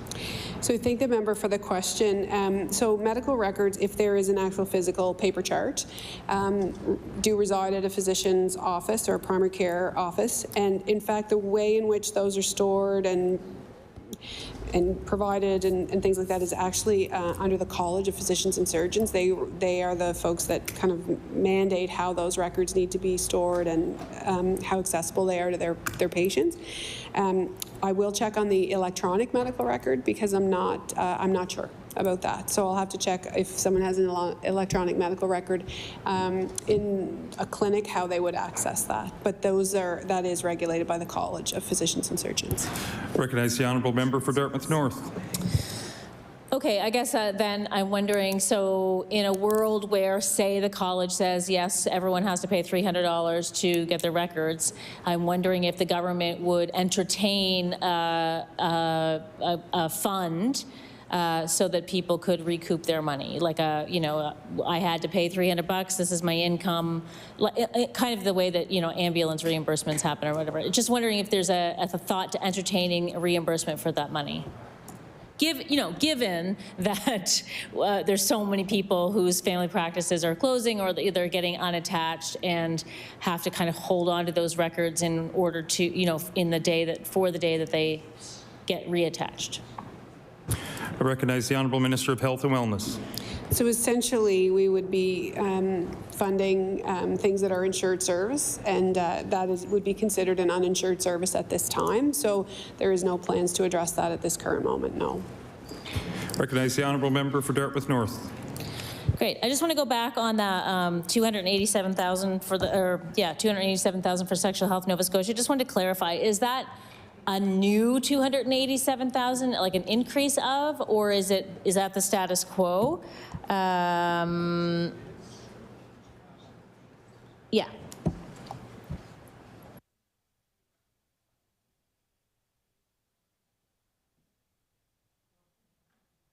I recognize the Honourable Minister of Health and Wellness. Thank you. So yes, that is additional funding. I recognize the Honourable Member of Dartmouth North. So in the government's election platform, there was a promise to increase pay for family doctors and a program that contributes to doctors' retirement funds. But to date, none of this has been announced. And I'm just wondering if there's any money budgeted for those two things in this budget.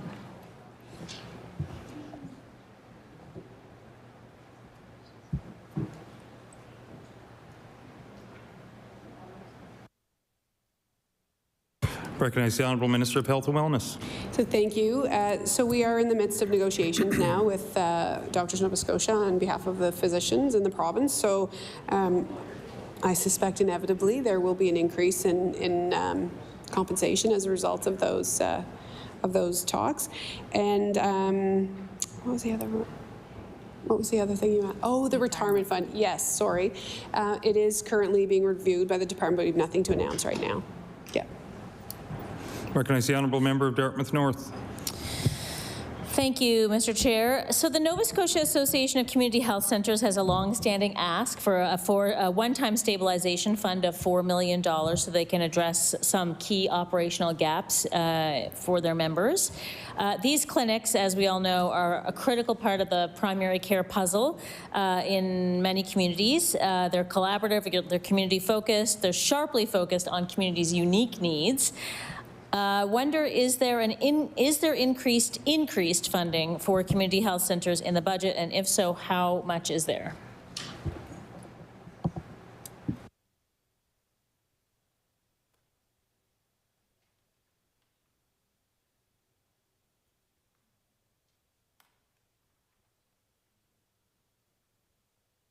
Recognize the Honourable Minister of Health and Wellness.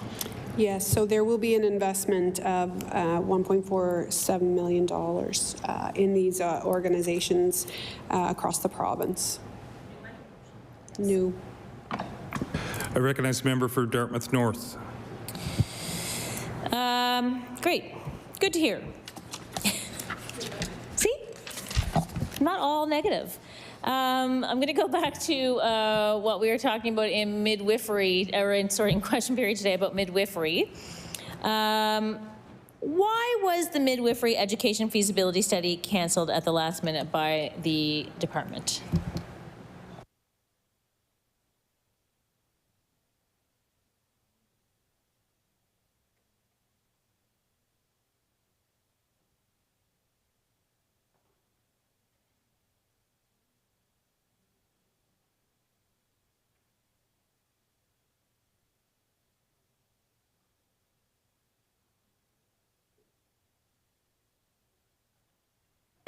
Recognize the Honourable Minister of Health and Wellness. So we're actually involved in an Atlantic Provinces review to understand how best to offer that. So our own individual one is now kind of expanded around that Atlantic Province review of midwifery services. I recognize the Honourable Member of Dartmouth North. So does that include the educational feasibility study? That's different than a review of services. I just want to clarify that. Recognize the Honourable Minister of Health and Wellness. Yes, so it is a study partnership understanding, and it's being led by Newfoundland. Yeah. It's about the education. Yeah. I recognize the Honourable Member for Dartmouth North. Okay. Can the department or minister talk about why that was changed? Like, does that mean that if Newfoundland's leading it, then Newfoundland would take the school if it came to that, or like, what, you know, can you talk about that at all? Yeah, thanks. Recognize the Honourable Minister of Health and Wellness. So certainly, you know, only one of us could ideally lead it, and so it is a feasibility study that Newfoundland is leading around midwifery in Atlantic Provinces. Yeah. Recognize the Honourable Member for Dartmouth North. I can't tell if, okay, I can't tell if, yeah, the question is being avoided or not, but anyway, okay. So, be that as it may, in terms of current midwifery practice in Nova Scotia, I asked the minister today in question period about it, and she said that something along the lines of we need to shore up, you know, the midwives and the practices that we have right now before we look at expanding and all that, because we have some retention issues. And certainly I know we've heard from plenty of midwives who, you know, are working in a rural practice or a rural community, and all of a sudden, you know, a midwife goes on leave, and then there's one midwife for the whole entire practice, and that's just unsustainable because you can't deliver babies 24 hours a day. So obviously that makes a lot of sense. So I guess my obvious question to this is, why not just fund more midwifery positions so that the midwives that are working have people to work with so they don't burn out and then therefore don't need to leave?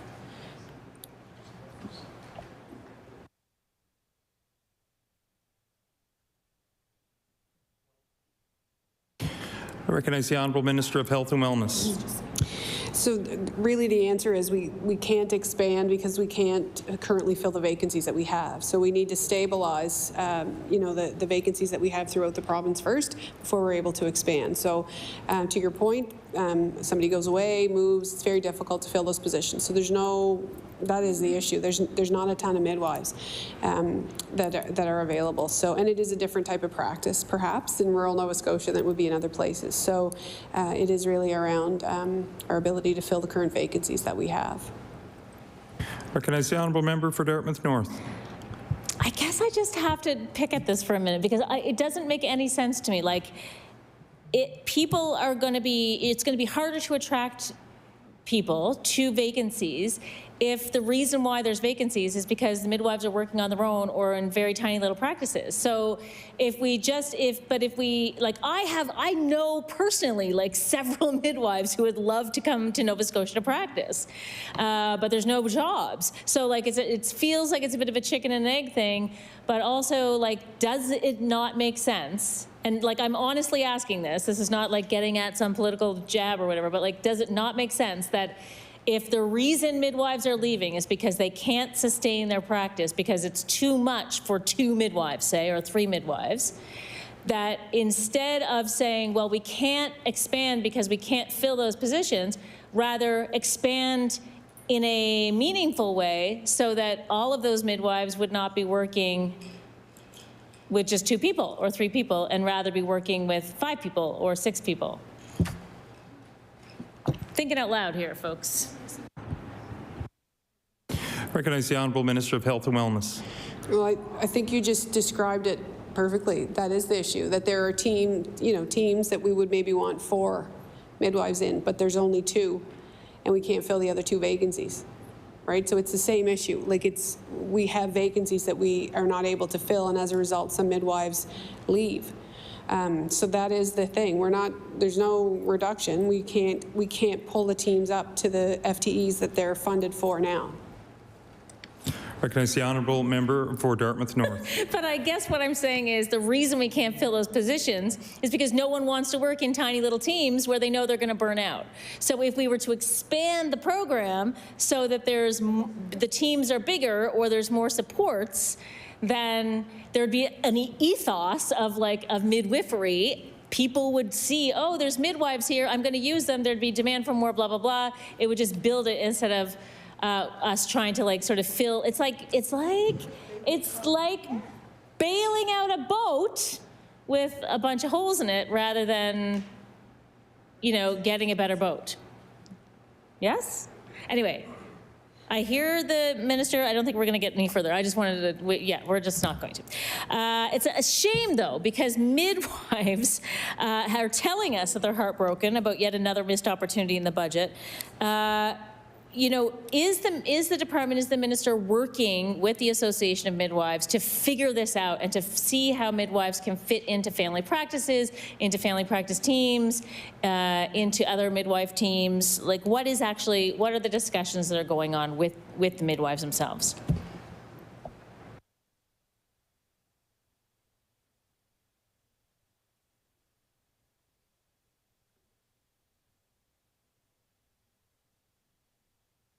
Recognize the Honourable Minister of Health and Wellness.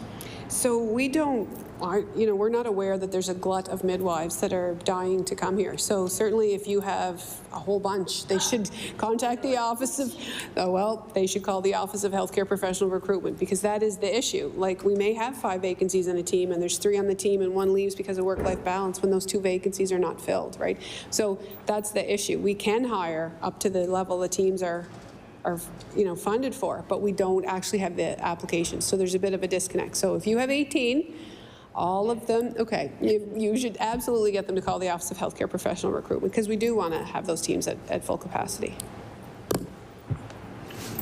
The Honourable Member for Dartmouth North. Do we have, the minister was talking about exit interviews the other day with certain people that are leaving the health professions. Have you done exit interviews with midwives, and do we have an understanding of why folks are leaving?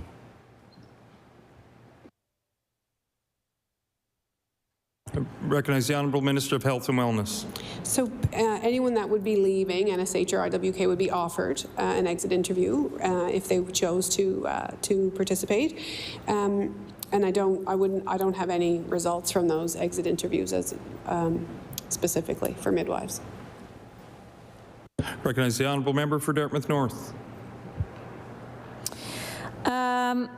The government claims that it's focused on expanding scope of practice. Midwives are trained to provide a wide range of sexual and reproductive health care, but they're not used this way in our province. I'm just wondering why, and if that is a conversation that's happening in terms of increasing midwife scope of practice.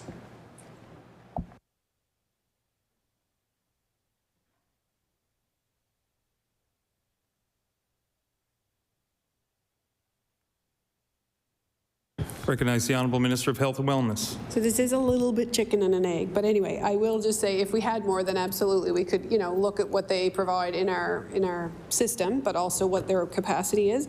And just as an example, there are some midwives who are supporting and helping the unattached newborn program. So there's been 60 unattached newborns in HRM in this area, and midwives are supporting that program in terms of providing care. So the more we get, the more we're able to look at where they would fit in teams. And it just depends, too, on the way in which they want to practice. Some maybe want to do prenatal work, maybe some want to do sexual health, some maybe people want to actually work and deliver babies and postpartum. And so it's really defined, match the person with the ability. So, we're very open to it, to understand how we can use them, but they've certainly been very helpful with that unattached baby clinic. The honourable member for Dartmouth North. Okay, so for almost 2 years now, well, since the minister has been in government, when we ask about like drug coverage or device coverage, the things that are covered in the formulary or not covered in the formulary, the minister refers to an ongoing review about drug and device coverage. So I'm just wondering if the minister can comment on the scope and purpose of the review, and who is responsible for overseeing the review at this time.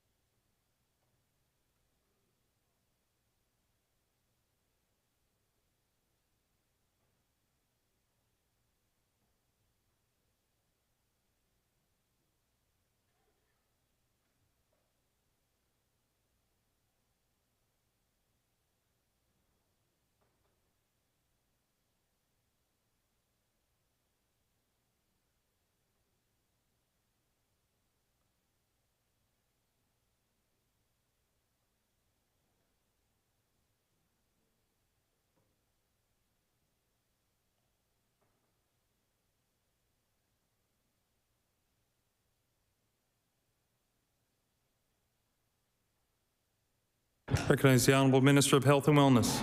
So thank you to the member for the question. So the review and the program itself is the pharmaceutical and extended health benefits, right? So they would have a senior executive director that would look at that.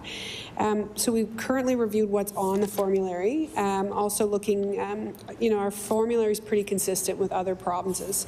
And looking at not only that, but CADIF, the way things get on the formulary, CADIF and the PCPA process that does the pricing. So the Pan-Canadian Pharmaceutical Alliance, they help us price it.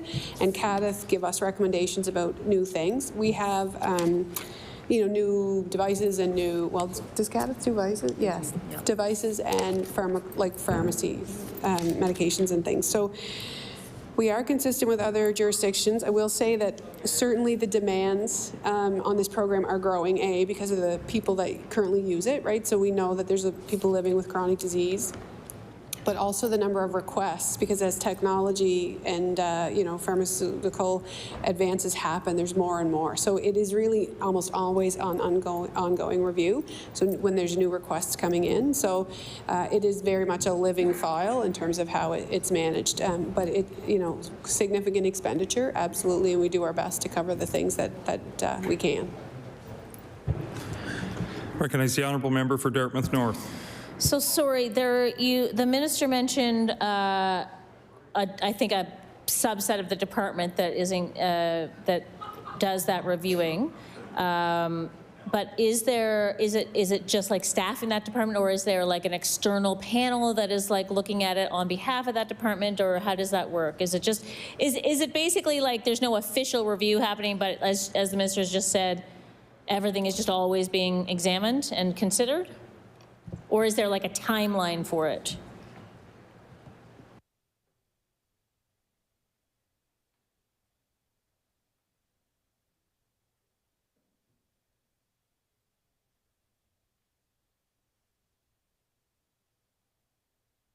The Honourable Minister of Health and Wellness.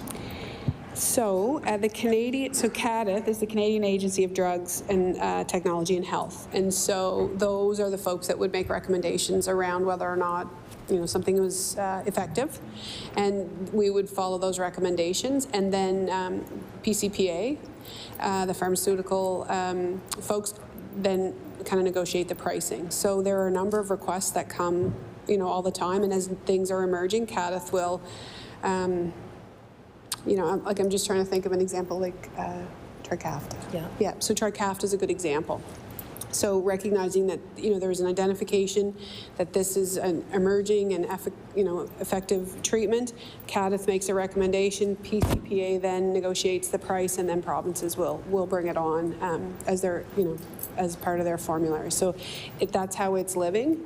It has been reviewed. There may be things that become dated on the formulary over time, of course, as new things come. So that review has been done in terms of reviewing what's currently on our formulary, but there's always things coming into the line of sight for that program. The honourable member for Dartmouth North. Right. So, okay. So I've asked, over the last couple of years, I've asked a number of questions about specific drugs, like PrEP for folks with HIV, sorry, not with HIV. Yes, with HIV. I'm getting it confused now. Birth control. Obviously, which is, and I'm talking about like prescription birth control. We've talked about the high-dose flu vaccine, for instance, which is now being covered. That's great. And when I've asked about these things, the minister said these things are under, or there's a review going on. And so I guess my question is, like, if what is happening is actually what the minister has just described, which is like there's a panel and a new drug comes and we look at it and do we want it or not, blah, blah, blah. Like where, I guess, A, where's the accountability for that? But also, just because, one province is doing something doesn't mean necessarily that we will. For instance, I know that like I have a constituent who needed, injections in her eye for macular degeneration, and she pays for them out of pocket because they're not covered in the formulary. But she came from Alberta, where all of the eye care, like the whole list of choices for the macular degeneration shots were covered in Alberta, and so she was going to use her Alberta health insurance because she has like a private health insurance from being a teacher there or something, but it wasn't covered by the health insurance because it's not. You don't have to pay for it in Alberta. So she was stuck in this, like, between a rock and a hard place. And that's just one example of, like, Alberta covers all this stuff. We don't cover it at all. So anyway, I guess I don't know what I'm really asking here, except that I understand when drugs that are, like, obsolete fall off the end, or, and I understand when drugs that are new and exciting and helpful come in, but like, where's the accountability? What about these ones that are more controversial, like PrEP, like birth control, maybe not for like full portions of the population, although I would suggest that birth control is. Anyway, how does the minister, or how does the PCAP decide, and who do they report to when they say yes, no, maybe so?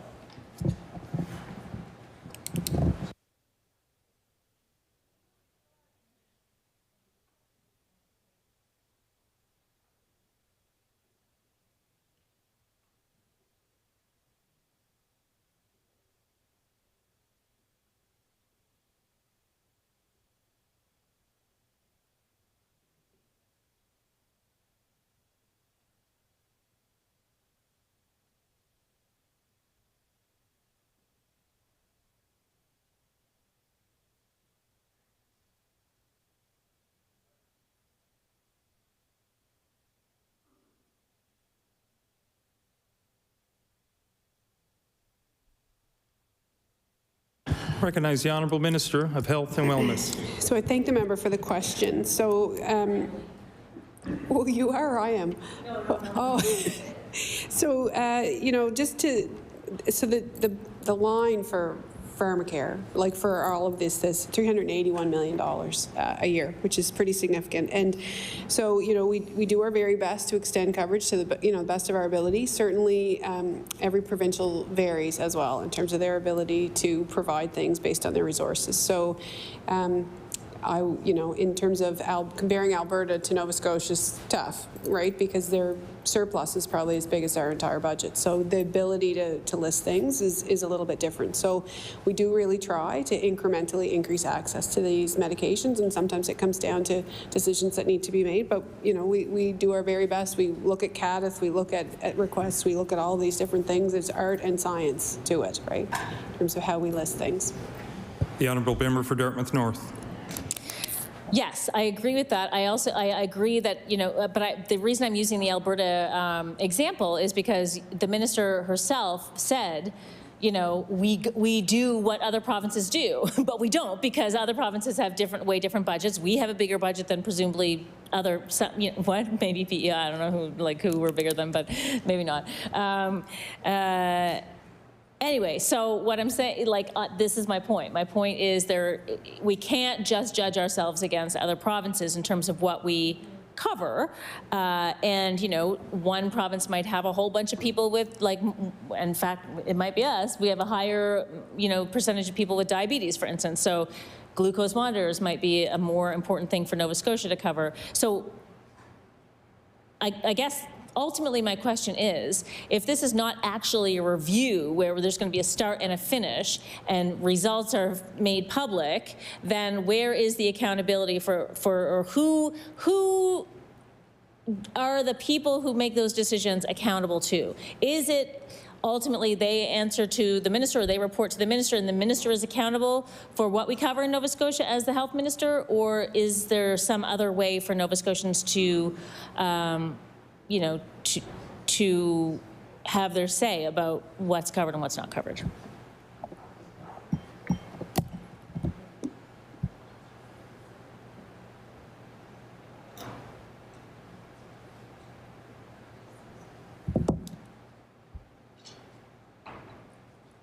Recognize the Honourable Minister of Health and Wellness.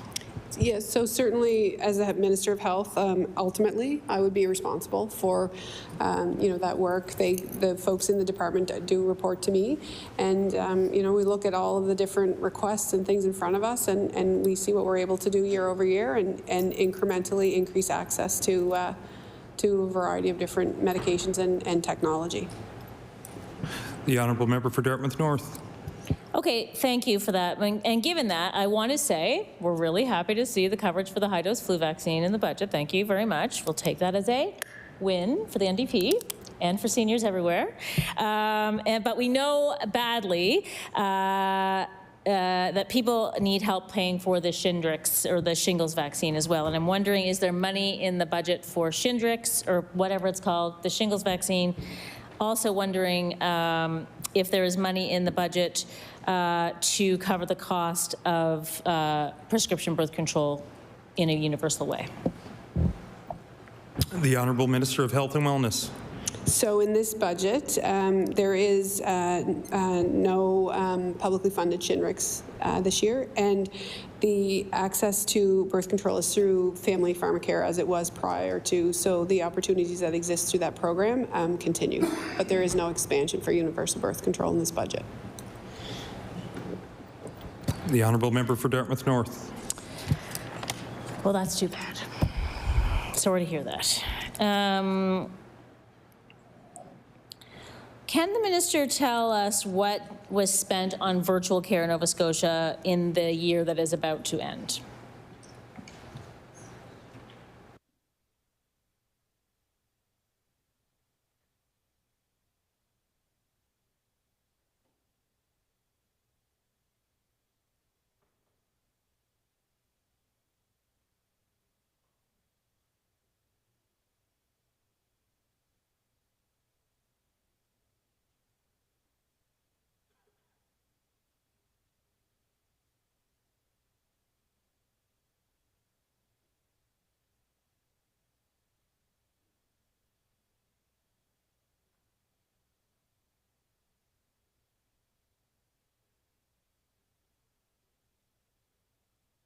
The Honourable Minister of Health and Wellness.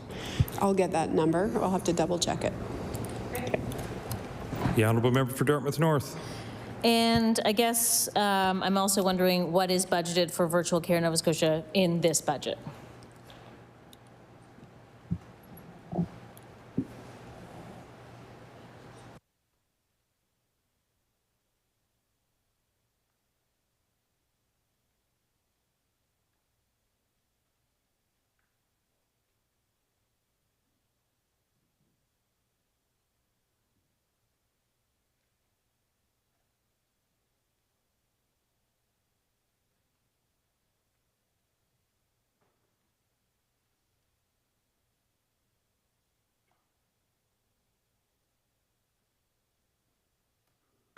Recognize the Honourable Minister of Health and Wellness. Yep, so we're investing $12.5 million in 23-24 to expand access to virtual care and primary health care this year, coming up. I recognize the Honourable Member for Dartmouth North. Thank you very much. And so same question for mobile clinics. What was spent on the mobile clinics last year and what's budgeted this year?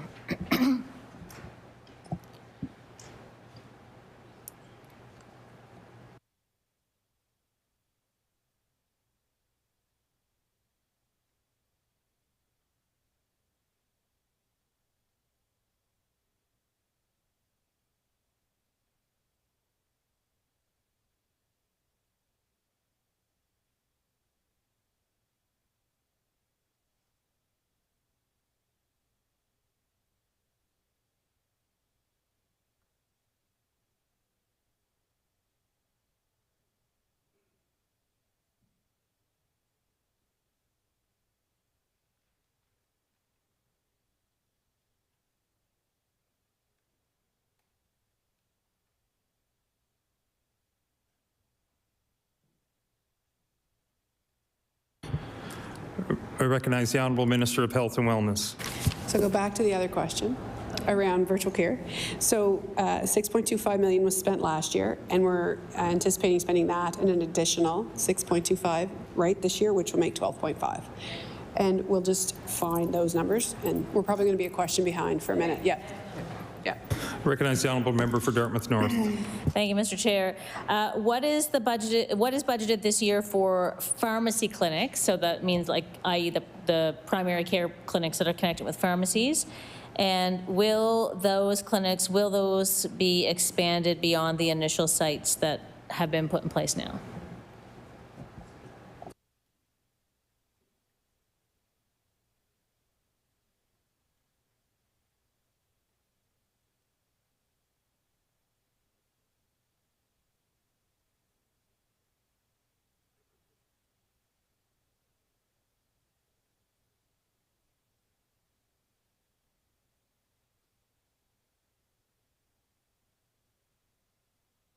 Recognize the Honourable Minister of Health and Wellness.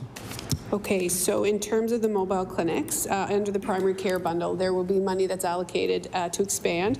It's also with the Dal Family Medicine and mobile clinic, so it's a total of $3 million, and we'll move those initiatives forward as we're able. So it's $3 million for the proof of concept for Dal Family Medicine, as well as the mobile clinics. It's shared in terms of that primary care access, and there actually will be 12 more of the primary care delivered by pharmacists opening in May of this year.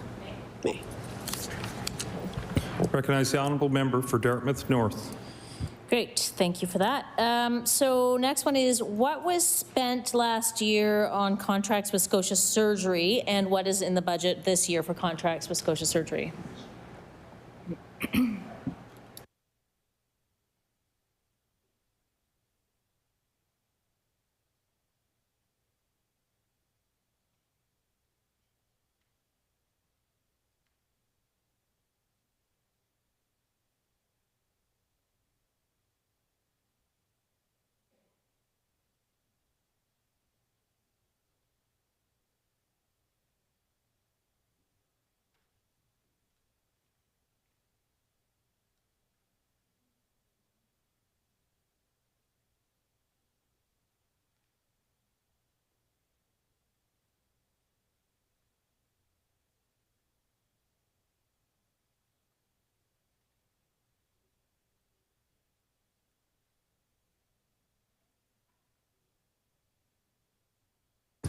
Recognize the Honourable Minister of Health and Wellness. Thank you. We'll have to get those numbers for you from NSH. The Honourable Member for Dartmouth North. Great. The federal government recently announced that it would fine the provincial government under the Canada Health Act's diagnostics and imaging policy $1.3 million because it continued to allow a private fee-for-service MRI imaging service, which was Heathview Imaging, to operate and charge people for diagnostics. So my questions about this are, first of all, is Heathview Imaging still operating in Nova Scotia, and is the government budgeting for fines under this policy, or for more fines under this policy?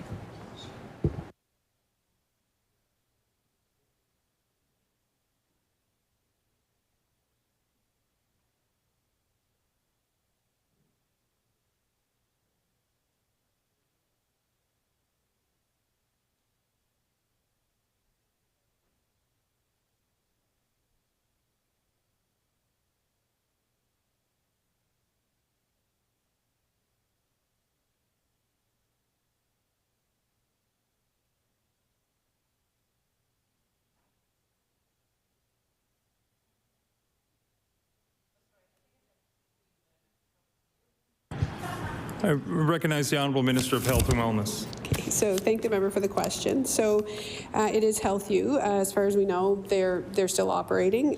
They're predominantly used by WCB and Veterans Affairs, and we do take issue with some of the numbers that the federal government has, so we're in active communication with them about that charge or clawback, but we do have time, like a couple of years, and that is actually, I believe, from the 2020-2021 year that they're referring to in terms of the usage of that. So we do have some time to negotiate with them and talk to them about the usage of that clinic and make a plan, if need be, to reduce the use. I recognize the Honourable Member for Dartmouth North. I see. So that's from a couple of years ago, and you think that, or the minister thinks that, or hopes that the usage of private diagnostic imaging will lessen as this. I see. Okay. But regardless, folks in Nova Scotia have an opportunity to use a private pay-for-private service, which kind of contravenes the spirit of universal health care in Nova Scotia, or in Canada. I'm wondering also, the minister would, when we're looking at primary care solutions, right now we've got virtual care, we've got mobile clinics, and we've got pharmacy clinics. These are all private for-profit clinics where public money, I mean, yes, public money is being used to pay for the services, but they're going into private clinics. So or private enterprises. I'm wondering if the minister agrees that there's value in building capacity in the public system to provide these services. And I know that there obviously is money going into public primary care, but want to know, what does the minister hope for in the future? Does the minister see a time and where all of our primary care services are returned to the public sphere? Recognize the Honourable Minister of Health and Wellness. So it's a good question, actually. I think there's a lot to say. Of course, ideally, we want to make sure that we're fully staffed in our system and that we have an adequate number of beds and facilities. That's why the new build looks at new ORs, as an example, to make sure that we have the infrastructure. Because right now, we're moving. What we have to look at right now is every opportunity to leverage assets. So I don't think public-private partnerships will ever go away. I think there will be opportunities, and I always use the example of pharmacists and pharmacies. Those are private, facilities that were absolutely essential in the delivery of the vaccination process, and now continue to be, not just outside of COVID, but in other situations. So I think there will always be technology or skill sets or, a variety of things that perhaps we aren't able to build and isn't cost effective for us to build, but we can work in partnership with other folks. So, public-private partnerships, I think, have existed for a very, very long time, and I think they will continue to exist. What's important is that there is, contracts in place and that people don't have to pay, and that we use expertise that's available to us to make sure people get the care they need quicker. The Honourable Member for Dartmouth North. Okay. Sorry, I just want to get. This is all part of my question, Mr. Chair. Okay, so I want to read into the record a letter that we received. That one of my colleagues in the NDP caucus received. It says this. Dear Honourable Gary Burrell, my name is Mackenzie, and I'm a licensed practical nurse residing in your district. I am writing to you in hopes to garner your support in regards to the recent nurse thank you bonus that was announced yesterday by our Premier. It seems the no strings attached one-time $10,000 thank you bonus indeed has strings. I have worked since I graduated in 2017 as a full-time nurse in varying part-time and full-time and permanent positions. During the last 3 years of the pandemic, I held a permanent full-time position working on the musculoskeletal unit at how do you say that? a unit at the Nova Scotia Rehab Centre. This unit serves many different patients with varying diagnoses. It's primarily amputees doing rehab in hopes of receiving a prosthesis, patients with ALS, MS, burn victims, as well as several stroke rehab beds. As most units within the NSHA, our unit became overflow, and we worked tirelessly and short staff for the better part of 3+ years, providing care and health support to many very ill patients outside of the physical rehab scope. Due to the heavy nature of this unit and the physical demands on my body, I knew I needed a break. In September, I gave up my permanent full-time position and chose to take a term full-time position at the IWK, working with adolescents in mental health and addictions. This term has been extended from 6 months originally to add another 6 months. I have continued to be committed to working full-time and would take a full-time permanent position, but there are currently none posted for LPNs at the IWK in mental health. I had to take a term position to be able to work full-time and provide for my family. Because of this, I am not entitled to the thank you bonus. As my title says, I am considered casual while working a full-time term position. I believe this to be very unfair. Despite myself holding a term position, I am speaking on behalf of casual nurses who are the backbone of our healthcare system. Many casuals work full-time hours above and beyond into overtime some days, working 16 hours between multiple units. Casuals are used to fill holes and gaps to cover vacation, and especially with sick calls and sick restrictions during the pandemic. Also to be noted, many casuals work multiple units to be able to retain full-time hours, as there truly is not an abundance of permanent full-time 1.0 positions posted or available. Currently, 1 posting for LPNs at the IWK, which is a term, and 6 within the NSH in the Halifax area, 4 of which are terms. I hope you will support your nurses and advocate that the thank you $10,000 bonus be awarded to all nurses who have worked full-time, regardless if they hold a permanent or term position. Saying you don't deserve a thank you bonus because you don't hold a permanent position, despite working full-time and showing up to support our fellow Nova Scotians in our healthcare system, quite frankly, is the biggest slap in the face. I also urge you to support an offer of a prorated option to include casuals, just as the part-time permanent nurses are being awarded the bonus based off hours worked. Order. I'd ask the member to table the document as well, please. That concludes time. I recognize the honourable member for Bedford Basin. Excellent. Thank you. Thank you very much, Mr. Chair. So perhaps I'll go back to what we were previously speaking about.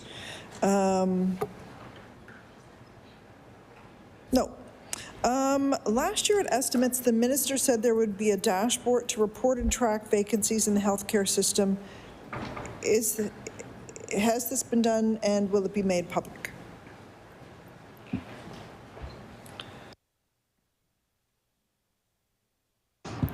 I recognize the Honourable Minister for Health and Wellness. Thank you. We're just going to check on that, but I just wanted to go back to the IWK physician vacancies, if you want.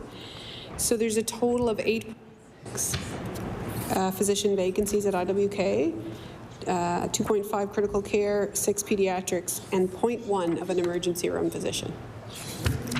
0.1 of an emergency room physician.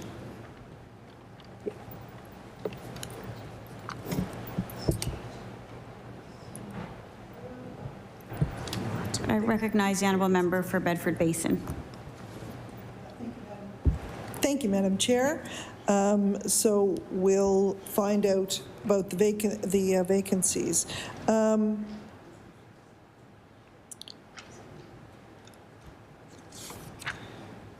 What budget lines are attached to doctor recruitment incentives, and are there any new incentives in the budget now to recruit new doctors? I recognize that obviously that you're in contract negotiations right now, but I'm just wondering if there's something you can point to.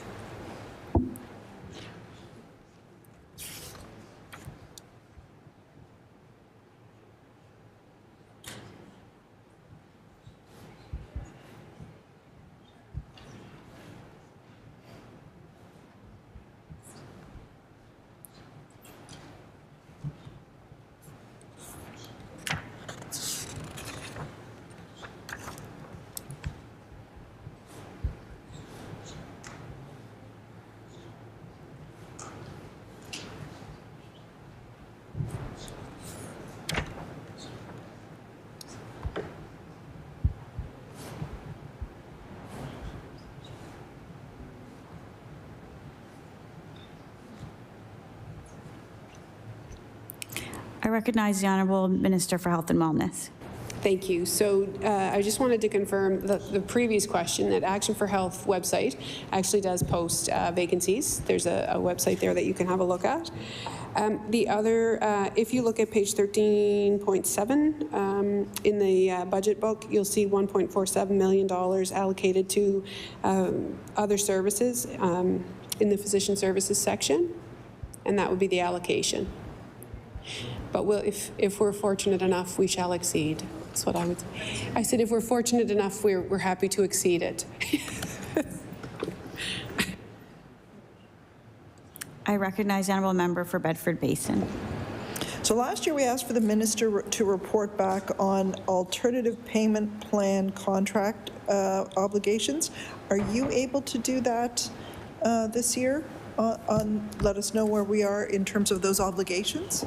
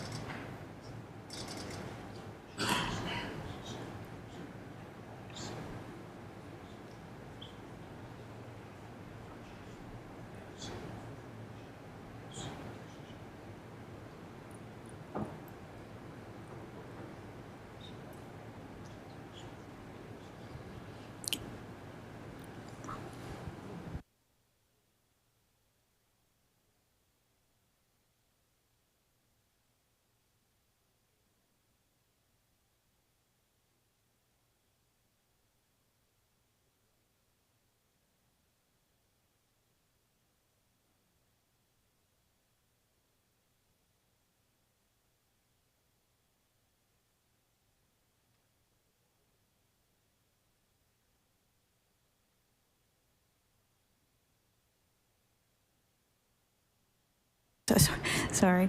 I recognize the Honourable Minister for Health and Wellness. So I'm not sure if this is exactly the answer, so we can go back and forth a bit just to see. So in 23-24, we are allocating $135,991,000. Last year was $128 million for APPs. And so we do have conversion. Some of the increases of conversion for fee-for-service physicians who've moved to alternate payment plan you know, funding of some Office of Addictions and Mental Health strengthening, and you know, mostly just contract increases. So we'll see what the negotiations bring as well. So I'm not sure if that is what you were looking for.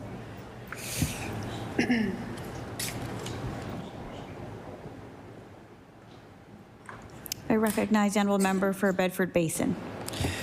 So we know that there have been reports around walk-in clinics and the pay models being an issue at walk-in clinics. And it seems to me, you know, not to wax poetic, but well, it's not really poetic. It seems to me like healthcare is kind of like whack-a-mole sometimes. You whack a problem here, and it pops a problem over there. So, you know, just to go back to the whack-a-mole of walk-in clinics, once upon a time in my area, we didn't have walk-in clinics, but physicians banded together, and it was probably over 20 physicians between Bedford and Fall River. And they would provide, each doctor would provide some after-hours care in the evening or on a weekend, and they didn't do it a lot because there were so many physicians involved and they had great coverage. Then I think it was under the NDP government, they introduced walk-in clinics. And so the walk-in clinics open, and everybody starts flocking to the walk-in clinics. And the family docs are saying, why would I be open? No one's coming here. I have to pay for my assistant. So they all stopped providing that particular service. Meanwhile, we all get hooked on the walk-in clinic. And the problem is now that successive governments, and I would say probably ours included, wanted people to actually be family doctors, and we weren't pushing people towards the walk-in clinics. So now we have this issue where walk-in clinics, physicians don't want to do it. And they're tough to get into in Bedford, I can tell you. I keep hearing stories from people about going to the walk-in clinic, which involves showing up often an hour before the clinic opens, standing in line, and you hope that you get in. So I'm just wondering, last year you said you were, the minister said that they were working on the business model and the alternative payment plan contracts for physicians working at walk-in clinics. Can the minister give an update on this? Is there movement on implementing changes around payment for walk-in clinic doctors, or are we even doing that?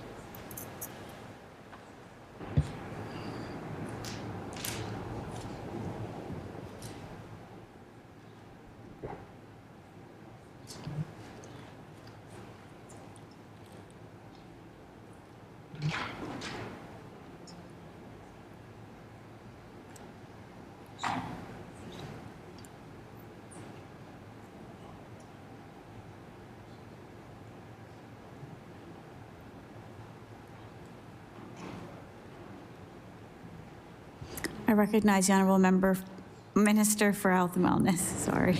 Okay. So a couple things. So predominantly, my understanding is that walk-in clinics generally are fee-for-service model.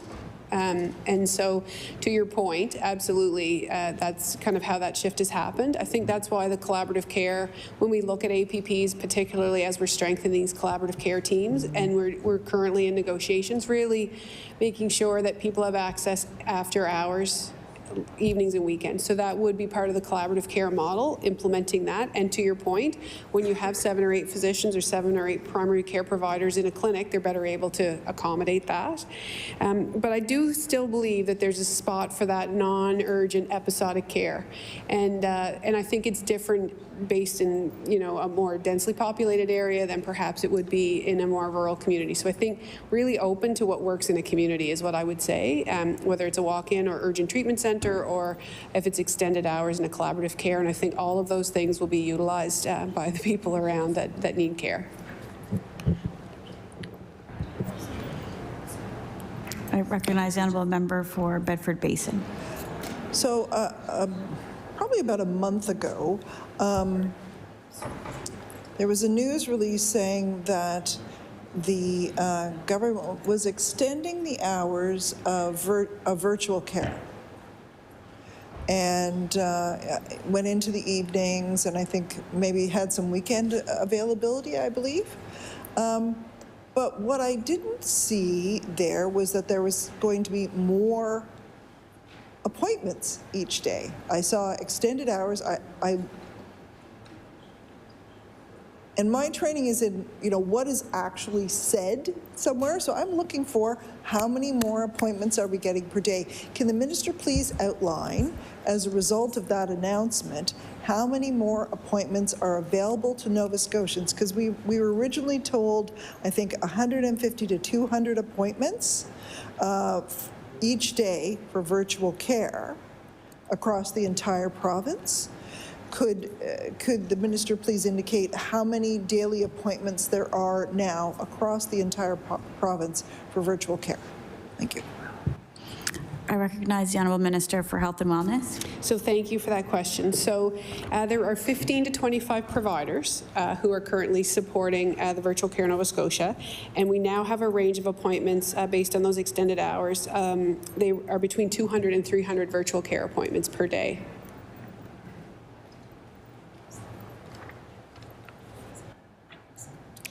I recognize the Honourable Member for Bedford Basin. Sorry, I was busy writing there, so I didn't catch. You said there's 15 to 25 providers online on any given day, and 200 to 300 appointments per day. Okay, thank you very much.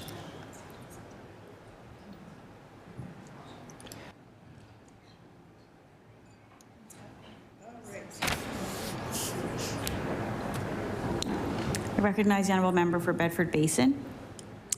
Will the new CBU Medical School increase the number of residency seats overall?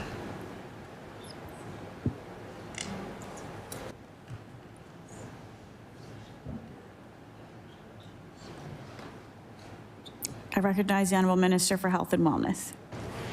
So So yes, it will.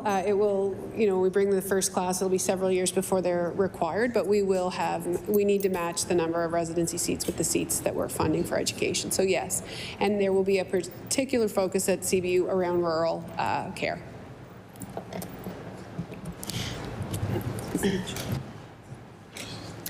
I recognize the honourable member for Bedford Basin. So at this time, do we have any idea of how many residency seats will be accompanying that first class that's moving out into residency once they finish their MD?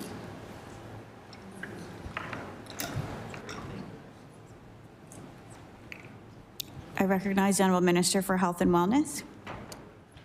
Thank you. So I don't have an exact number for you. I think that's still under works. But as an example, we've increased the number of residency seats this year for internationally educated graduates by 10 more in the province. So I think it's going to be something that we move. But there's always more physicians than there are residency seats across the whole country with the CARMS match.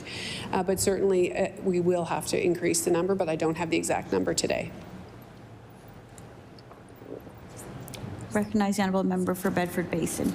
So I'm just going to circle back to something we were discussing earlier, which is the doctors who may be in the age range for retiring, and just wondering, and again, understanding that they're in contract negotiations right now, so you may not be able to share everything with us, but what's being done in this budget to prepare for the inevitable? It's the big bulge of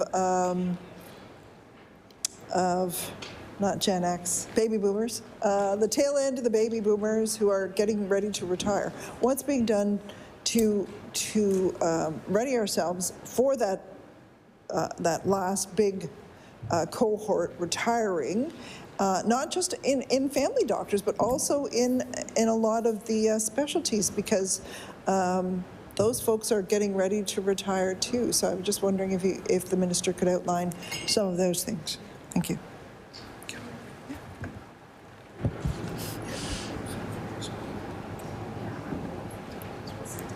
Oh, that way.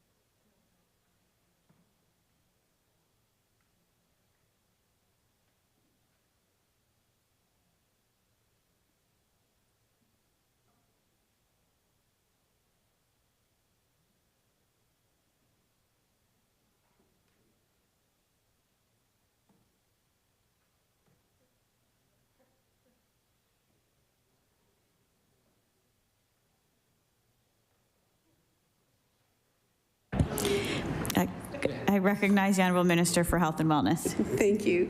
So it's hard to draw a direct line to exactly that. So certainly the Office of Healthcare Professional Recruitment, working at seeing our current vacancies, and then also looking at how folks are going to retire. We hear about the model of transitioning into practice and transitioning out of practice, so giving people opportunity. And then trying to, some of the things as an example, there's $5 million for physician assistants as an example, to be extenders to our physician colleagues and to support some of their work.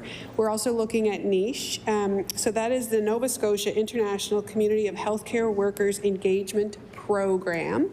And it's niche. And I'll give you an example is how the Nova Scotia Health worked with Ukrainian nationals when they came to live here. So really looking at specific environments, and that's across all designations. So certainly have a very good partnership now with a number of Nigerian nurses. We found a real champion in one of our community conversations, and that champion has been able to connect Nova Scotia Health with a number of individuals. So similarly, you know, looking at those recruitment efforts, and then also giving those physicians that are leaving that maybe don't want to carry a full practice the opportunity to work in some of these more novel places like virtual care, like our mobile clinics, you know, like our maybe unattached baby clinics, all of these different things, to keep them in the system longer, and certainly providing mentorship opportunities with them as well. So, and we now have that hotline. So as physicians are starting to transfer out, they can call that hotline, talk about kind of what their plans are.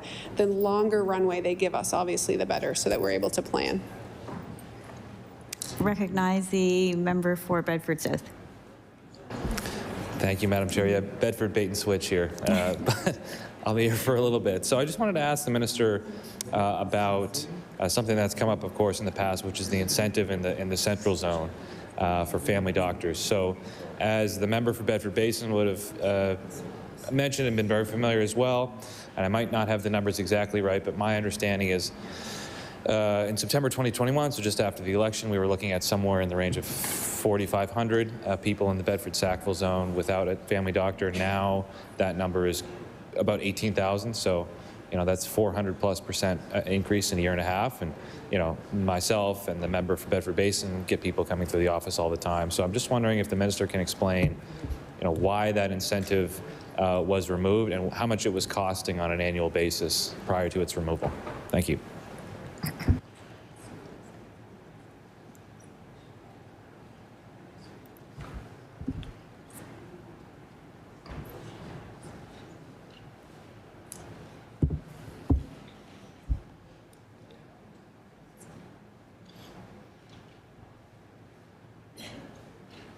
Recognize the Honourable Minister for Health and Wellness. Thank you. So when we formed government, certainly there were a number of incentives, so we can look at the different ones, and these were rolled into the incentives for physicians who are willing to go to rural Nova Scotia. There was tuition relief. I can't remember. We can find that for you, what those programs were. And so at that time, 60% of the incentives, people that got incentives actually were settling in HRM, and so we had a real big gap in our rural workforce in terms of physicians. So the decision was made at that time to look at, you know, supporting rural settlement, making sure that our rural communities, and of course, you know, we're always open to changing. And then we saw exponential population growth. So we'll continue to look at that. We know that the list is growing. We want people attached. So we'll look at that and see, you know, we have to continue to monitor whether or not now it's disproportionate in terms of the number, percentage-wise, right, in terms of how many people are off. But we do know that there's a significant number of people moving. It's very fast growing, particularly in your areas. So very open to that, open to understanding from physicians what would attract them. And again, just trying to match people. So different times we match people in a rural practice and they would prefer an urban practice. We really have to look at that. And HRM, there are areas in HRM that are eligible for the practice. So in the more rural areas of HRM, because it's so big. So again, very open to that. We want people to be attached, and we'll continue to look at the incentives program, getting feedback from physicians as well as the Office of Healthcare Professional Recruitment, Physician Services, and the recruiters. We now have 9 recruiters who are physicians throughout the province that can help us understand what it is that physicians are looking for when they want to settle. Recognize the member for Bedford South. Thank you, Madam Chair. I thank the minister for that response. So I appreciate the response actually quite a bit, because I think, as the minister noted, for most of the past decade or so, I think that the conversation has been around shortages on the primary care side in rural areas with reason. And I think sometimes, you know, pendulums can shift quickly, much quicker than we would have anticipated. And so just to clarify, and I don't expect the minister to commit to anything by any means, but just to clarify, the minister is at least open to the possibility of future changes to the incentive programs within the central zone that no longer exist in most cases. Thank you. Yeah.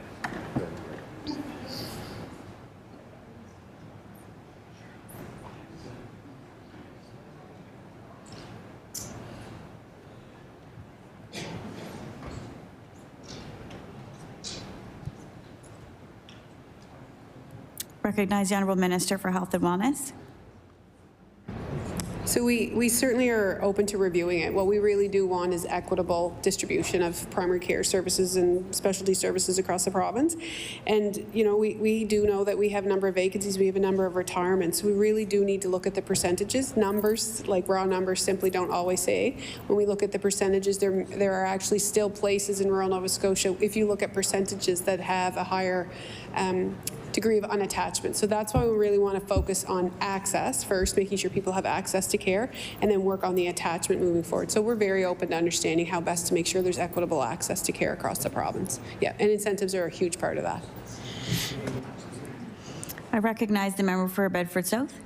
Thank you, Madam Chair. Just wanted to switch tack here a little bit, talk about another issue that we've talked about in the House during this session and in the past as well, related to continuous glucose monitors. I know the Minister and I have talked about it in the past. I'm just wondering if the department has done any kind of study or analysis to determine what the cost of those monitors might be if they were to be publicly covered, as they are now in some other provinces, and not only the cost, which obviously is important, but the secondary piece would be how much money could theoretically be saved by, you know, people not having to go to ERs, not having to have amputations, any of those severe outcomes from uncontrolled diabetes. So just wondering if that work has been done. Thank you.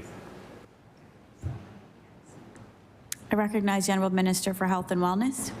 So I will say, certainly, you know, I think everybody in the House can agree that CGM is an important piece of technology for people living with diabetes.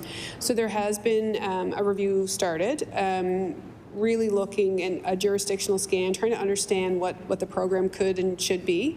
So there is ongoing conversation. It's an active file within the department, and you know, we continue to make decisions as we're able about what things we're able to add. So, you know, it is on our radar, absolutely, and you know, we'll continue to monitor, but it is under active review. I recognize the member for Bedford South. Thank you, Madam Chair. Just wondering if there is an expected timeline on when that review might be done. Thank you. Recognize the Honourable Minister for Health and Wellness. Thank you. You could have been on camera. So I don't have an exact end date, but I just do want to assure you that it is an active file and we are reviewing it, and the jurisdictional scan and things are happening as we move forward. Yeah. I recognize the member for Bedford South. Thank you, Madam Chair. And I just wanted to ask about doctor recruitment numbers as well. I know somewhere in the range of 130 was the overall number. The net number, obviously, a little less than that. On the family doctor side, what is the net number of new family doctors that we need in the province in order to, that the department, I guess, has a goal of attracting on a yearly basis? So the net number, obviously excluding retirements and people who might move out of province. Thank you.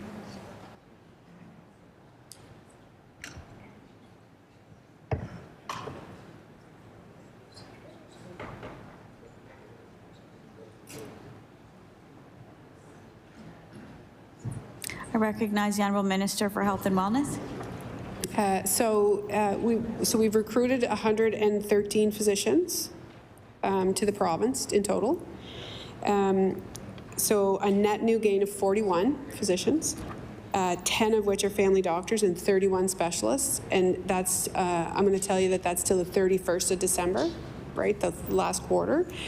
But certainly, you know, we have a significant number of vacancies. So if we could quadruple that or fill all our vacancies, like we are working to our vacancies, right, is what I would say first priority is to get us there, and then looking at the number of retirements that we have. So we have 219 physicians over the age of 65, so we know in the next 5 to 7 years we're going to need to replace those as well. So I don't know if we have a cap. We do have a target. We had 163 physicians come to the province last year. Of course, we want to exceed that. We want to beat our record every year, and certainly some of the recent changes that have happened with the college opening their doors to the United States as an example will be a significant, and a lot of missions, a lot of recruitment with UK physicians in a variety of different places. So really catching our stride around, or not mine, I don't go anywhere, but Office of Healthcare Professional Recruitment really catching their stride with the recruiters to getting to different places and recruiting physicians to come here.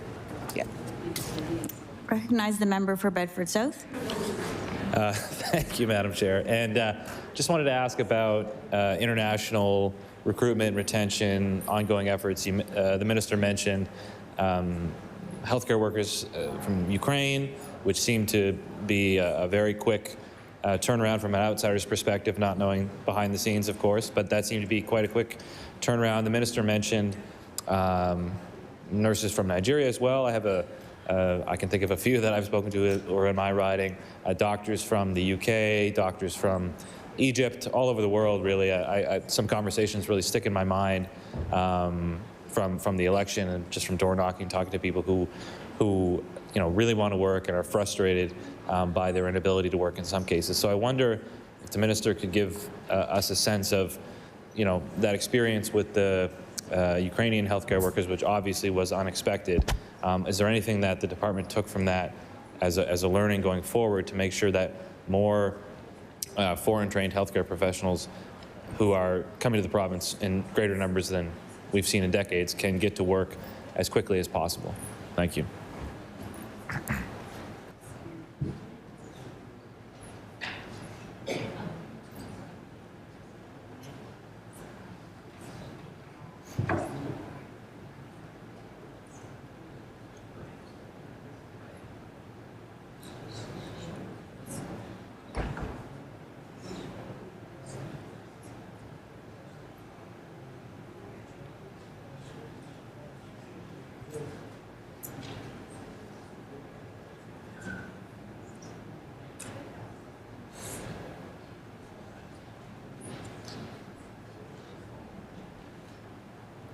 I recognize the Honourable Minister for Health and Wellness.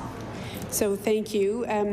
This is really, it's a very important priority for us, for me, for the department, in terms of how we support. So NICHE has that long name. I don't have it in front of me now, but NICHE, yeah. So NICHE really is around a settlement program, so bringing folks in. In the instance of people from Ukraine, we did have an opportunity to bring people in a very quick fashion, and we know that they had training. So we want to use people to the best and highest use. So, perhaps we weren't able to put people in their, pre-displacement profession, but we did want to really welcome them into the province. So we actually hired some spouses, as an example, of healthcare workers to be navigators, so they could speak with people directly in Ukraine and support their settlements. So these are the things that we're looking at. We're looking at MOUs with a couple of different countries around the schools, so that we have a relationship with the schools, particularly in India and Philippines. So we're not doing one-offs.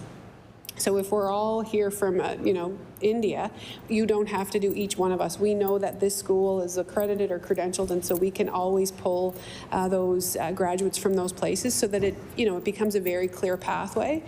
And the work that happened with the College of Nurses, like opening up to Nigeria, United States, United Kingdom, Australia, New Zealand, India, Philippines. So those 87% of their applicants come directly from those countries. And so because of their experience and seeing that they are credentialed and trained similarly to us, they were able to now say that those folks can come in and their time to licensing is shortened exponentially as a result of that ongoing relationship. So NICHE is one. We have MOUs.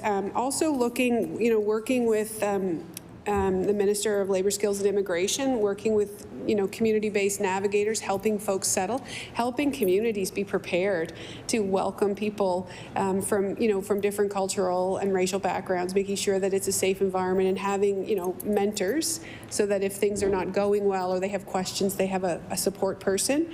Also looking at, for nurses, a transition to practice, so taking folks in. So even though our credentials are the same, the work environment may be very different, and I certainly experienced that when I moved to Scotland. Like, I got, trying to get in, and even though we were all speaking, English, and the systems are very similar, it took me a little while to get settled, and I got in trouble a little bit now and then because of it. So looking at how we transition those nurses to practice, and a new orientation program for physicians. So really looking forward to working with colleges to understand, as we recruit these new healthcare professionals, how do we support them? I don't think it's going to be the same for everyone, so there's a lot of work that's happening in order to do that.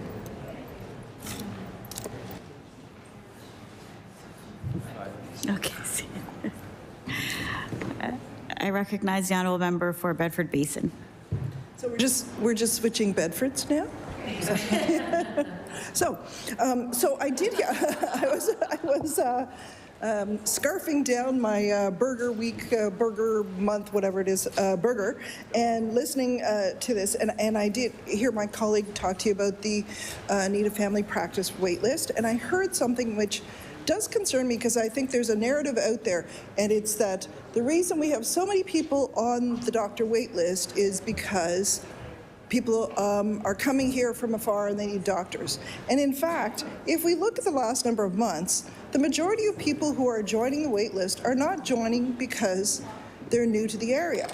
And so if we look at the most recent one, it's 35.6% of the people are actually new to the area. And what that means, it could mean they moved from Cape Breton here. It doesn't mean that it could mean they moved from someplace closer here. It doesn't mean they're out of province. It doesn't mean that it's necessarily connected with population. Because I can tell you from going door to door in this area, which has exploded since 2009, when I knock on doors, and you're you know, somebody's, they're going to vote Liberal, so you want to make sure you get them out, so you get the phone number, just to talk cross politics. Sorry to the civil servants in the room, but they will say things like, "Oh, just did the 10,000 steps. There we go." I would say, "Oh, is your number such and such?" And they'd say,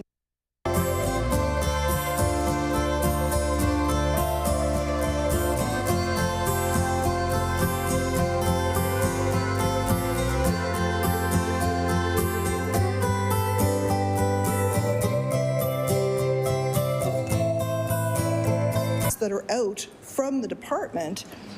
I'm new to the area, 35.6. And then if you look at who actually had a doctor and lost it, well, my provider has moved or closed their practice. That's 25.4%. My provider has retired, 15%. My provider is retiring, 15.9%. And so we end up over 55% are actually people who had doctors and don't now. So I just want to be really clear with people, because I think there's a false narrative evolving that the reason we have so many people on the doctor wait list is because all these new people are coming in. That's not the majority, not even close. The majority is people who had doctors and who lost them. So I just want to clarify that for the minister, because I have heard that said in a number of places, and I want to be really clear with people that no, it's not that we have come from a ways coming in here and they need doctors. It's in fact, it's people who had doctors and they're losing them for one reason or another, retirements, or they have moved or closed their practice. So with that in mind, is there anything that the minister would like to say to that particular issue? I recognize the Honourable Minister for Health and Wellness. So I thank the member for that. So similarly, 36% are new to the area, and that could be, like, to your point, moving, which is, and then we look at 25% had a provider that moved or closed their practice, 31% had a provider who retired or is given notice of retirement. So that's why really investing in the functionality of that list is so essential. So there's about $2.7 million going to be allocated to the functionality of that list. So there are people, as an example, who will be able to identify, yes, I'm on that list. You know, perhaps I did just move here from Stewiacke. I may still be attached, or I may still be attached in Cape Breton, but I do need to find a provider here, right? So there still is some sort of a relationship, but it's not the ideal relationship, right? So the investment in that list really is that, for us to be able, and the other thing that, you know, I find, you know, a little bit stressful is the fact that people aren't really able to interact with that list to kind of tell us what's happening with themselves. And so, you know, someone that's living with chronic disease and, you know, my 20-year-old son who only needs episodic care are very different. And so that's why we're investing in that list. We want to really make sure that we understand who is on the list, where they're, if they have attachment, but making sure that while they're on the list, they have access. So you will see that there's a number of things that are happening with that list in an effort to make it more functional, and also making sure that we can decant people off of that list in a more meaningful way. Because if you're on that list, and it's very cumbersome. Call everybody, like it's a lot of people power to do it. There's actually no way to come off the list unless you call and say, oh, hey, I have a doctor and I need to come off the list. So it's just constantly, it's just not very functional is what I would say. So really committed to understanding who's on that list and how they're accessing care and what they need is part of this budget. Recognize the honourable member for Bedford Basin. So to that point, is there any way that the government is planning to prioritize who comes off that list? So for example, cancer patients who are unattached, new Nova Scotians in that, like, they're brand new, they just were born. They should be attached to a doctor or a family practice. People with chronic ailments who are vulnerable in a, you know, any of us who have a family member who has a chronic disease, we want them to have doctors. So I'm just wondering, is there anything that out of that $2.7 million, is there anything that we're doing to ensure that the people who are the most vulnerable, so that, you know, your son who's 19 and super healthy, and my son who's 26 and pretty healthy, that they are not, they're not the first people we worry about. It's in fact the people who are more likely to need care. I recognize the Honourable Minister for Health and Wellness.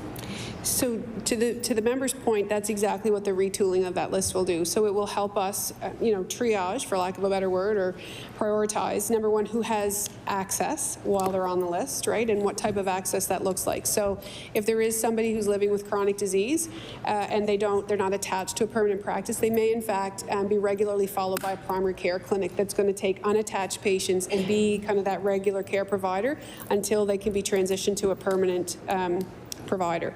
And also, to your point, looking at how, and we're going to triage attachment and we're going to triage access. And the other thing, to the point about the folks that, you know, have a different, you know, who are typically well and need episodic care, as an example, the work that's happening around digital front door will help them. To your point about, you know, if I only know one walk-in clinic or I only know one place, here I am going to that place all the time, when in fact there might be a, you know, pharmacy walk-in clinic, there might be a mobile clinic around me. And so this digital front door is going to help people say, this is what's going on, and this is how I navigate and what's closest to me for the services that I require. So, I mean, technology really is a big investment this year because it is going to be such a leverage for us to support people. Recognize the honourable member for Bedford Basin. Thank you to the Minister for the answer. How many new residents from Dalhousie are currently practicing in Nova Scotia, and is the department working with the current residents on staying here in Nova Scotia?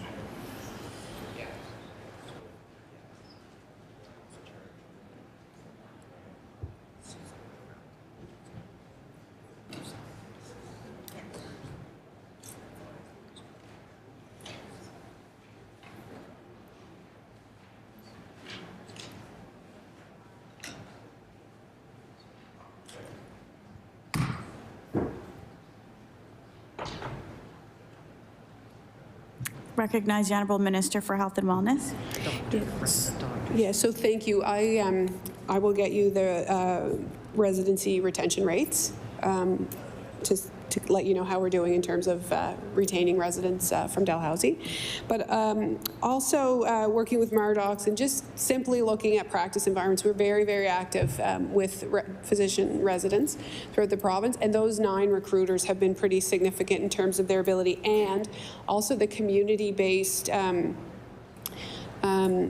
committees across the province that we offered grants to support the work. So really, you know, what we find is when we do get residents in communities, we're able to really settle them there and keep them there when the community has the means to wrap around them. So there's a lot of work trying to keep those residents here. And, you know, maybe we need a healthcare worker Tinder, just specific to keep people as local as possible. I recognize the honourable member for Bedford Basin. I think, you know, a number of members have asked you questions about the removal of the physician incentive here in the Central Zone, and its effect, basically, on physician retention here. And so I haven't quite heard an answer yet that makes sense to me, that, you know, we're going to take away an incentive that kept physicians in an area where you have a high population and also a growing population of seniors. You often have a lot of people who are disabled, and they're here because they're closer to services. You know, I'm looking for an answer like, why would you get rid of an incentive that actually kept people here? Because, you know, I have people calling me who were on the need of practice wait list, got a doctor, we got rid of the physician incentive, they're back on that list again. And for those people, you know, their health care has been wobbly. They have not had the kind of access that we would want our fellow Nova Scotians to have. So I'd love to have an explanation of why somebody thought that was going to work or make things better. I'm not saying take it away from rural areas, but I'm saying, why would you remove it from a place where it was working? Doesn't make sense to me. I recognize the Honourable Minister for Health and Wellness. Thanks. So there's a couple of things that were done. So certainly under the advice of the CEO of the Office of Healthcare Professional Recruitment at the time, he felt that was you know, something that would help us recruit to a rural Nova Scotia. 60% of the previous incentives had settled in the HRM area. So the other thing is, I'm not sure. So if somebody was enrolled in a program, those were grandfathered in. So there was no clawback of anybody enrolled in the previous program. So if you come in under an incentive program in 2020 and it was a 3-year thing, that will all sunset. So nobody lost an incentive. Right, so if they had an incentive, we will continue to honor those. This was a new settling, you know, new incentive for rural. So I'm just going to look on a couple of things. But our recruitment efforts, I wanted to check to see, you know, whether it was a higher demand that was resulting in the position, or if it was less number of people coming into the central zone in terms of physicians, and we're actually recruiting more in central zone than the year prior. So we do have success years recruiting to central zone, but again, we're open to understanding what it is that physicians want. But certainly the advice at the time was to continue with the incentives that were given, and to look at incenting people to move to rural Nova Scotia to have more equitable distribution of the new folks. But we continue to recruit in Central even though they're gone. I recognize the Honourable Member for Bedford Basin. So when a physician is recruited into the Central Zone, are they obliged to take people off of the list? Or can they choose their patients how they want? How does it work? Because I have to tell you, I used to routinely, before the summer of 2021, I would see notices of, you know, a new physician coming into not just Bedford, but the metro area, right? Because people don't mind from Bedford are happy to go to Dartmouth for a doctor as long as they get one. So we used to routinely see notices of new doctors setting up practices. And we would keep track of that. We would keep a list at my office, and we would call people when we saw a new doctor moving in. We have not seen that in over, we get no notifications. There is no indication that anybody new is coming in at all. So I'm wondering if doctors have been told you have to take people off the list, or how it's working, because we have been unable to call the people on our list for well over a year with news about new doctors coming to, again, Metro. I recognize the Honourable Minister for Health and Wellness. So in regards to whether the physicians are taking people off the list, the answer really is it depends. So sometimes physicians would come in and they would actually be a replacement physician for the practice that they're currently working in, right? So if you're already in a full panel or you take over practice, there would not be a requirement. But if you are an additional physician, then there is no, and there hasn't been a requirement in the past for people to come off the list specifically, which is why we want to retool that list. So the expectation would be that we would look at people would come off of the Native Family Practice Registry with physicians as they come in. So that we need to understand who's on the list, and then how do we, put them on a roster in a meaningful way. I recognize the honourable member for Bedford Basin. So for the last year, can you give me the number of family physicians that have set up practice in the Central Zone, number one, and number two, in the, I think it's called the Bedford-Sackville cluster, just to have an idea of how many doctors we have coming into these areas, because I can tell you, again, I think I'm the only MLA in this House who's, to my knowledge, ever served 3 different ridings. And the reason my riding kept changing is because people kept moving in. I would literally drive up Leary-UTEC Boulevard every 3 weeks, and I'd be driving up.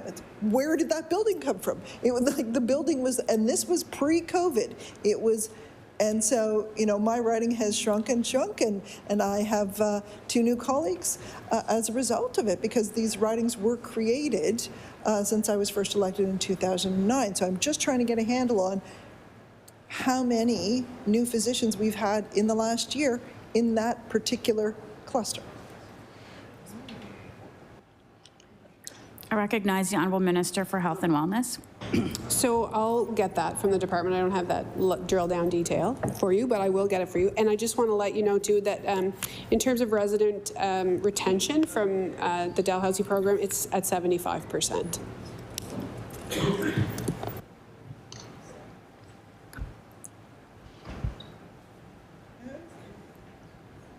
Recognize the honourable member for Bedford Basin. So we know the budget says it will reduce wait times for gynecology care to improve care for urgent cases, which I do appreciate. I've spoken to the minister about this, and I appreciate her attention to this particular issue, as she indicated that this was, something she was aware of before becoming elected. But there's a need for more than just urgent cases. It's sexual health, the ability to have children, etc. All of those things are important, whether or not it's sort of a life-threatening issue. We know that OBGYNs are crucial specialists we need more of. I know they're not always easy to get for a variety of reasons. Have there been any more new OBGYNs in the province in this past year? Or are you in talks with any more to come to the province? Thank you.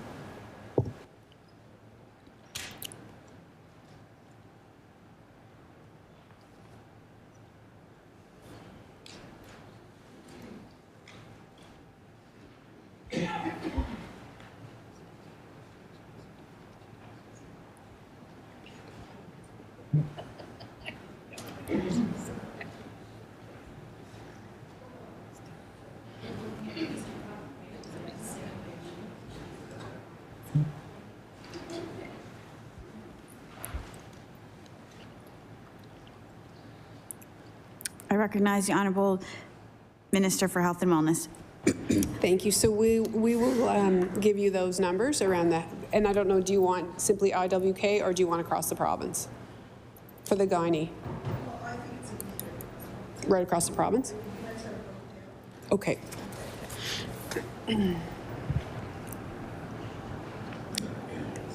Recognize the Honourable Member for Bedford Basin.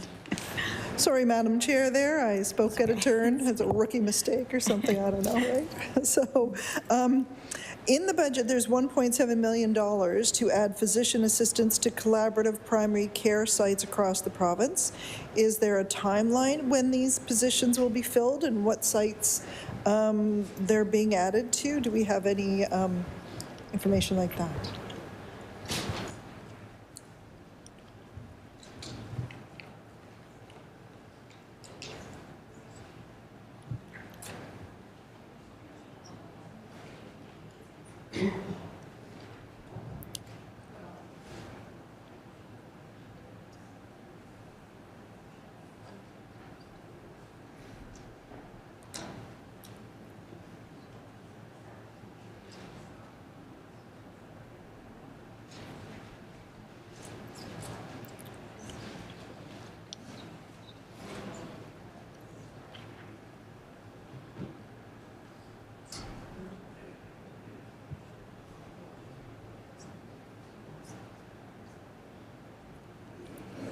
I recognize the Honourable Minister for Health and Wellness. So thank you to the member for the question. So, we are looking at increasing by 10 physician assistants. It's a bit of a stay tuned moment in terms of where exactly they go and also the availability of that skill set because it is so new to the province. So the commitment is there for 10, but it's evolving is what I would say. There is some happening now. There's pilots. So we still have orthopedic and Bridgewater and somewhere else, Dartmouth General, is well underway in the hiring phase, and there'll be an expansion of that program. So it's still kind of working towards it, but yeah, we're excited about that.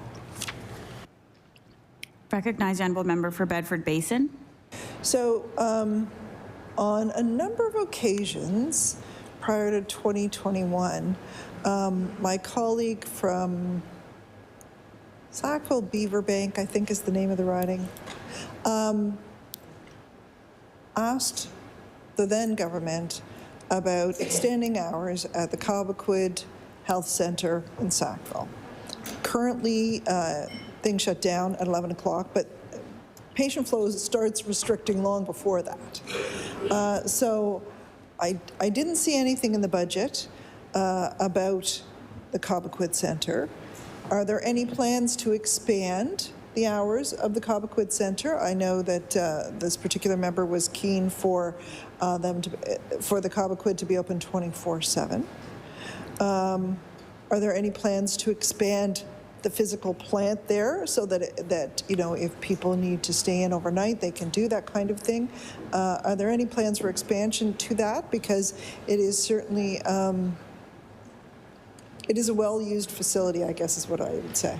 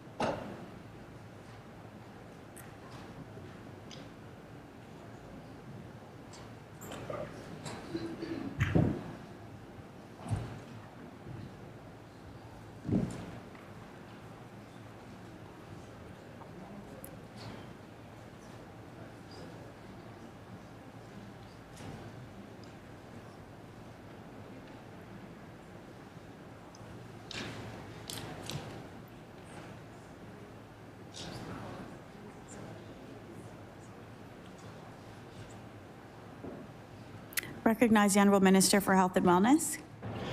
So there is, certainly when we announced the infrastructure project in HRM, we are looking at the expansion of Cobequid, including inpatient unit as well as 24-hour merge, but that will not be happening in this year. But there are plans to expand the services there.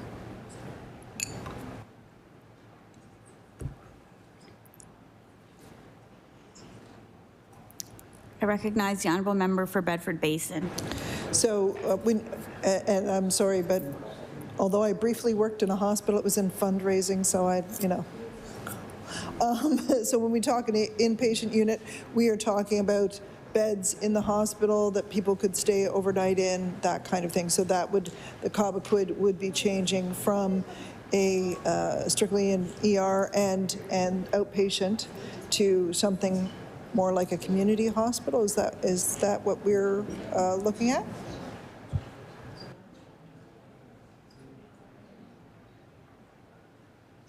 I recognize the Honourable Minister for Health and Wellness.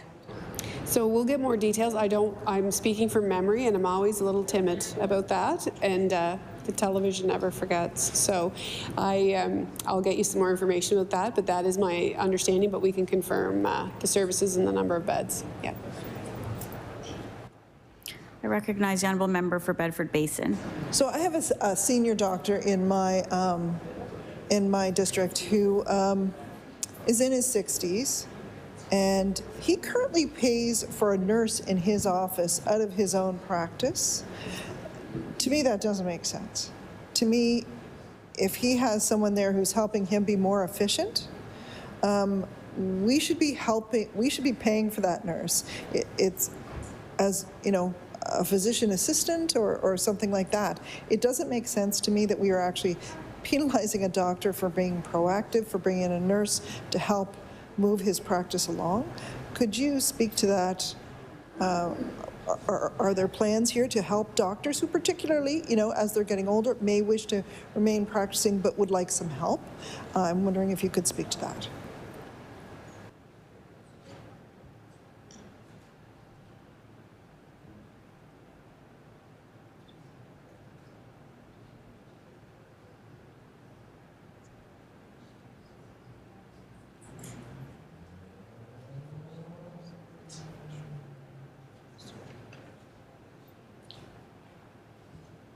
I recognize the Honourable Minister for Health and Wellness.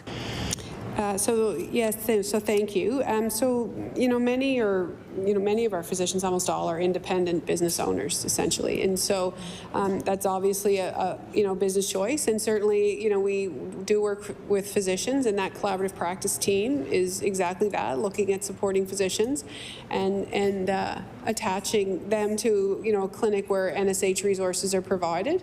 You know, there are some physicians, I don't know this particular case at all, but there are some physicians who prefer to work outside of NSH. So when we have NSH employees in a facility, there are certain protocols and things that need to be followed as a result of that. And some physicians choose not to do that. And I can think of a couple of examples where they would prefer to remain as independent and hire their own staff. So, you know, we're pretty open to the models that people have. And if that's something that physician wants to explore, that hotline number is available, and see if it's, you know, if that practice can be expanded. Recognize the Honourable Member for Bedford Basin. So I would just say I'll be looking for that hotline number so I can give it to him, just so, because he would like to be having a collaborative practice, and I don't think he's been approved for it yet. So, you know, that I think would possibly ensure that he might stick around a little bit longer, which we would like him to do. He's a very knowledgeable doctor, a very good doctor, and thousands of patients in the area do rely on him. Finally, I will just quickly say this. When the minister says that the previous government was doing nothing, I want her to know that a lot of the things that I have seen from this government are continuations of what we were doing, so it was not nothing. Order. I recognize the member for Dartmouth North. Thank you very much, Madam Chair. And when I left off, I was reading a letter from a constituent of my colleagues, and I'm just going to sort of recap it and pick up sort of where I left off. What? Oh, okay, great. No, I like reading it. Casuals are used to fill holes and gaps to cover vacation, and especially with sick calls and sick restrictions during the pandemic. Also to be noted, many casuals work multiple units to be able to retain full-time hours, as there is not truly an abundance of permanent full-time 1.0 positions posted or available. Currently one posting, okay, I read all that. I hope you will support your nurses and advocate that the thank you $10,000 bonus be awarded to all nurses who have worked full-time, regardless of if they hold a permanent or term position. Saying you don't deserve a thank you bonus because you don't hold a permanent position despite working full-time and showing up to support our fellow Nova Scotians in our healthcare system, quite frankly, is the biggest slap in the face. I also urge that you support an offer of a prorated option to include casuals, just as the part-time permanent nurses are being awarded the bonus based off hours worked. I would love your feedback and support on the receipt of this email. I hope you can stand behind all nurses who lead the way when most people were home scared, who led the way when most people were home scared, and continue to deal with the effects of the forgotten pandemic. And so, Mr. Chair, I tabled that letter earlier, so it's been tabled, and I'm just wondering if the minister can speak to that. I recognize the Honourable Minister of Health and Wellness. So certainly the best avenue for that individual is to reach out directly to her employer, but full-time temporary assignment folks, if she's not casual and is actually in a temporary full-time assignment, she would be eligible for the bonus. And also any casual that wants to come back into the system and hold a position is eligible for the return to nursing $10,000 incentive as well. I recognize the honourable member for Dartmouth North. Okay, thank you very much. So I just want to talk about paramedics briefly today. The targets in the EMCI contract are routinely not met. I'm wondering if this concerns the minister.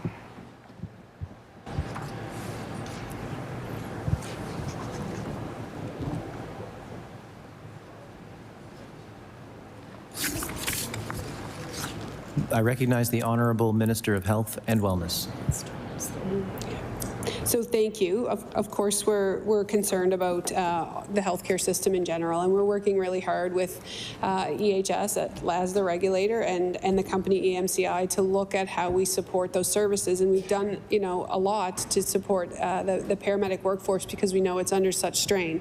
So, really separating that emergency. The emergency response from the transfer response has been very, very significant, and supporting medical comms. In fact, we need to look at a couple of different things. As an example, now that we have 24/7 doc in the box, there are actually some people who call 911 who are triaged out and actually will wait as a result of that. So there are a number of things that are happening to support patients. They may need care, but not emergency care or urgent care. They may be able to be referred to primary care. So we're really utilizing a number of different avenues to support people in the field and the paramedics in the field. So those docs can not only support emergency situations with the paramedics, but there's also a physician and a nurse who can work with patients in community when they call 911 to support them, create a care plan, and get them to access care in a different way. And also around that triage, it's like sending out the SPEAR unit as an example. So we're looking at a multitude of different ways to respond to people. In community, looking at how do we utilize the skill set of the paramedics and match it with the incoming calls, so more of a triage system and actually in-person support to people in a crisis, whatever that may be. Whether if it's EHS, of course it's easy. If it's emergency, code 1, code 2, but there are people who call who can be supported in a different way, which also affects in terms of how we measure the response times.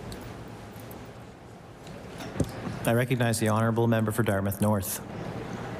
Yeah, well, speaking of that, a while ago we brought the idea of a fourth aspect of the 911 system to the floor of the legislature, which would be like a mental health component.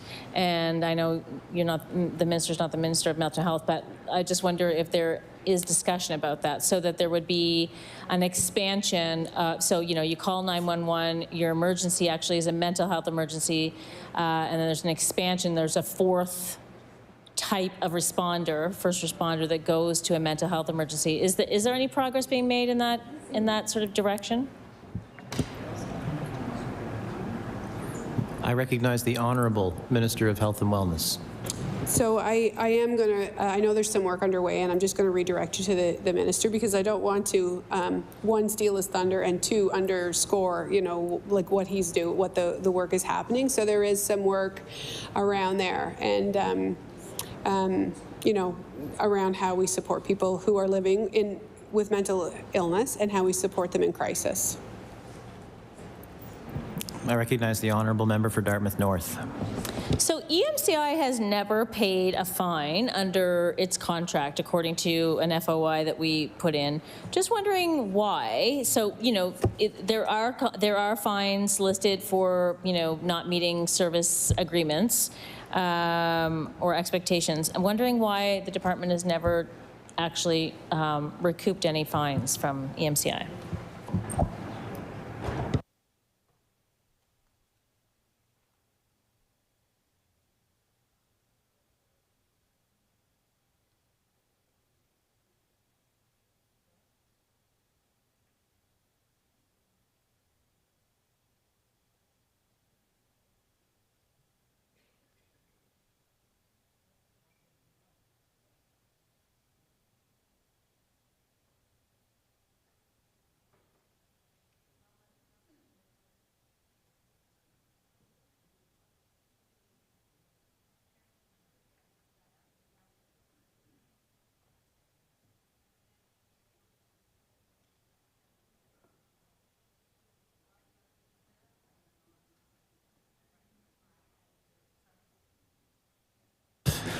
I recognize the Honourable Minister of Health and Wellness. So thank you.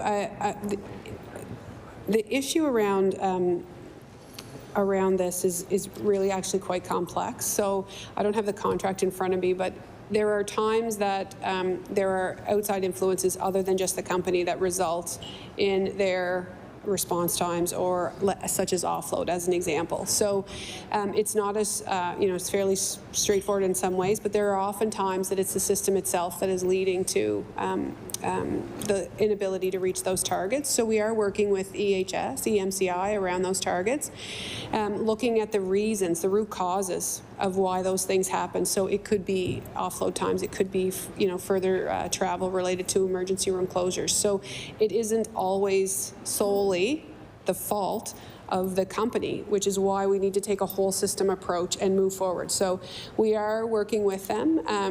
We certainly have, increased the staff in EHS in the department to work around solutions. We're working at a table where we have, the paramedic college, the union, EHS, our own regulator, Department of Health, NSH, looking at these really complex problems to support, because when they do well, we all do well, and it isn't always solely an issue with just EMCI. Sometimes it's related to, the ability to offload, things like that. So there is a lot of work underway, and that, it's not a straight arrow, I guess is what I would say, from A to B.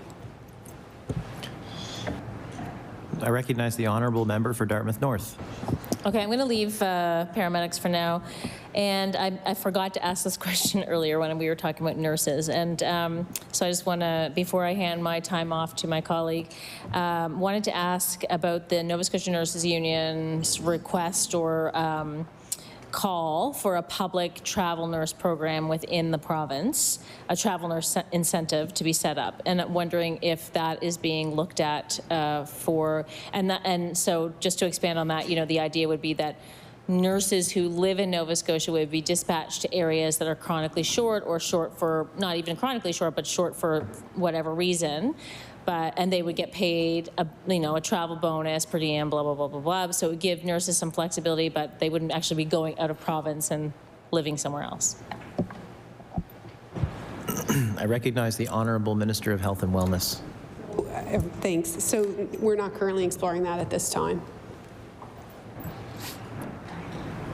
I recognize the Honourable Member for Halifax Citadel Sable Island. Thank you, Mr. Chair. I had the chance to spend some time with the Minister for Advanced Education in estimates and ask some questions around the CBU Medical School. And I can't remember exactly what point I was supposed to follow up on, so I'm just going to ask the questions again.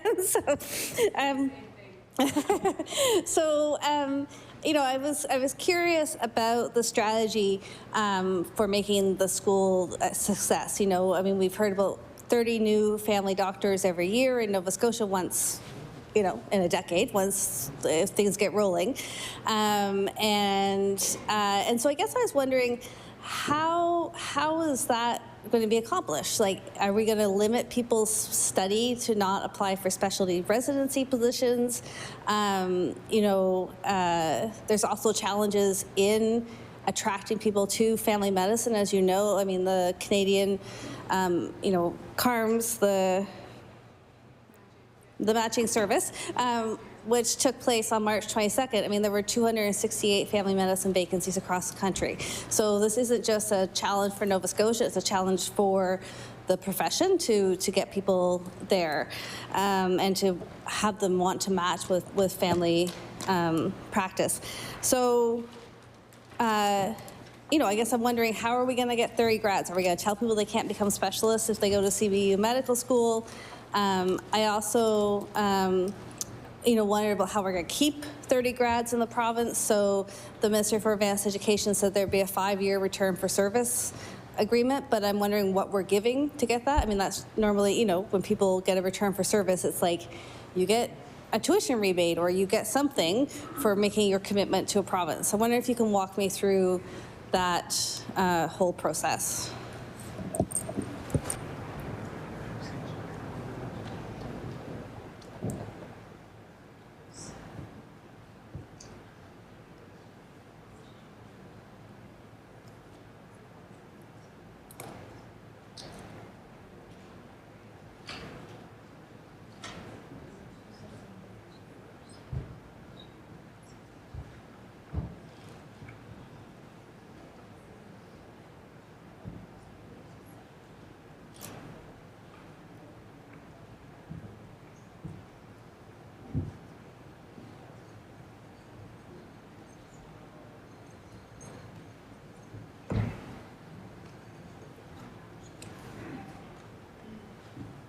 I recognize the Honourable Minister of Health and Wellness. Thank you. So again, art and science, I'll tell you a little bit about some of the things that we think about. So I will tell you that I've heard for a number of years, but really increasingly since I came into this role, that there are a number of Nova Scotians who apply to med school and because of the competitive nature aren't able to get in. So we do feel that there are a number of Nova Scotian students who aren't successful because of the current number of seats that we have, and so we feel confident that there is an ability for people to have that pool expanded when we increase seats. So that will certainly open opportunities for Nova Scotia students. And we do know that there are a number of people who've tried repeatedly to get into medicine, and again, the competitive nature of the program. So it doesn't mean that, the difference between somebody that's making 88 and 92 can make a big difference in terms of an application. So, we do feel that there's a pool of individuals. Currently our retention rate for residents in Nova Scotia is at 75%, and I think when we tailor a program specifically for rural medicine, I think it will attract a certain type of individual who wants to work in that type of a practice environment. And I think also, I'll just give you an example, I think it also opens a door for people who didn't maybe see themselves to have that opportunity. So when the med school was announced, there were two individuals who were just by the stage as the Premier was coming off the stage, and one of them was in nursing, maybe both, but I know for one for sure. And that nursing student said, I'm going to graduate from that class. I'm going to be one of the first people. And that nursing student said at the time she didn't see herself, she didn't want to leave Cape Breton, she didn't want to go away, she didn't want to do all these things, but this opened a door for her that perhaps she would not have considered before. And I also think that there's, an opportunity for us to look at, supporting our diverse and historic communities. There's a large population of First Nation communities in Cape Breton. We also have the school there, led by a very capable dean. And I think there's also an opportunity for us to increase the potential and the opportunity for people to increase representation. So I do think there's going to be very much a niche with CBU. I think they've been carving that out over the last number of years and very committed. And also, in terms of the residency seats, there is also, as part of that, a huge clinic that will service up to, I think, 10,000, 8,000 or 10,000 patients, which will provide a really unique practice environment. So it's going to happen incrementally. There's no question about it. Dalhousie certainly has expertise in running a medical camp. This is the second campus. They're working lockstep. So, they are going to do a lot of the nuts and bolts of that, but I do think it's a really exciting initiative, and I just think it's a terrific opportunity, for those folks who come from rural communities across the province to have an opportunity to, be educated in more of a rural environment. So I do think it will be quite appealing to a number of folks. And eventually, maybe we'll if we max out here, I'm sure there will be folks from our Atlantic provinces that would eventually consider attending. I recognize the Honourable Member for Halifax Citadel, Sable Island. Thank you. I'm wondering if you could speak to how the plan is to recruit specifically Nova Scotian students. Will there be tuition waivers, a bonus, or something like that? And can you talk about the return to service contract that the Minister for Advanced Education discussed?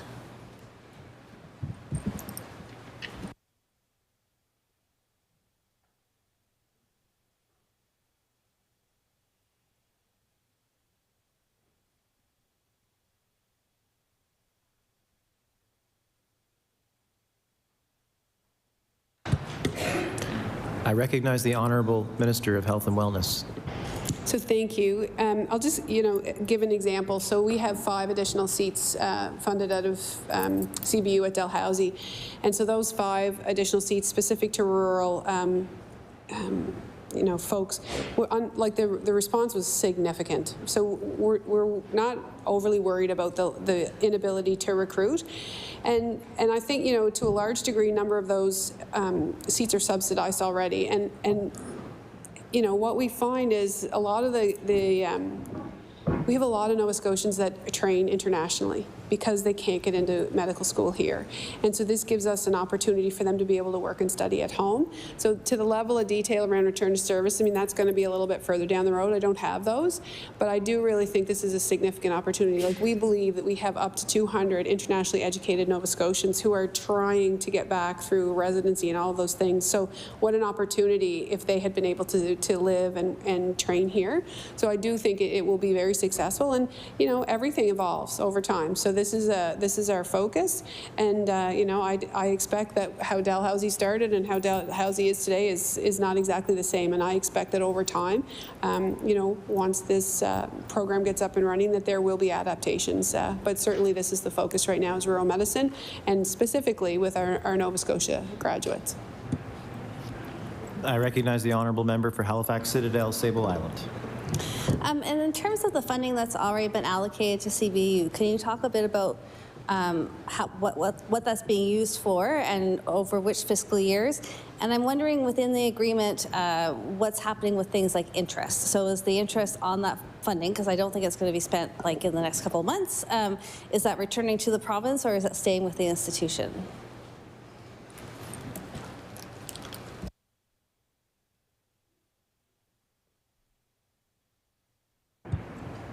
I recognize the Honourable Minister of Health and Wellness. So the funding is actually not coming from health, it's actually coming from advanced ed. So we don't have that information. I recognize the honourable member for Halifax Citadel, Sable Island. Okay. I mean, I guess I would invite yourself and the Minister of Advanced Education to work out those details. I think we've, you know, Nova Scotians have made now a significant investment, and to not know how that's being managed or for what is you know, I think Nova Scotians will want that level of transparency around the funding. I wanted to turn to gender affirming care. So there's 1.7 million in the budget that talks about, I think, increased access to gender affirming services, and I'm wondering what that is for.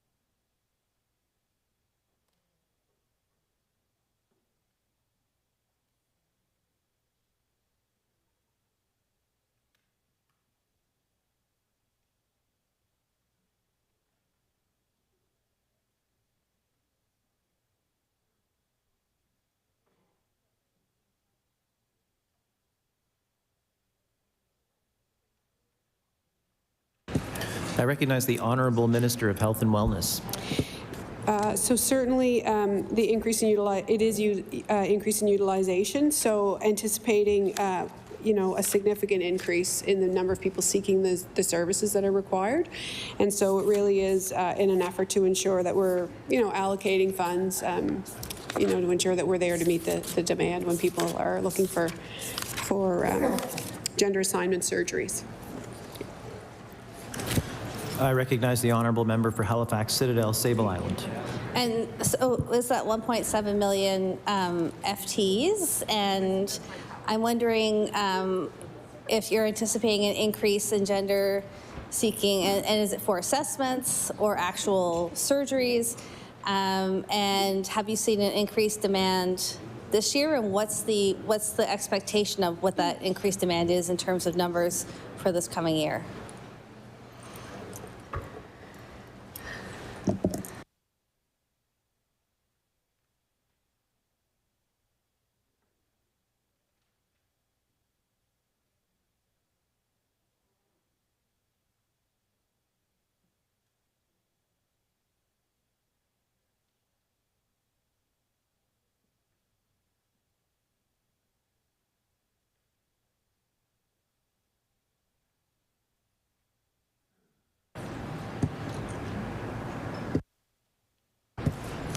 I recognize the Honourable Minister of Health and Wellness.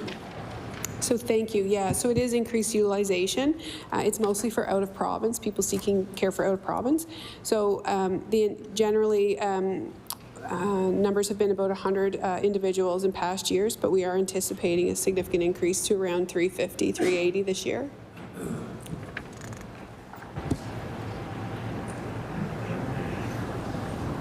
I recognize the Honourable Member for Halifax Citadel Sable Island. And so I don't mean to belabor the point, but the 1.7 million, so is that in travel funding for people to seek services? Does it involve any increased FTEs? And I'll let you have a chance to respond on the mic. And I'm also wondering if it also would include increased numbers of services to become WPATH compliant.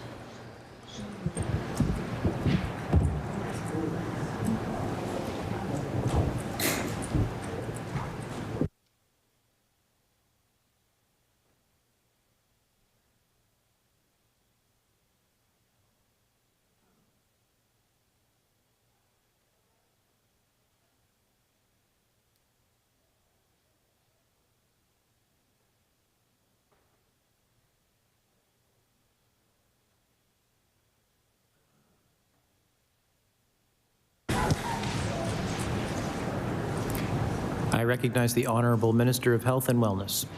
So that 1.7 is all towards service delivery. It's not. It's actually like the cost of sending people away to get what they require, and certainly. In terms of WPATH standards, that certainly Department of Health is very engaged with WPATH standards, making sure that people are compliant, that there's more folks in the province trained. We're updating the policy. The proposed policy is being updated, and working with folks from the transgender community, making sure that our policies are appropriate and supporting their needs. I recognize the Honourable Member for Halifax Citadel Sable Island. So in 2021, I think there was a FOIPOP that indicated there were 42 folks who went to Montreal for MSI-covered surgeries under gender affirming care. So just confirming that this past year that actually increased to 100 people who went to Montreal. And so specifically the types of services that would make this province WPATH compliant, because it isn't right now. MSI does not currently cover voice feminization, for instance, facial feminization or masculinization. Is there intent to cover those processes this year? And if not, when can we expect the policy?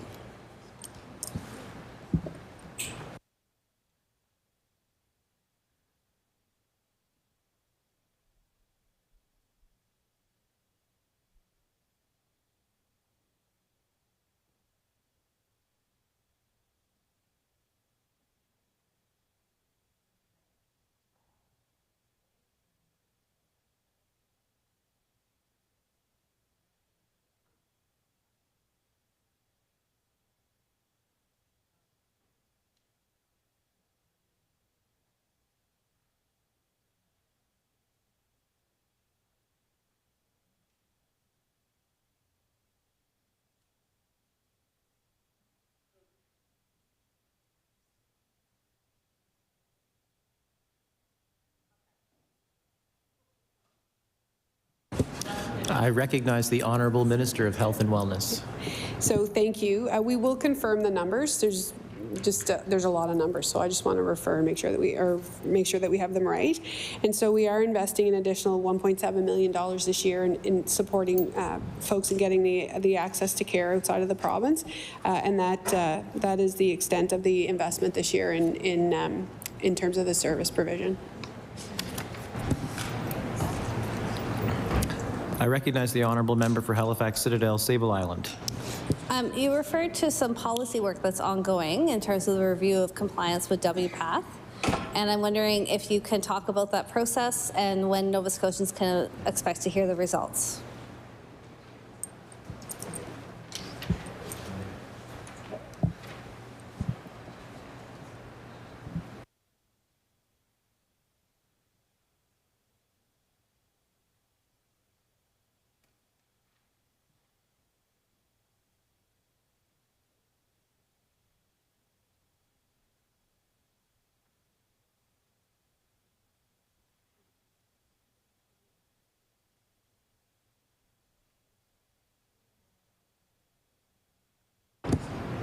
I recognize the Honourable Minister of Health and Wellness. Thank you. So certainly there was a policy from community that was submitted to Department of Health and Wellness, and I know that Department of Health and Wellness has been working with members from the transgender community, making sure that we are compliant and making sure that we meet the needs of community. And so we expect that will be released this spring. I don't have a hard date for you, but certainly the work has been ongoing, and we expect that policy will be soon. Yeah. I recognize the Honourable Member for Halifax Citadel, Sable Island. I mean, that would be great, because I think we thought it was coming last spring, so community is definitely anxious to see that. I'm wondering if you can talk about how many FTEs from within the department are currently working on gender-affirming care or 2S LGBTQ plus health issues, and if you're bringing forward the policy in the spring, are there increased FTEs to focus on that from within the department as you implement the policy? And I'm also I'll save my next question, it's okay.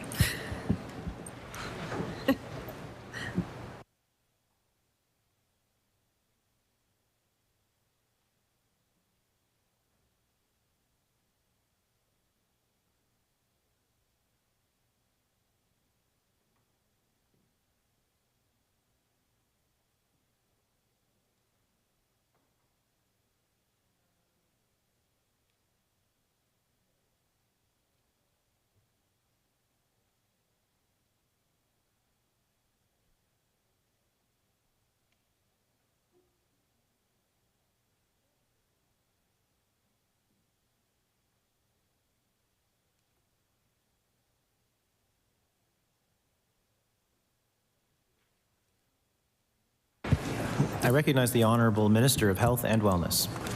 So thank the member for the question. So there are staff from Clinical Services Branch and Equity Engagement Branch working on the policy at Department of Health. So in the Department of Health, there's no proposed new FTEs, but there is an expansion of Pride Health across the province, which will involve increased FTEs.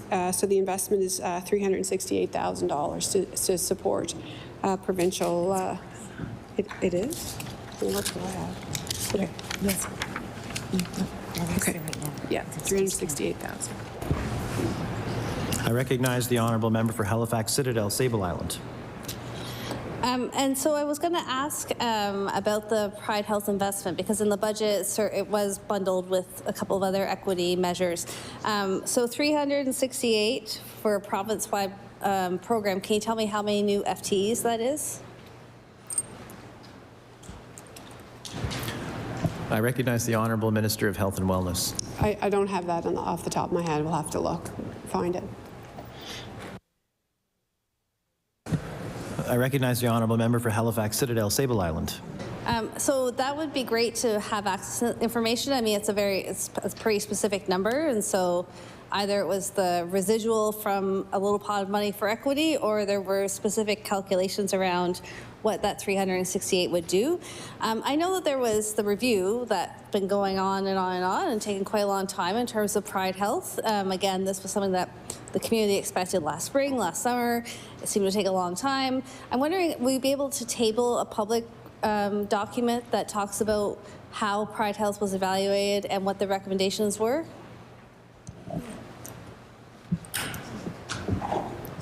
I've got so many more questions.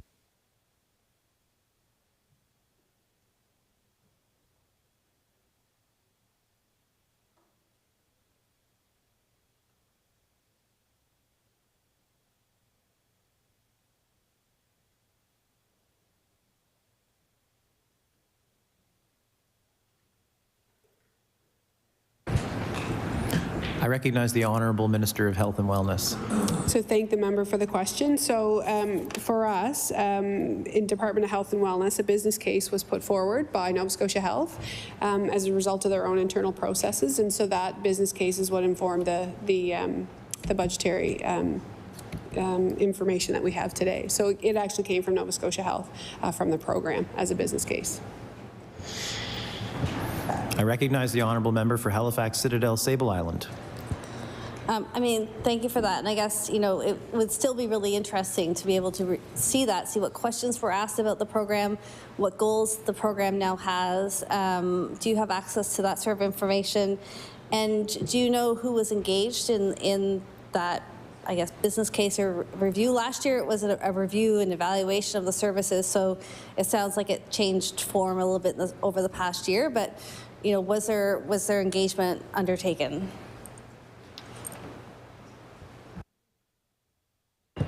I recognize the Honourable Minister of Health and Wellness. I don't have that information. I'll have to check with NSH and Pride Health to understand how that business case was developed. I recognize the Honourable Member for Halifax Citadel Sable Island. And speaking of engagement, so going back to the WPATH policy work that's being done through the Department of Health and Wellness, you know, you've made reference to consultation with the transgender community, which is obviously diverse and made up of individuals and formal and informal organizations. Would you be able to provide a table of who was engaged and when, so that we could have a look at the extensive consultation that did take place?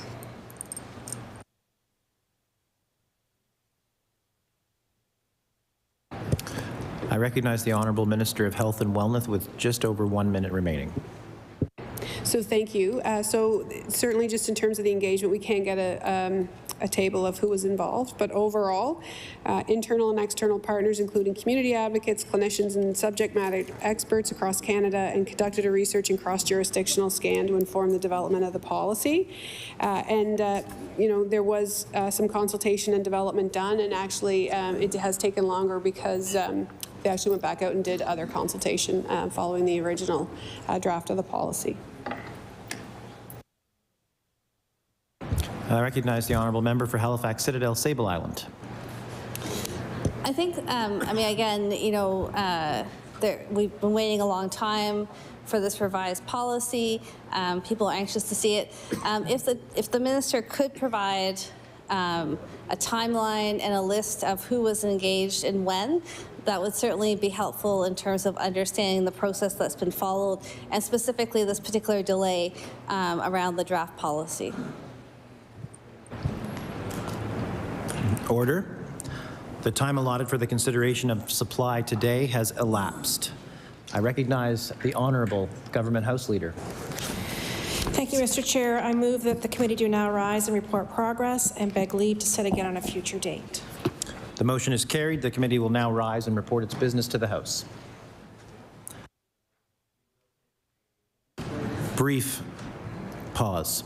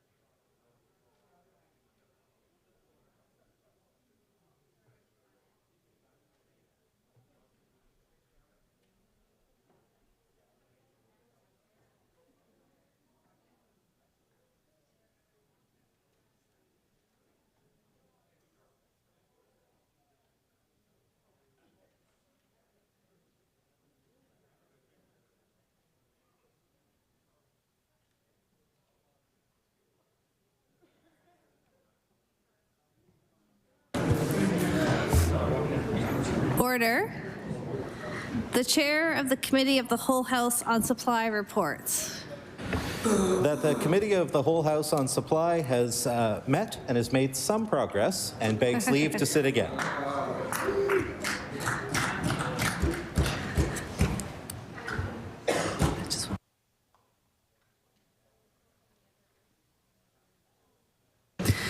I recognize the Honourable Government House Leader.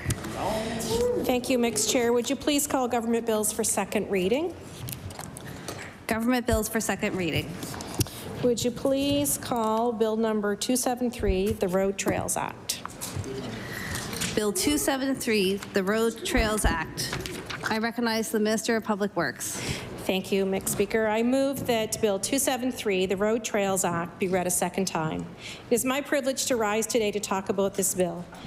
Mixed Speaker, everyone in this legislature knows that Nova Scotia is a picturesque province. People want to get outside and enjoy nature, and this is especially true of off-highway vehicle riders. OHVs are gaining popularity in Nova Scotia, and it's our responsibility to make sure this recreation continues in a safe and responsible way. Mixed Speaker, the Off-Highway Vehicles Act has not been significantly updated since 2006. It's time that we had modern legislation that gives riders a permanent way to have fun while safely sharing the roads and trails within our communities.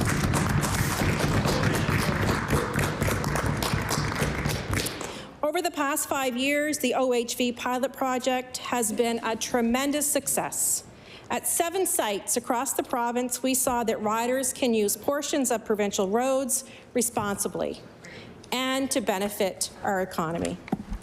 Trail connections were improved, giving OHV enthusiasts better access to services like gas stations and restaurants, and our road infrastructure was not significantly impacted by this use. Mixed Speaker, we want to keep this fun rolling, but we know safety must be our first concern. That's why this legislation will firmly establish the rules of the road and requirements for operators and vehicles. We will continue to use the site criteria from the pilot. Highway speeds must be 80 kilometers an hour or less, roads must have good sight lines, and traffic volumes will be low. This legislation will also give municipalities the ability to permit OHV use in other locations through their bylaws. Local governments know their roads best, and they should be empowered to decide if and where OHVs can go and cannot go. Mixed Speaker, I want to thank the All-Terrain Vehicle Association of Nova Scotia and everyone who took the time to participate in the pilot program and its evaluation through surveys and interviews.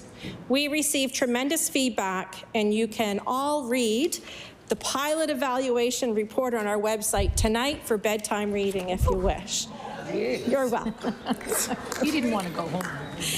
Thank you, Mixed Speaker, and I look forward to hearing from my colleagues from across the aisle. I recognize the Honourable Member for Bedford South. Thank you, Mixed Speaker, and thank you to the Minister for her comments. I do think this is a good common sense piece of legislation that builds on, as the Minister said, a great pilot project. So I do want to give a shout out to my former boss, Lloyd Hines, who was the Minister of Public Works. He could be watching, I doubt it, but possibly. I wouldn't put it past him. Yeah, he might be.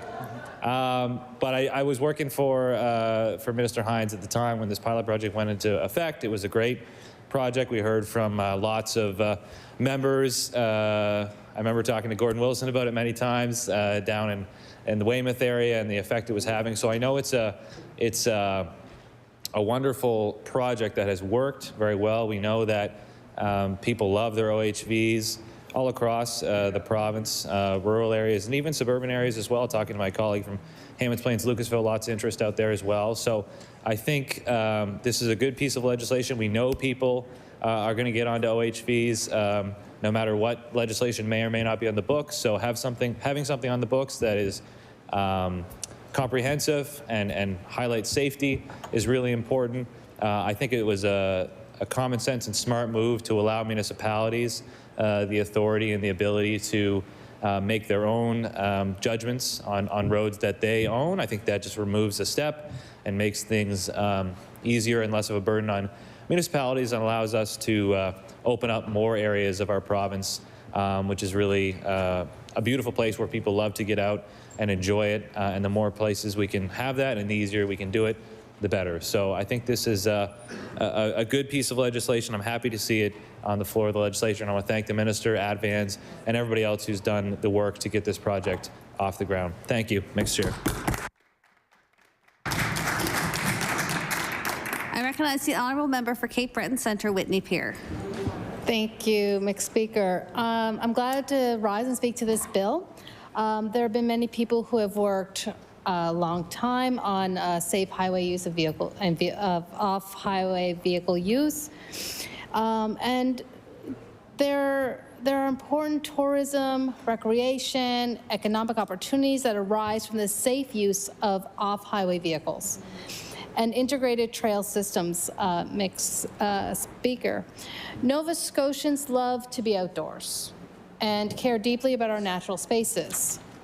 And I know that the staff at Public Works have worked very hard on making the pilot sites as safe as possible and making sure that permanent programs put safety first and foremost.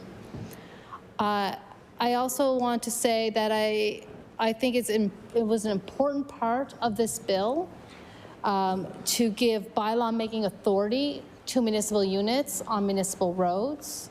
It is there, those roads that are municipally owned are in the jurisdiction of municipal units, and that ability to create their own bylaws on their own roads is an important aspect, and I'm sure that they are going to be grateful and have no qualms with that aspect of the bill. And again, I want to thank the staff at Public Works for their hard work, and I look forward to hearing from stakeholders at law amendments. Thank you.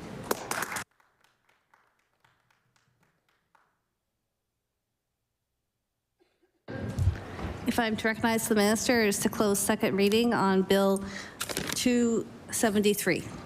Thank you, Mr. Speaker, and thank you to my colleagues across the aisle for their comments on this bill. And certainly I'll be the first to say there were many, many people who worked on this bill long before I became the Minister of Public Works. But certainly it is a privilege to be able to be the minister of an absolutely fabulous department that has incredible people working every day so hard for the betterment of Nova Scotians. And it's a privilege for me to stand here in front of you tonight to do second reading on this bill. So with those comments, Mr. Speaker, I rise to close debate on Bill 273.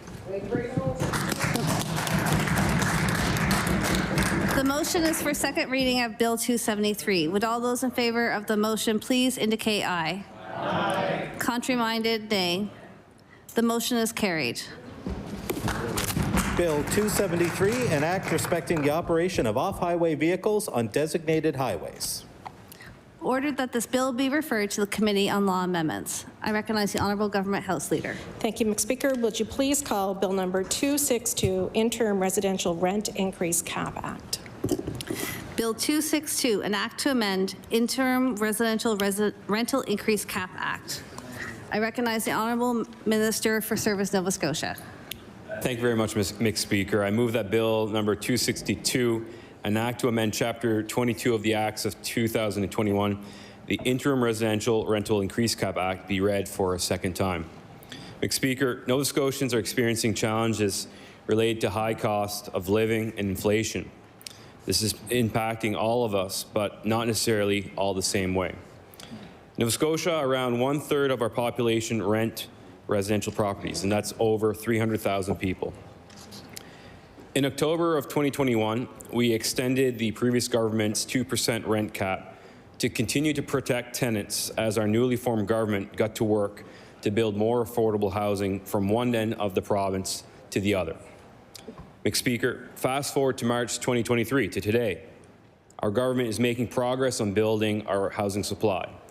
We have made many significant investments and are working collectively across government to address our province's housing challenges and to increase supply. That said, we are not there yet, and that's why investments in budget of 2023-2024 are so important. Because challenges related to the housing stock still remain today, Mr. Speaker, it is necessary for us to extend the temporary rent cap to continue to protect tenants from high rent increases. Mr. Speaker, we have brought forward amendments to extend the rent cap. It will no longer expire on December 31st, 2023. Rather, it will expire on December 31st, 2025. We're also making amendments to allow the maximum allowable rental increase amount to be set in regulations, and we intend to set the new rent cap amount at 5% per year. Mr. Speaker, while the rent cap is necessary, we know it may create challenges for some landlords during these times of high inflation, and that's why we have raised the cap to 5% per year. When deciding on a 5% increase per year for the next 2 years, we took into account the projected rate of inflation over that time. And we chose 5% per year to allow landlords to catch up to inflation while avoiding any large rent increases for tenants. Mr. Speaker, the goal of the residential tenancies program is to balance the rights and the needs of both tenants and landlords. This is not an easy goal to accomplish. Both sides have different interests, and at the end of the day, we need to balance. And I hope that all members of this House acknowledge the need for this balance. As I have said many times, and our government has said many times, permanent rent control is not a long-term solution. And although it may seem like a good option up front, there are many unintended consequences and challenges that it can cause in the long term. Mr. Speaker, when talking about the residential tenancies program and our tenants and our landlords, it's important to note that this is not a closed book. I've said that many times, and our work is never done. And I'm looking forward to the members opposite providing their comments afterwards. The rental environment is always changing, presenting us with new opportunities and challenges, Mr. Speaker. We will continue our work on this file with our tenant and landlord partners to strengthen and to modernize the program. Mr. Speaker, I'd like to take this time again to thank them. And although they have different interests, the perspectives they share are invaluable to help us and inform our decisions. Mr. Speaker, there's been lots of talk about fixed-term leases being used for unintended purposes so far this sitting. And it is very frustrating to hear some of the situations that tenants have been put in and how some landlords have used them to get around the rent cap. Raising the rent cap to 5% will help take some of the pressure off landlords to find ways around the 2% rent cap in order to keep up with inflation. We will continue to watch the situation, and as we always do, we will continue to look at ways to strengthen the residential tenancies program. We will continue to listen, we will continue to collaborate, and we will continue our work, further work on this file. And if required, we will take action. And if it's required, or rather, if we find action is required, we will take it. And with that, Mr. Speaker, I will conclude my remarks and look forward to the comments from members opposite. Thank you very much. I recognize the honourable member for Bedford South.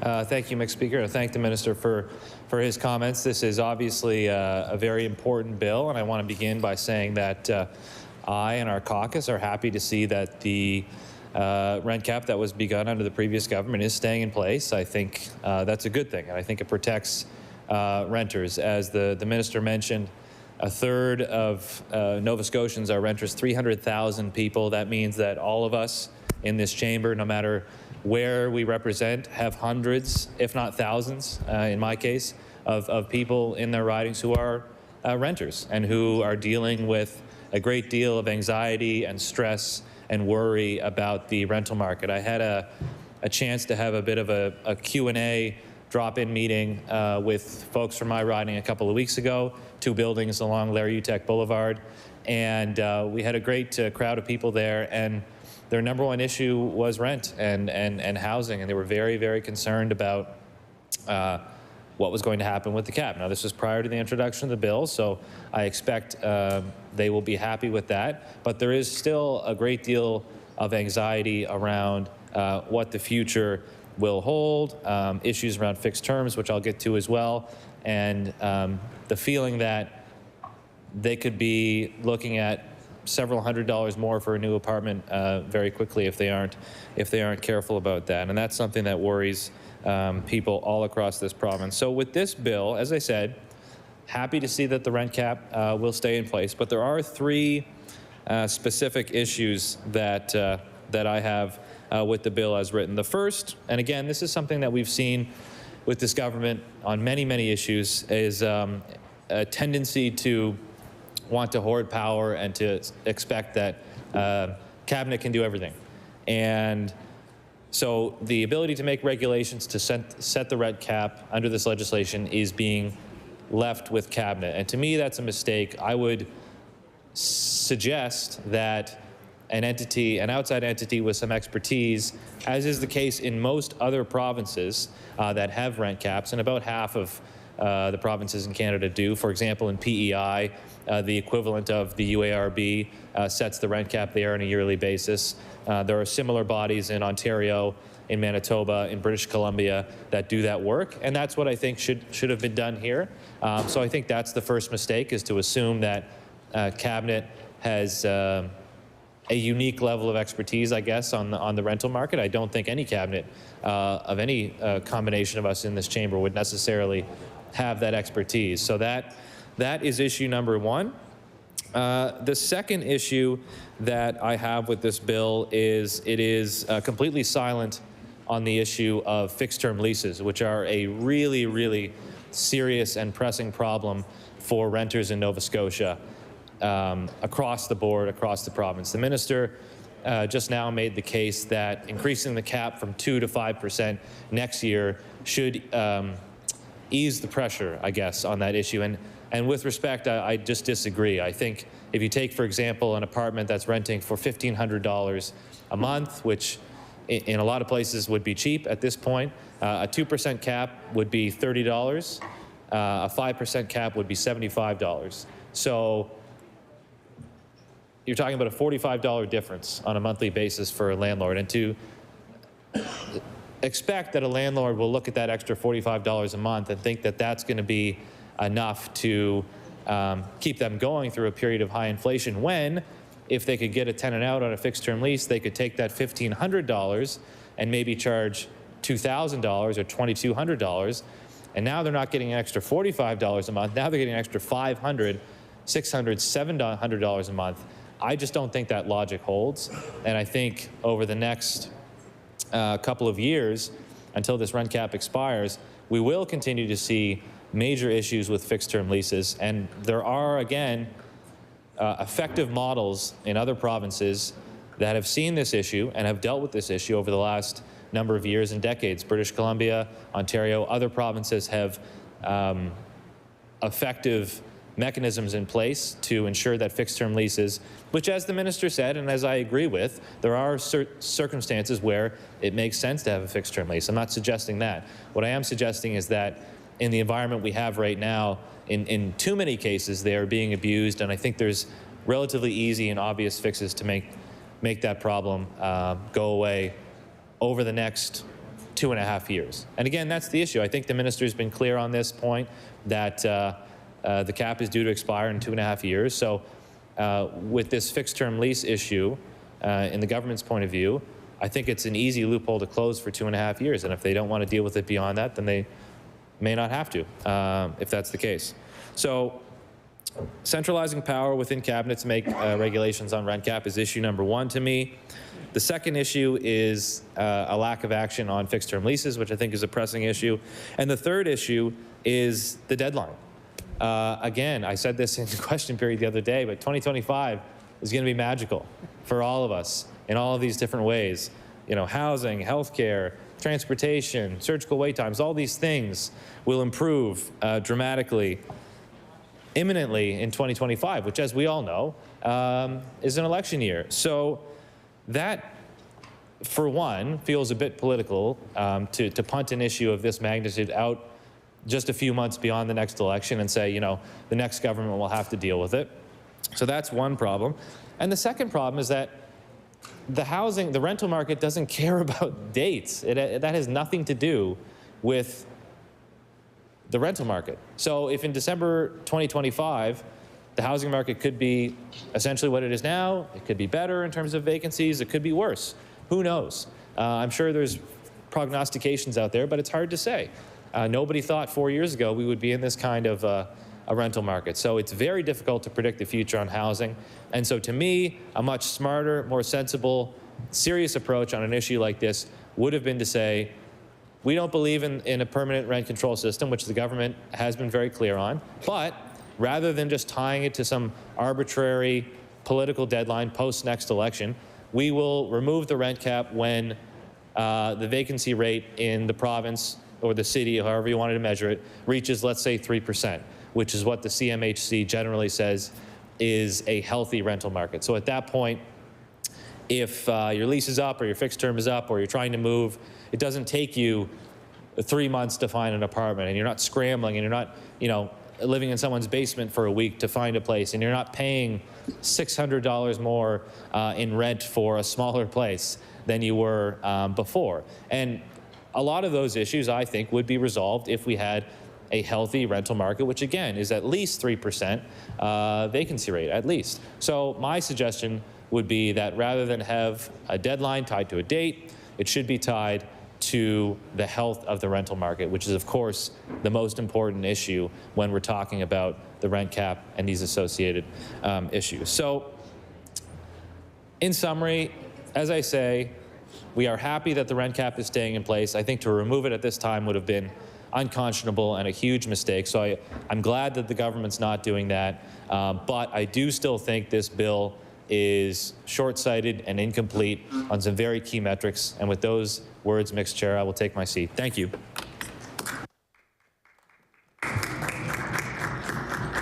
I recognize the honourable member for Halifax-Chebucto. Thank you. Mr. Speaker, there are a number of things that call out to be said in response to these amendments to the Interim Residential Rental Increase Cap Act. I think the first thing that calls out to be said in response to this extension of the rent cap is congratulations. Congratulations first to all of those people who have been taking petitions door to door for rent control through the cold of the winter and have been doing this since last December. Congratulations to them. And congratulations to all those people who have enthusiastically signed that rent control petition. Sometimes signing it despite a sense of fear of potential repercussion if their landlord might see their name on that petition. Sometimes signing the petition despite having spoken about having some nervousness, which is an understandable nervousness and not rare amongst newcomers, that their signature might have some potential negative impact on their long-term aspirations about their immigration status, but who signed the petition just the same. Congratulations to them. Congratulations to all the people who took the petition and had their picture taken while they were signing it, and then they shared that with all of their networks, and then who invited their roommates to come to the door and sign it too, and to shared it with their networks and their families, and asked everyone to sign. Congratulations to them all. I think we ought to also say, as the rent cap gets extended for 2 years, congratulations to Acorn. Congratulations to Acorn, because if it were not for Acorn's tenants' rights struggles in 2019 and 2020, I am persuaded there would not be a rent cap today to be extended in the first place. I think we should say congratulations to Dalhousie Mutual Aid, who protested here for permanent rent control a week ago today. And congratulations to Dalhousie Legal Aid and Nova Scotia Legal Aid, who have steadfastly, over the last 2.5 years of the rent cap and the period that led up to it originally, who have steadfastly told the truth in those organizations about residential rents in Nova Scotia. And congratulations, I want to say, too, to all the journalists who have had the professional sound judgment to go to Nova Scotia Legal Aid and Dalhousie Legal Aid and get the truth about the rental situation. I should say, while we're speaking about Dalhousie Legal Aid, while we're assembled here debating this evening the amendments to the rent cap, the annual general meeting is being held of Dalhousie Legal Aid. The theme of the annual meeting of Dalhousie Legal Aid tonight is eviction prevention in Halifax. And a panel discussion is being held at this moment with Joanne Hussey, Eric Johnson, Max Chauvin, and there are one or two others. I think it would have been instructive for every member of the government to be there.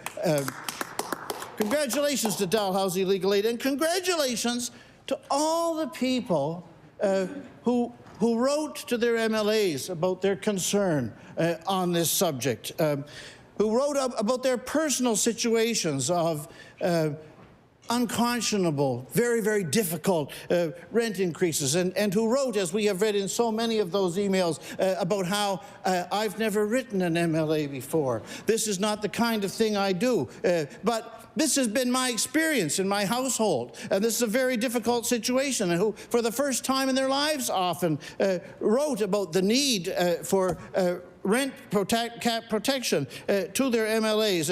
And congratulations also to all of those who followed that up by sending an email to the Premier's office indicating that neither they nor anyone in their immediate or extended family would ever vote Conservative again as long as any of them lived if the unregulated market were allowed to set rents in Nova Scotia after December 2023. Congratulations to them. So congratulations to all of them, because all of these forces together in civil society have done quite a thing. They have pressured a government which declared itself unequivocally opposed to rent control, to bring in a rent cap with this act, to bring in a rent cap that will extend beyond the July 25 conclusion of the mandate of the present government. So congratulations.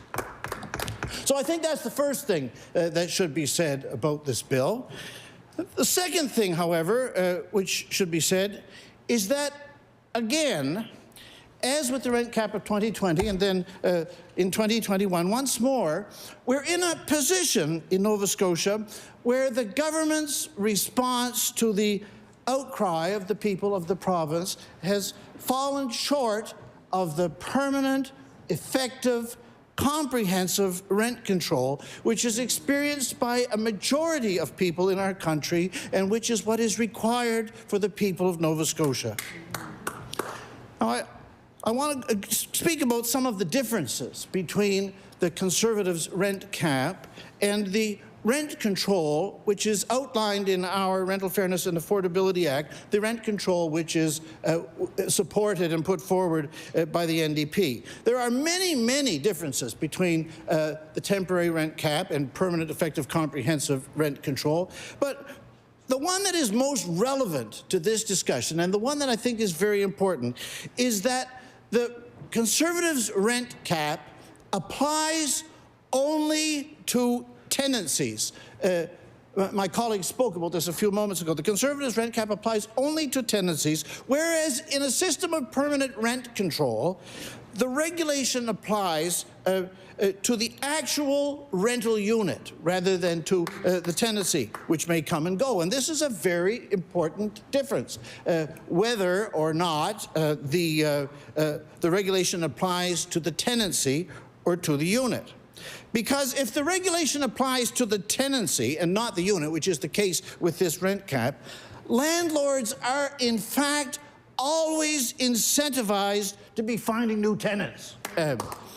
Since as soon as the tenancy changes hands, the cap does not apply. That is the great weakness and the great difficulty of applying the regulation only to the tenancy and not to the unit itself. With comprehensive, effective, permanent rent control, as we in the NDP are advocating, The regulation applies to the unit, not to the tenancy. The regulated unit rent would be capped regardless of whether there was a continuous tenant for 25 years or whether there was a whole parade of new tenants. And the result of that cap of regulation applying to the unit rather than to the tenant is that changing tenants would financially, from the landlord's point of view, be neither here nor there, because the rent was going to be capped regardless. So this is a very important distinction. With rent regulation by the tenancy, as we have it with this rent cap, landlords are always incentivized to deal with their own financial pressures, which we will certainly acknowledge are many in the case of the present inflationary environment. Landlords are incentivized with the kind of system that the government is operating with to find some form, often any kind of form, to get the tenants out the door. So this can take many different forms. How landlords act on this incentive to renew the tenancy and thereby get around the rent cap. It takes the form sometimes of just a kind of a generalized non-responsiveness to legitimate maintenance concerns. Sometimes it just takes the form of a poor attitude, a kind of an uncalled for, surly, miserable attitude that hasn't got any cause for it, anything the tenants might have done. Sometimes it takes the form of just kind of low-grade chronic harassment of the tenants. Very commonly, the form it takes is the invented requirement for renovations at such a level as will require the tenants to move. And thus the word renovation in the last couple of years has entered into our language. But the most common form that this pressure on the landlords to deal with their financial pressures by renewing the tenancy and thereby get around the rent cap, the most common form that this takes is the landlord's use of fixed-term leases. That is, taking a lease that has a defined end date, usually a year, and which at the conclusion of that time, the landlord can choose to renew or not renew for any reason or for no reason, and as a consequence, undermining any vestige of the protection of security of tenure for the tenant. That is the great difficulty of rent control, which applies to the tenancy rather than to the unit.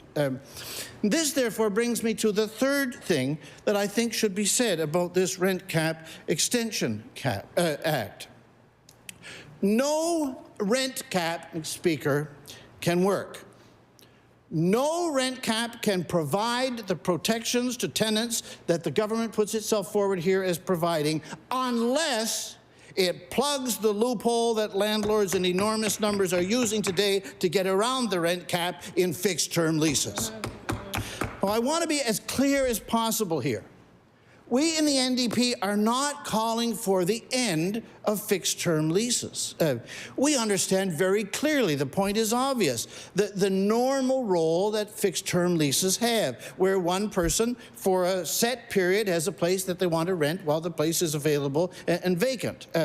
What we're calling for, rather, is a system where fixed-term leases cannot simply be used, as they are today, holus bolus in Nova Scotia, to evict tenants, to jack up rent, to skirt the protections of the rent cap. It makes every sense that other jurisdictions that have permanent rent control, in fact, do this. They plug this loophole so the rent control will be effective. They do this with automatic default position rollovers of leases. Because if you don't do this, you end up in the situation that we're in exactly now in Nova Scotia, where the only leases landlords make available to be signed to a great extent are fixed-term leases. So I think the public should be aware of how the minister responsible for residential tenancies looks on this crucial problem. The minister was very clear, repeatedly, in fact, clear, in his comments to media in introducing the bill that is before us this evening, and in his comments later that day to questions concerning fixed-term leases, that his view is that when he speaks of the of the use of fixed-term leases for purposes other than those for which they're intended. He thinks of this as an occasional abuse.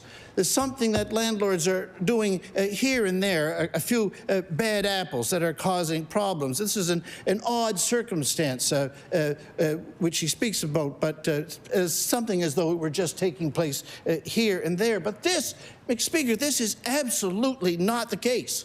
And it does not accord with anybody's real experience of the real current rental market in Nova Scotia. In the real world rental market today in Nova Scotia, virtually all the leases that landlords are making available are fixed-term leases. I would be willing to bet the minister anything that he would care to bet me, that if he asked his staff tomorrow afternoon to go on Kijiji or go on Facebook Marketplace and find out the terms on which the first 10 apartments that they looked for were being offered, I would be willing to bet he would find that at least 8 or 9 and very possibly 10 of those would be fixed-term leases, and that would be all that would be available to that Kijiji Facebook Marketplace inquiry. And it is therefore, I think, not a good thing that the minister responsible for residential tenancies is at such an apparent distance from the realities of the rental market to such an extent that he is apparently unaware of the across-the-board ubiquitousness of fixed-term leases today in Halifax and in Nova Scotia.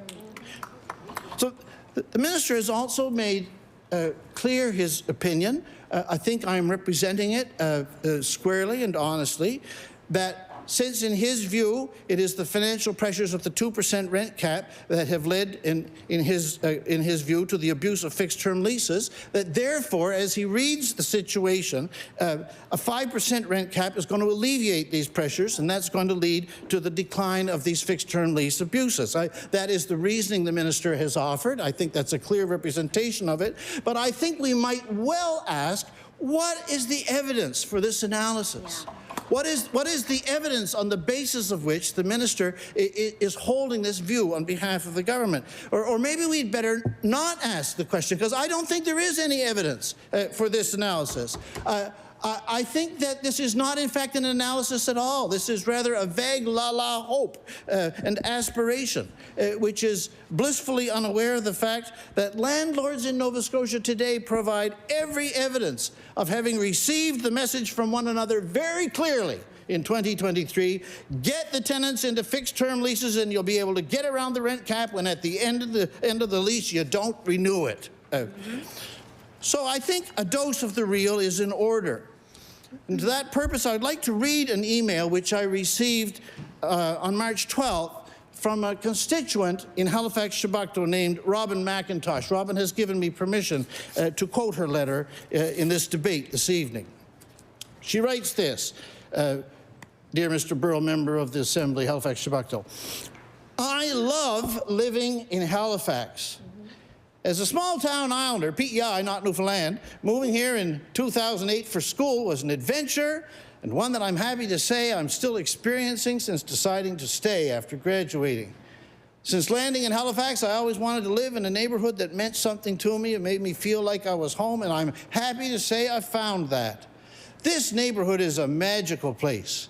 From the kids that sell lemonade on Windsor Street in the heat of the summer, to the cultural excitement that we see at the Lebanese Fest, to the early morning breakfast at the Ardmore, and the families that come together for evening walks through the tree-lined neighborhoods we all call home. This community is vibrant, accepting, and made up of people that love living here.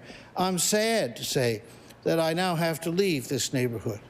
Not because I want to, but because, like so many others in Halifax, the housing crisis has reached an unprecedented level. I signed a fixed-term lease with a rental company that owns several properties in the city, predominantly in the north and west ends of the city. They have decided to not renew my lease after 6 years. As I have been an ideal tenant, this came as quite a surprise until I saw my own unit posted online with a rental increase of $947 a month. With the current rent cap, my landlord could not raise my rent more than 2%. However, if they refuse to renew my lease, they can increase the rent any price they wish. My unit, which I pay $12.48 per month for, is now posted online for $2,195 a month. This landlord is doing this to entire buildings of people around the city in order to avoid the rent cap, with properties on Windsor, Almond, Jubilee, Oxford, Shirley, Columbus, Tobin, all have seen exponential increases in rent this year, and tenants being forced to leave at the end of their term so the rent cap can be avoided. Other provinces have legislation in place that does not allow this loophole to exist, notably British Columbia. I don't want to leave this neighborhood. I don't want to leave this city, but we are being priced out. I have a fantastic job. I survived graduate school. I'd like to begin my PhD, but that is seeming more and more impossible if I stay in Halifax. Our hands are tied. We have no rights, no legal recourse. We need to rely on the government to take on these issues and help the people who make up the very fabric of the communities we live in. Mr. Speaker, I have a file of such correspondence, and so do each of my colleagues. I find it distressing and alarming that the minister responsible on behalf of the people of Nova Scotia for these matters has not taken in the core truth that is being conveyed here, namely, that a rent cap cannot provide the protections it is presented as providing unless the fixed-term lease loophole that circumvents it is cut off. Thank you, Mr. Speaker.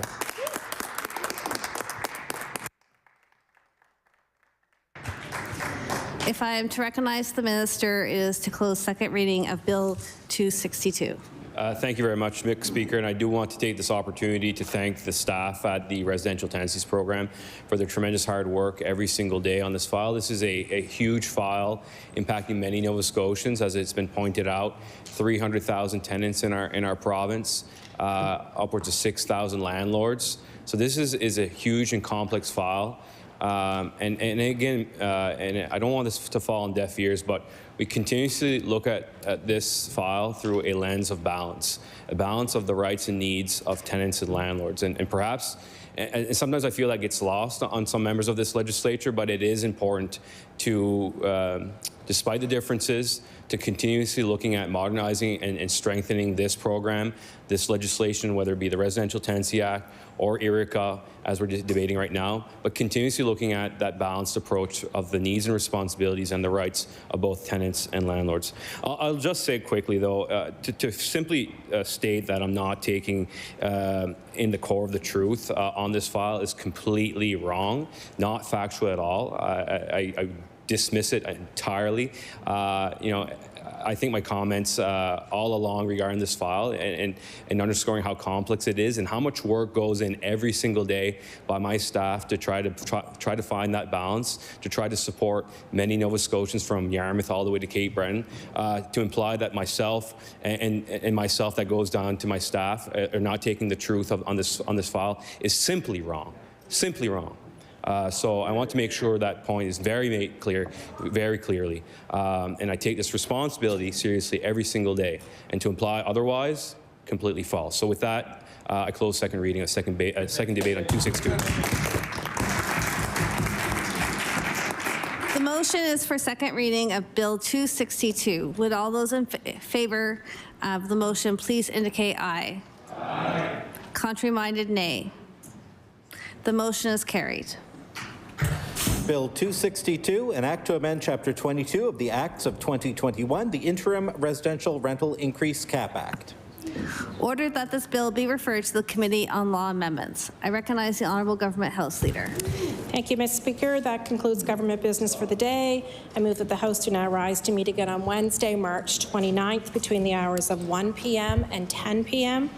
Tomorrow is Opposition Day, so I'll ask the Opposition House Leader to call business. But before that, I would like to add that we will also be doing Committee of the Whole House on supply for estimates. So over to my honourable colleague.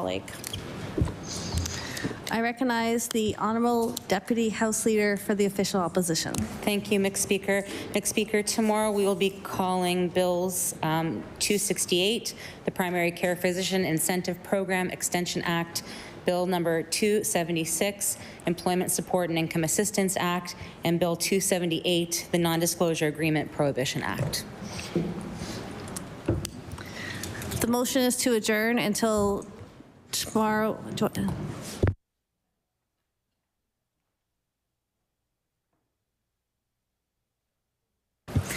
The motion is to adjourn until we meet tomorrow between the hours of 1 and 10 p.m.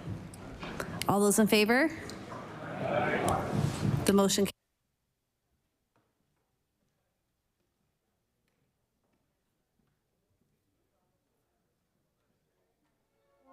We stand adjourned.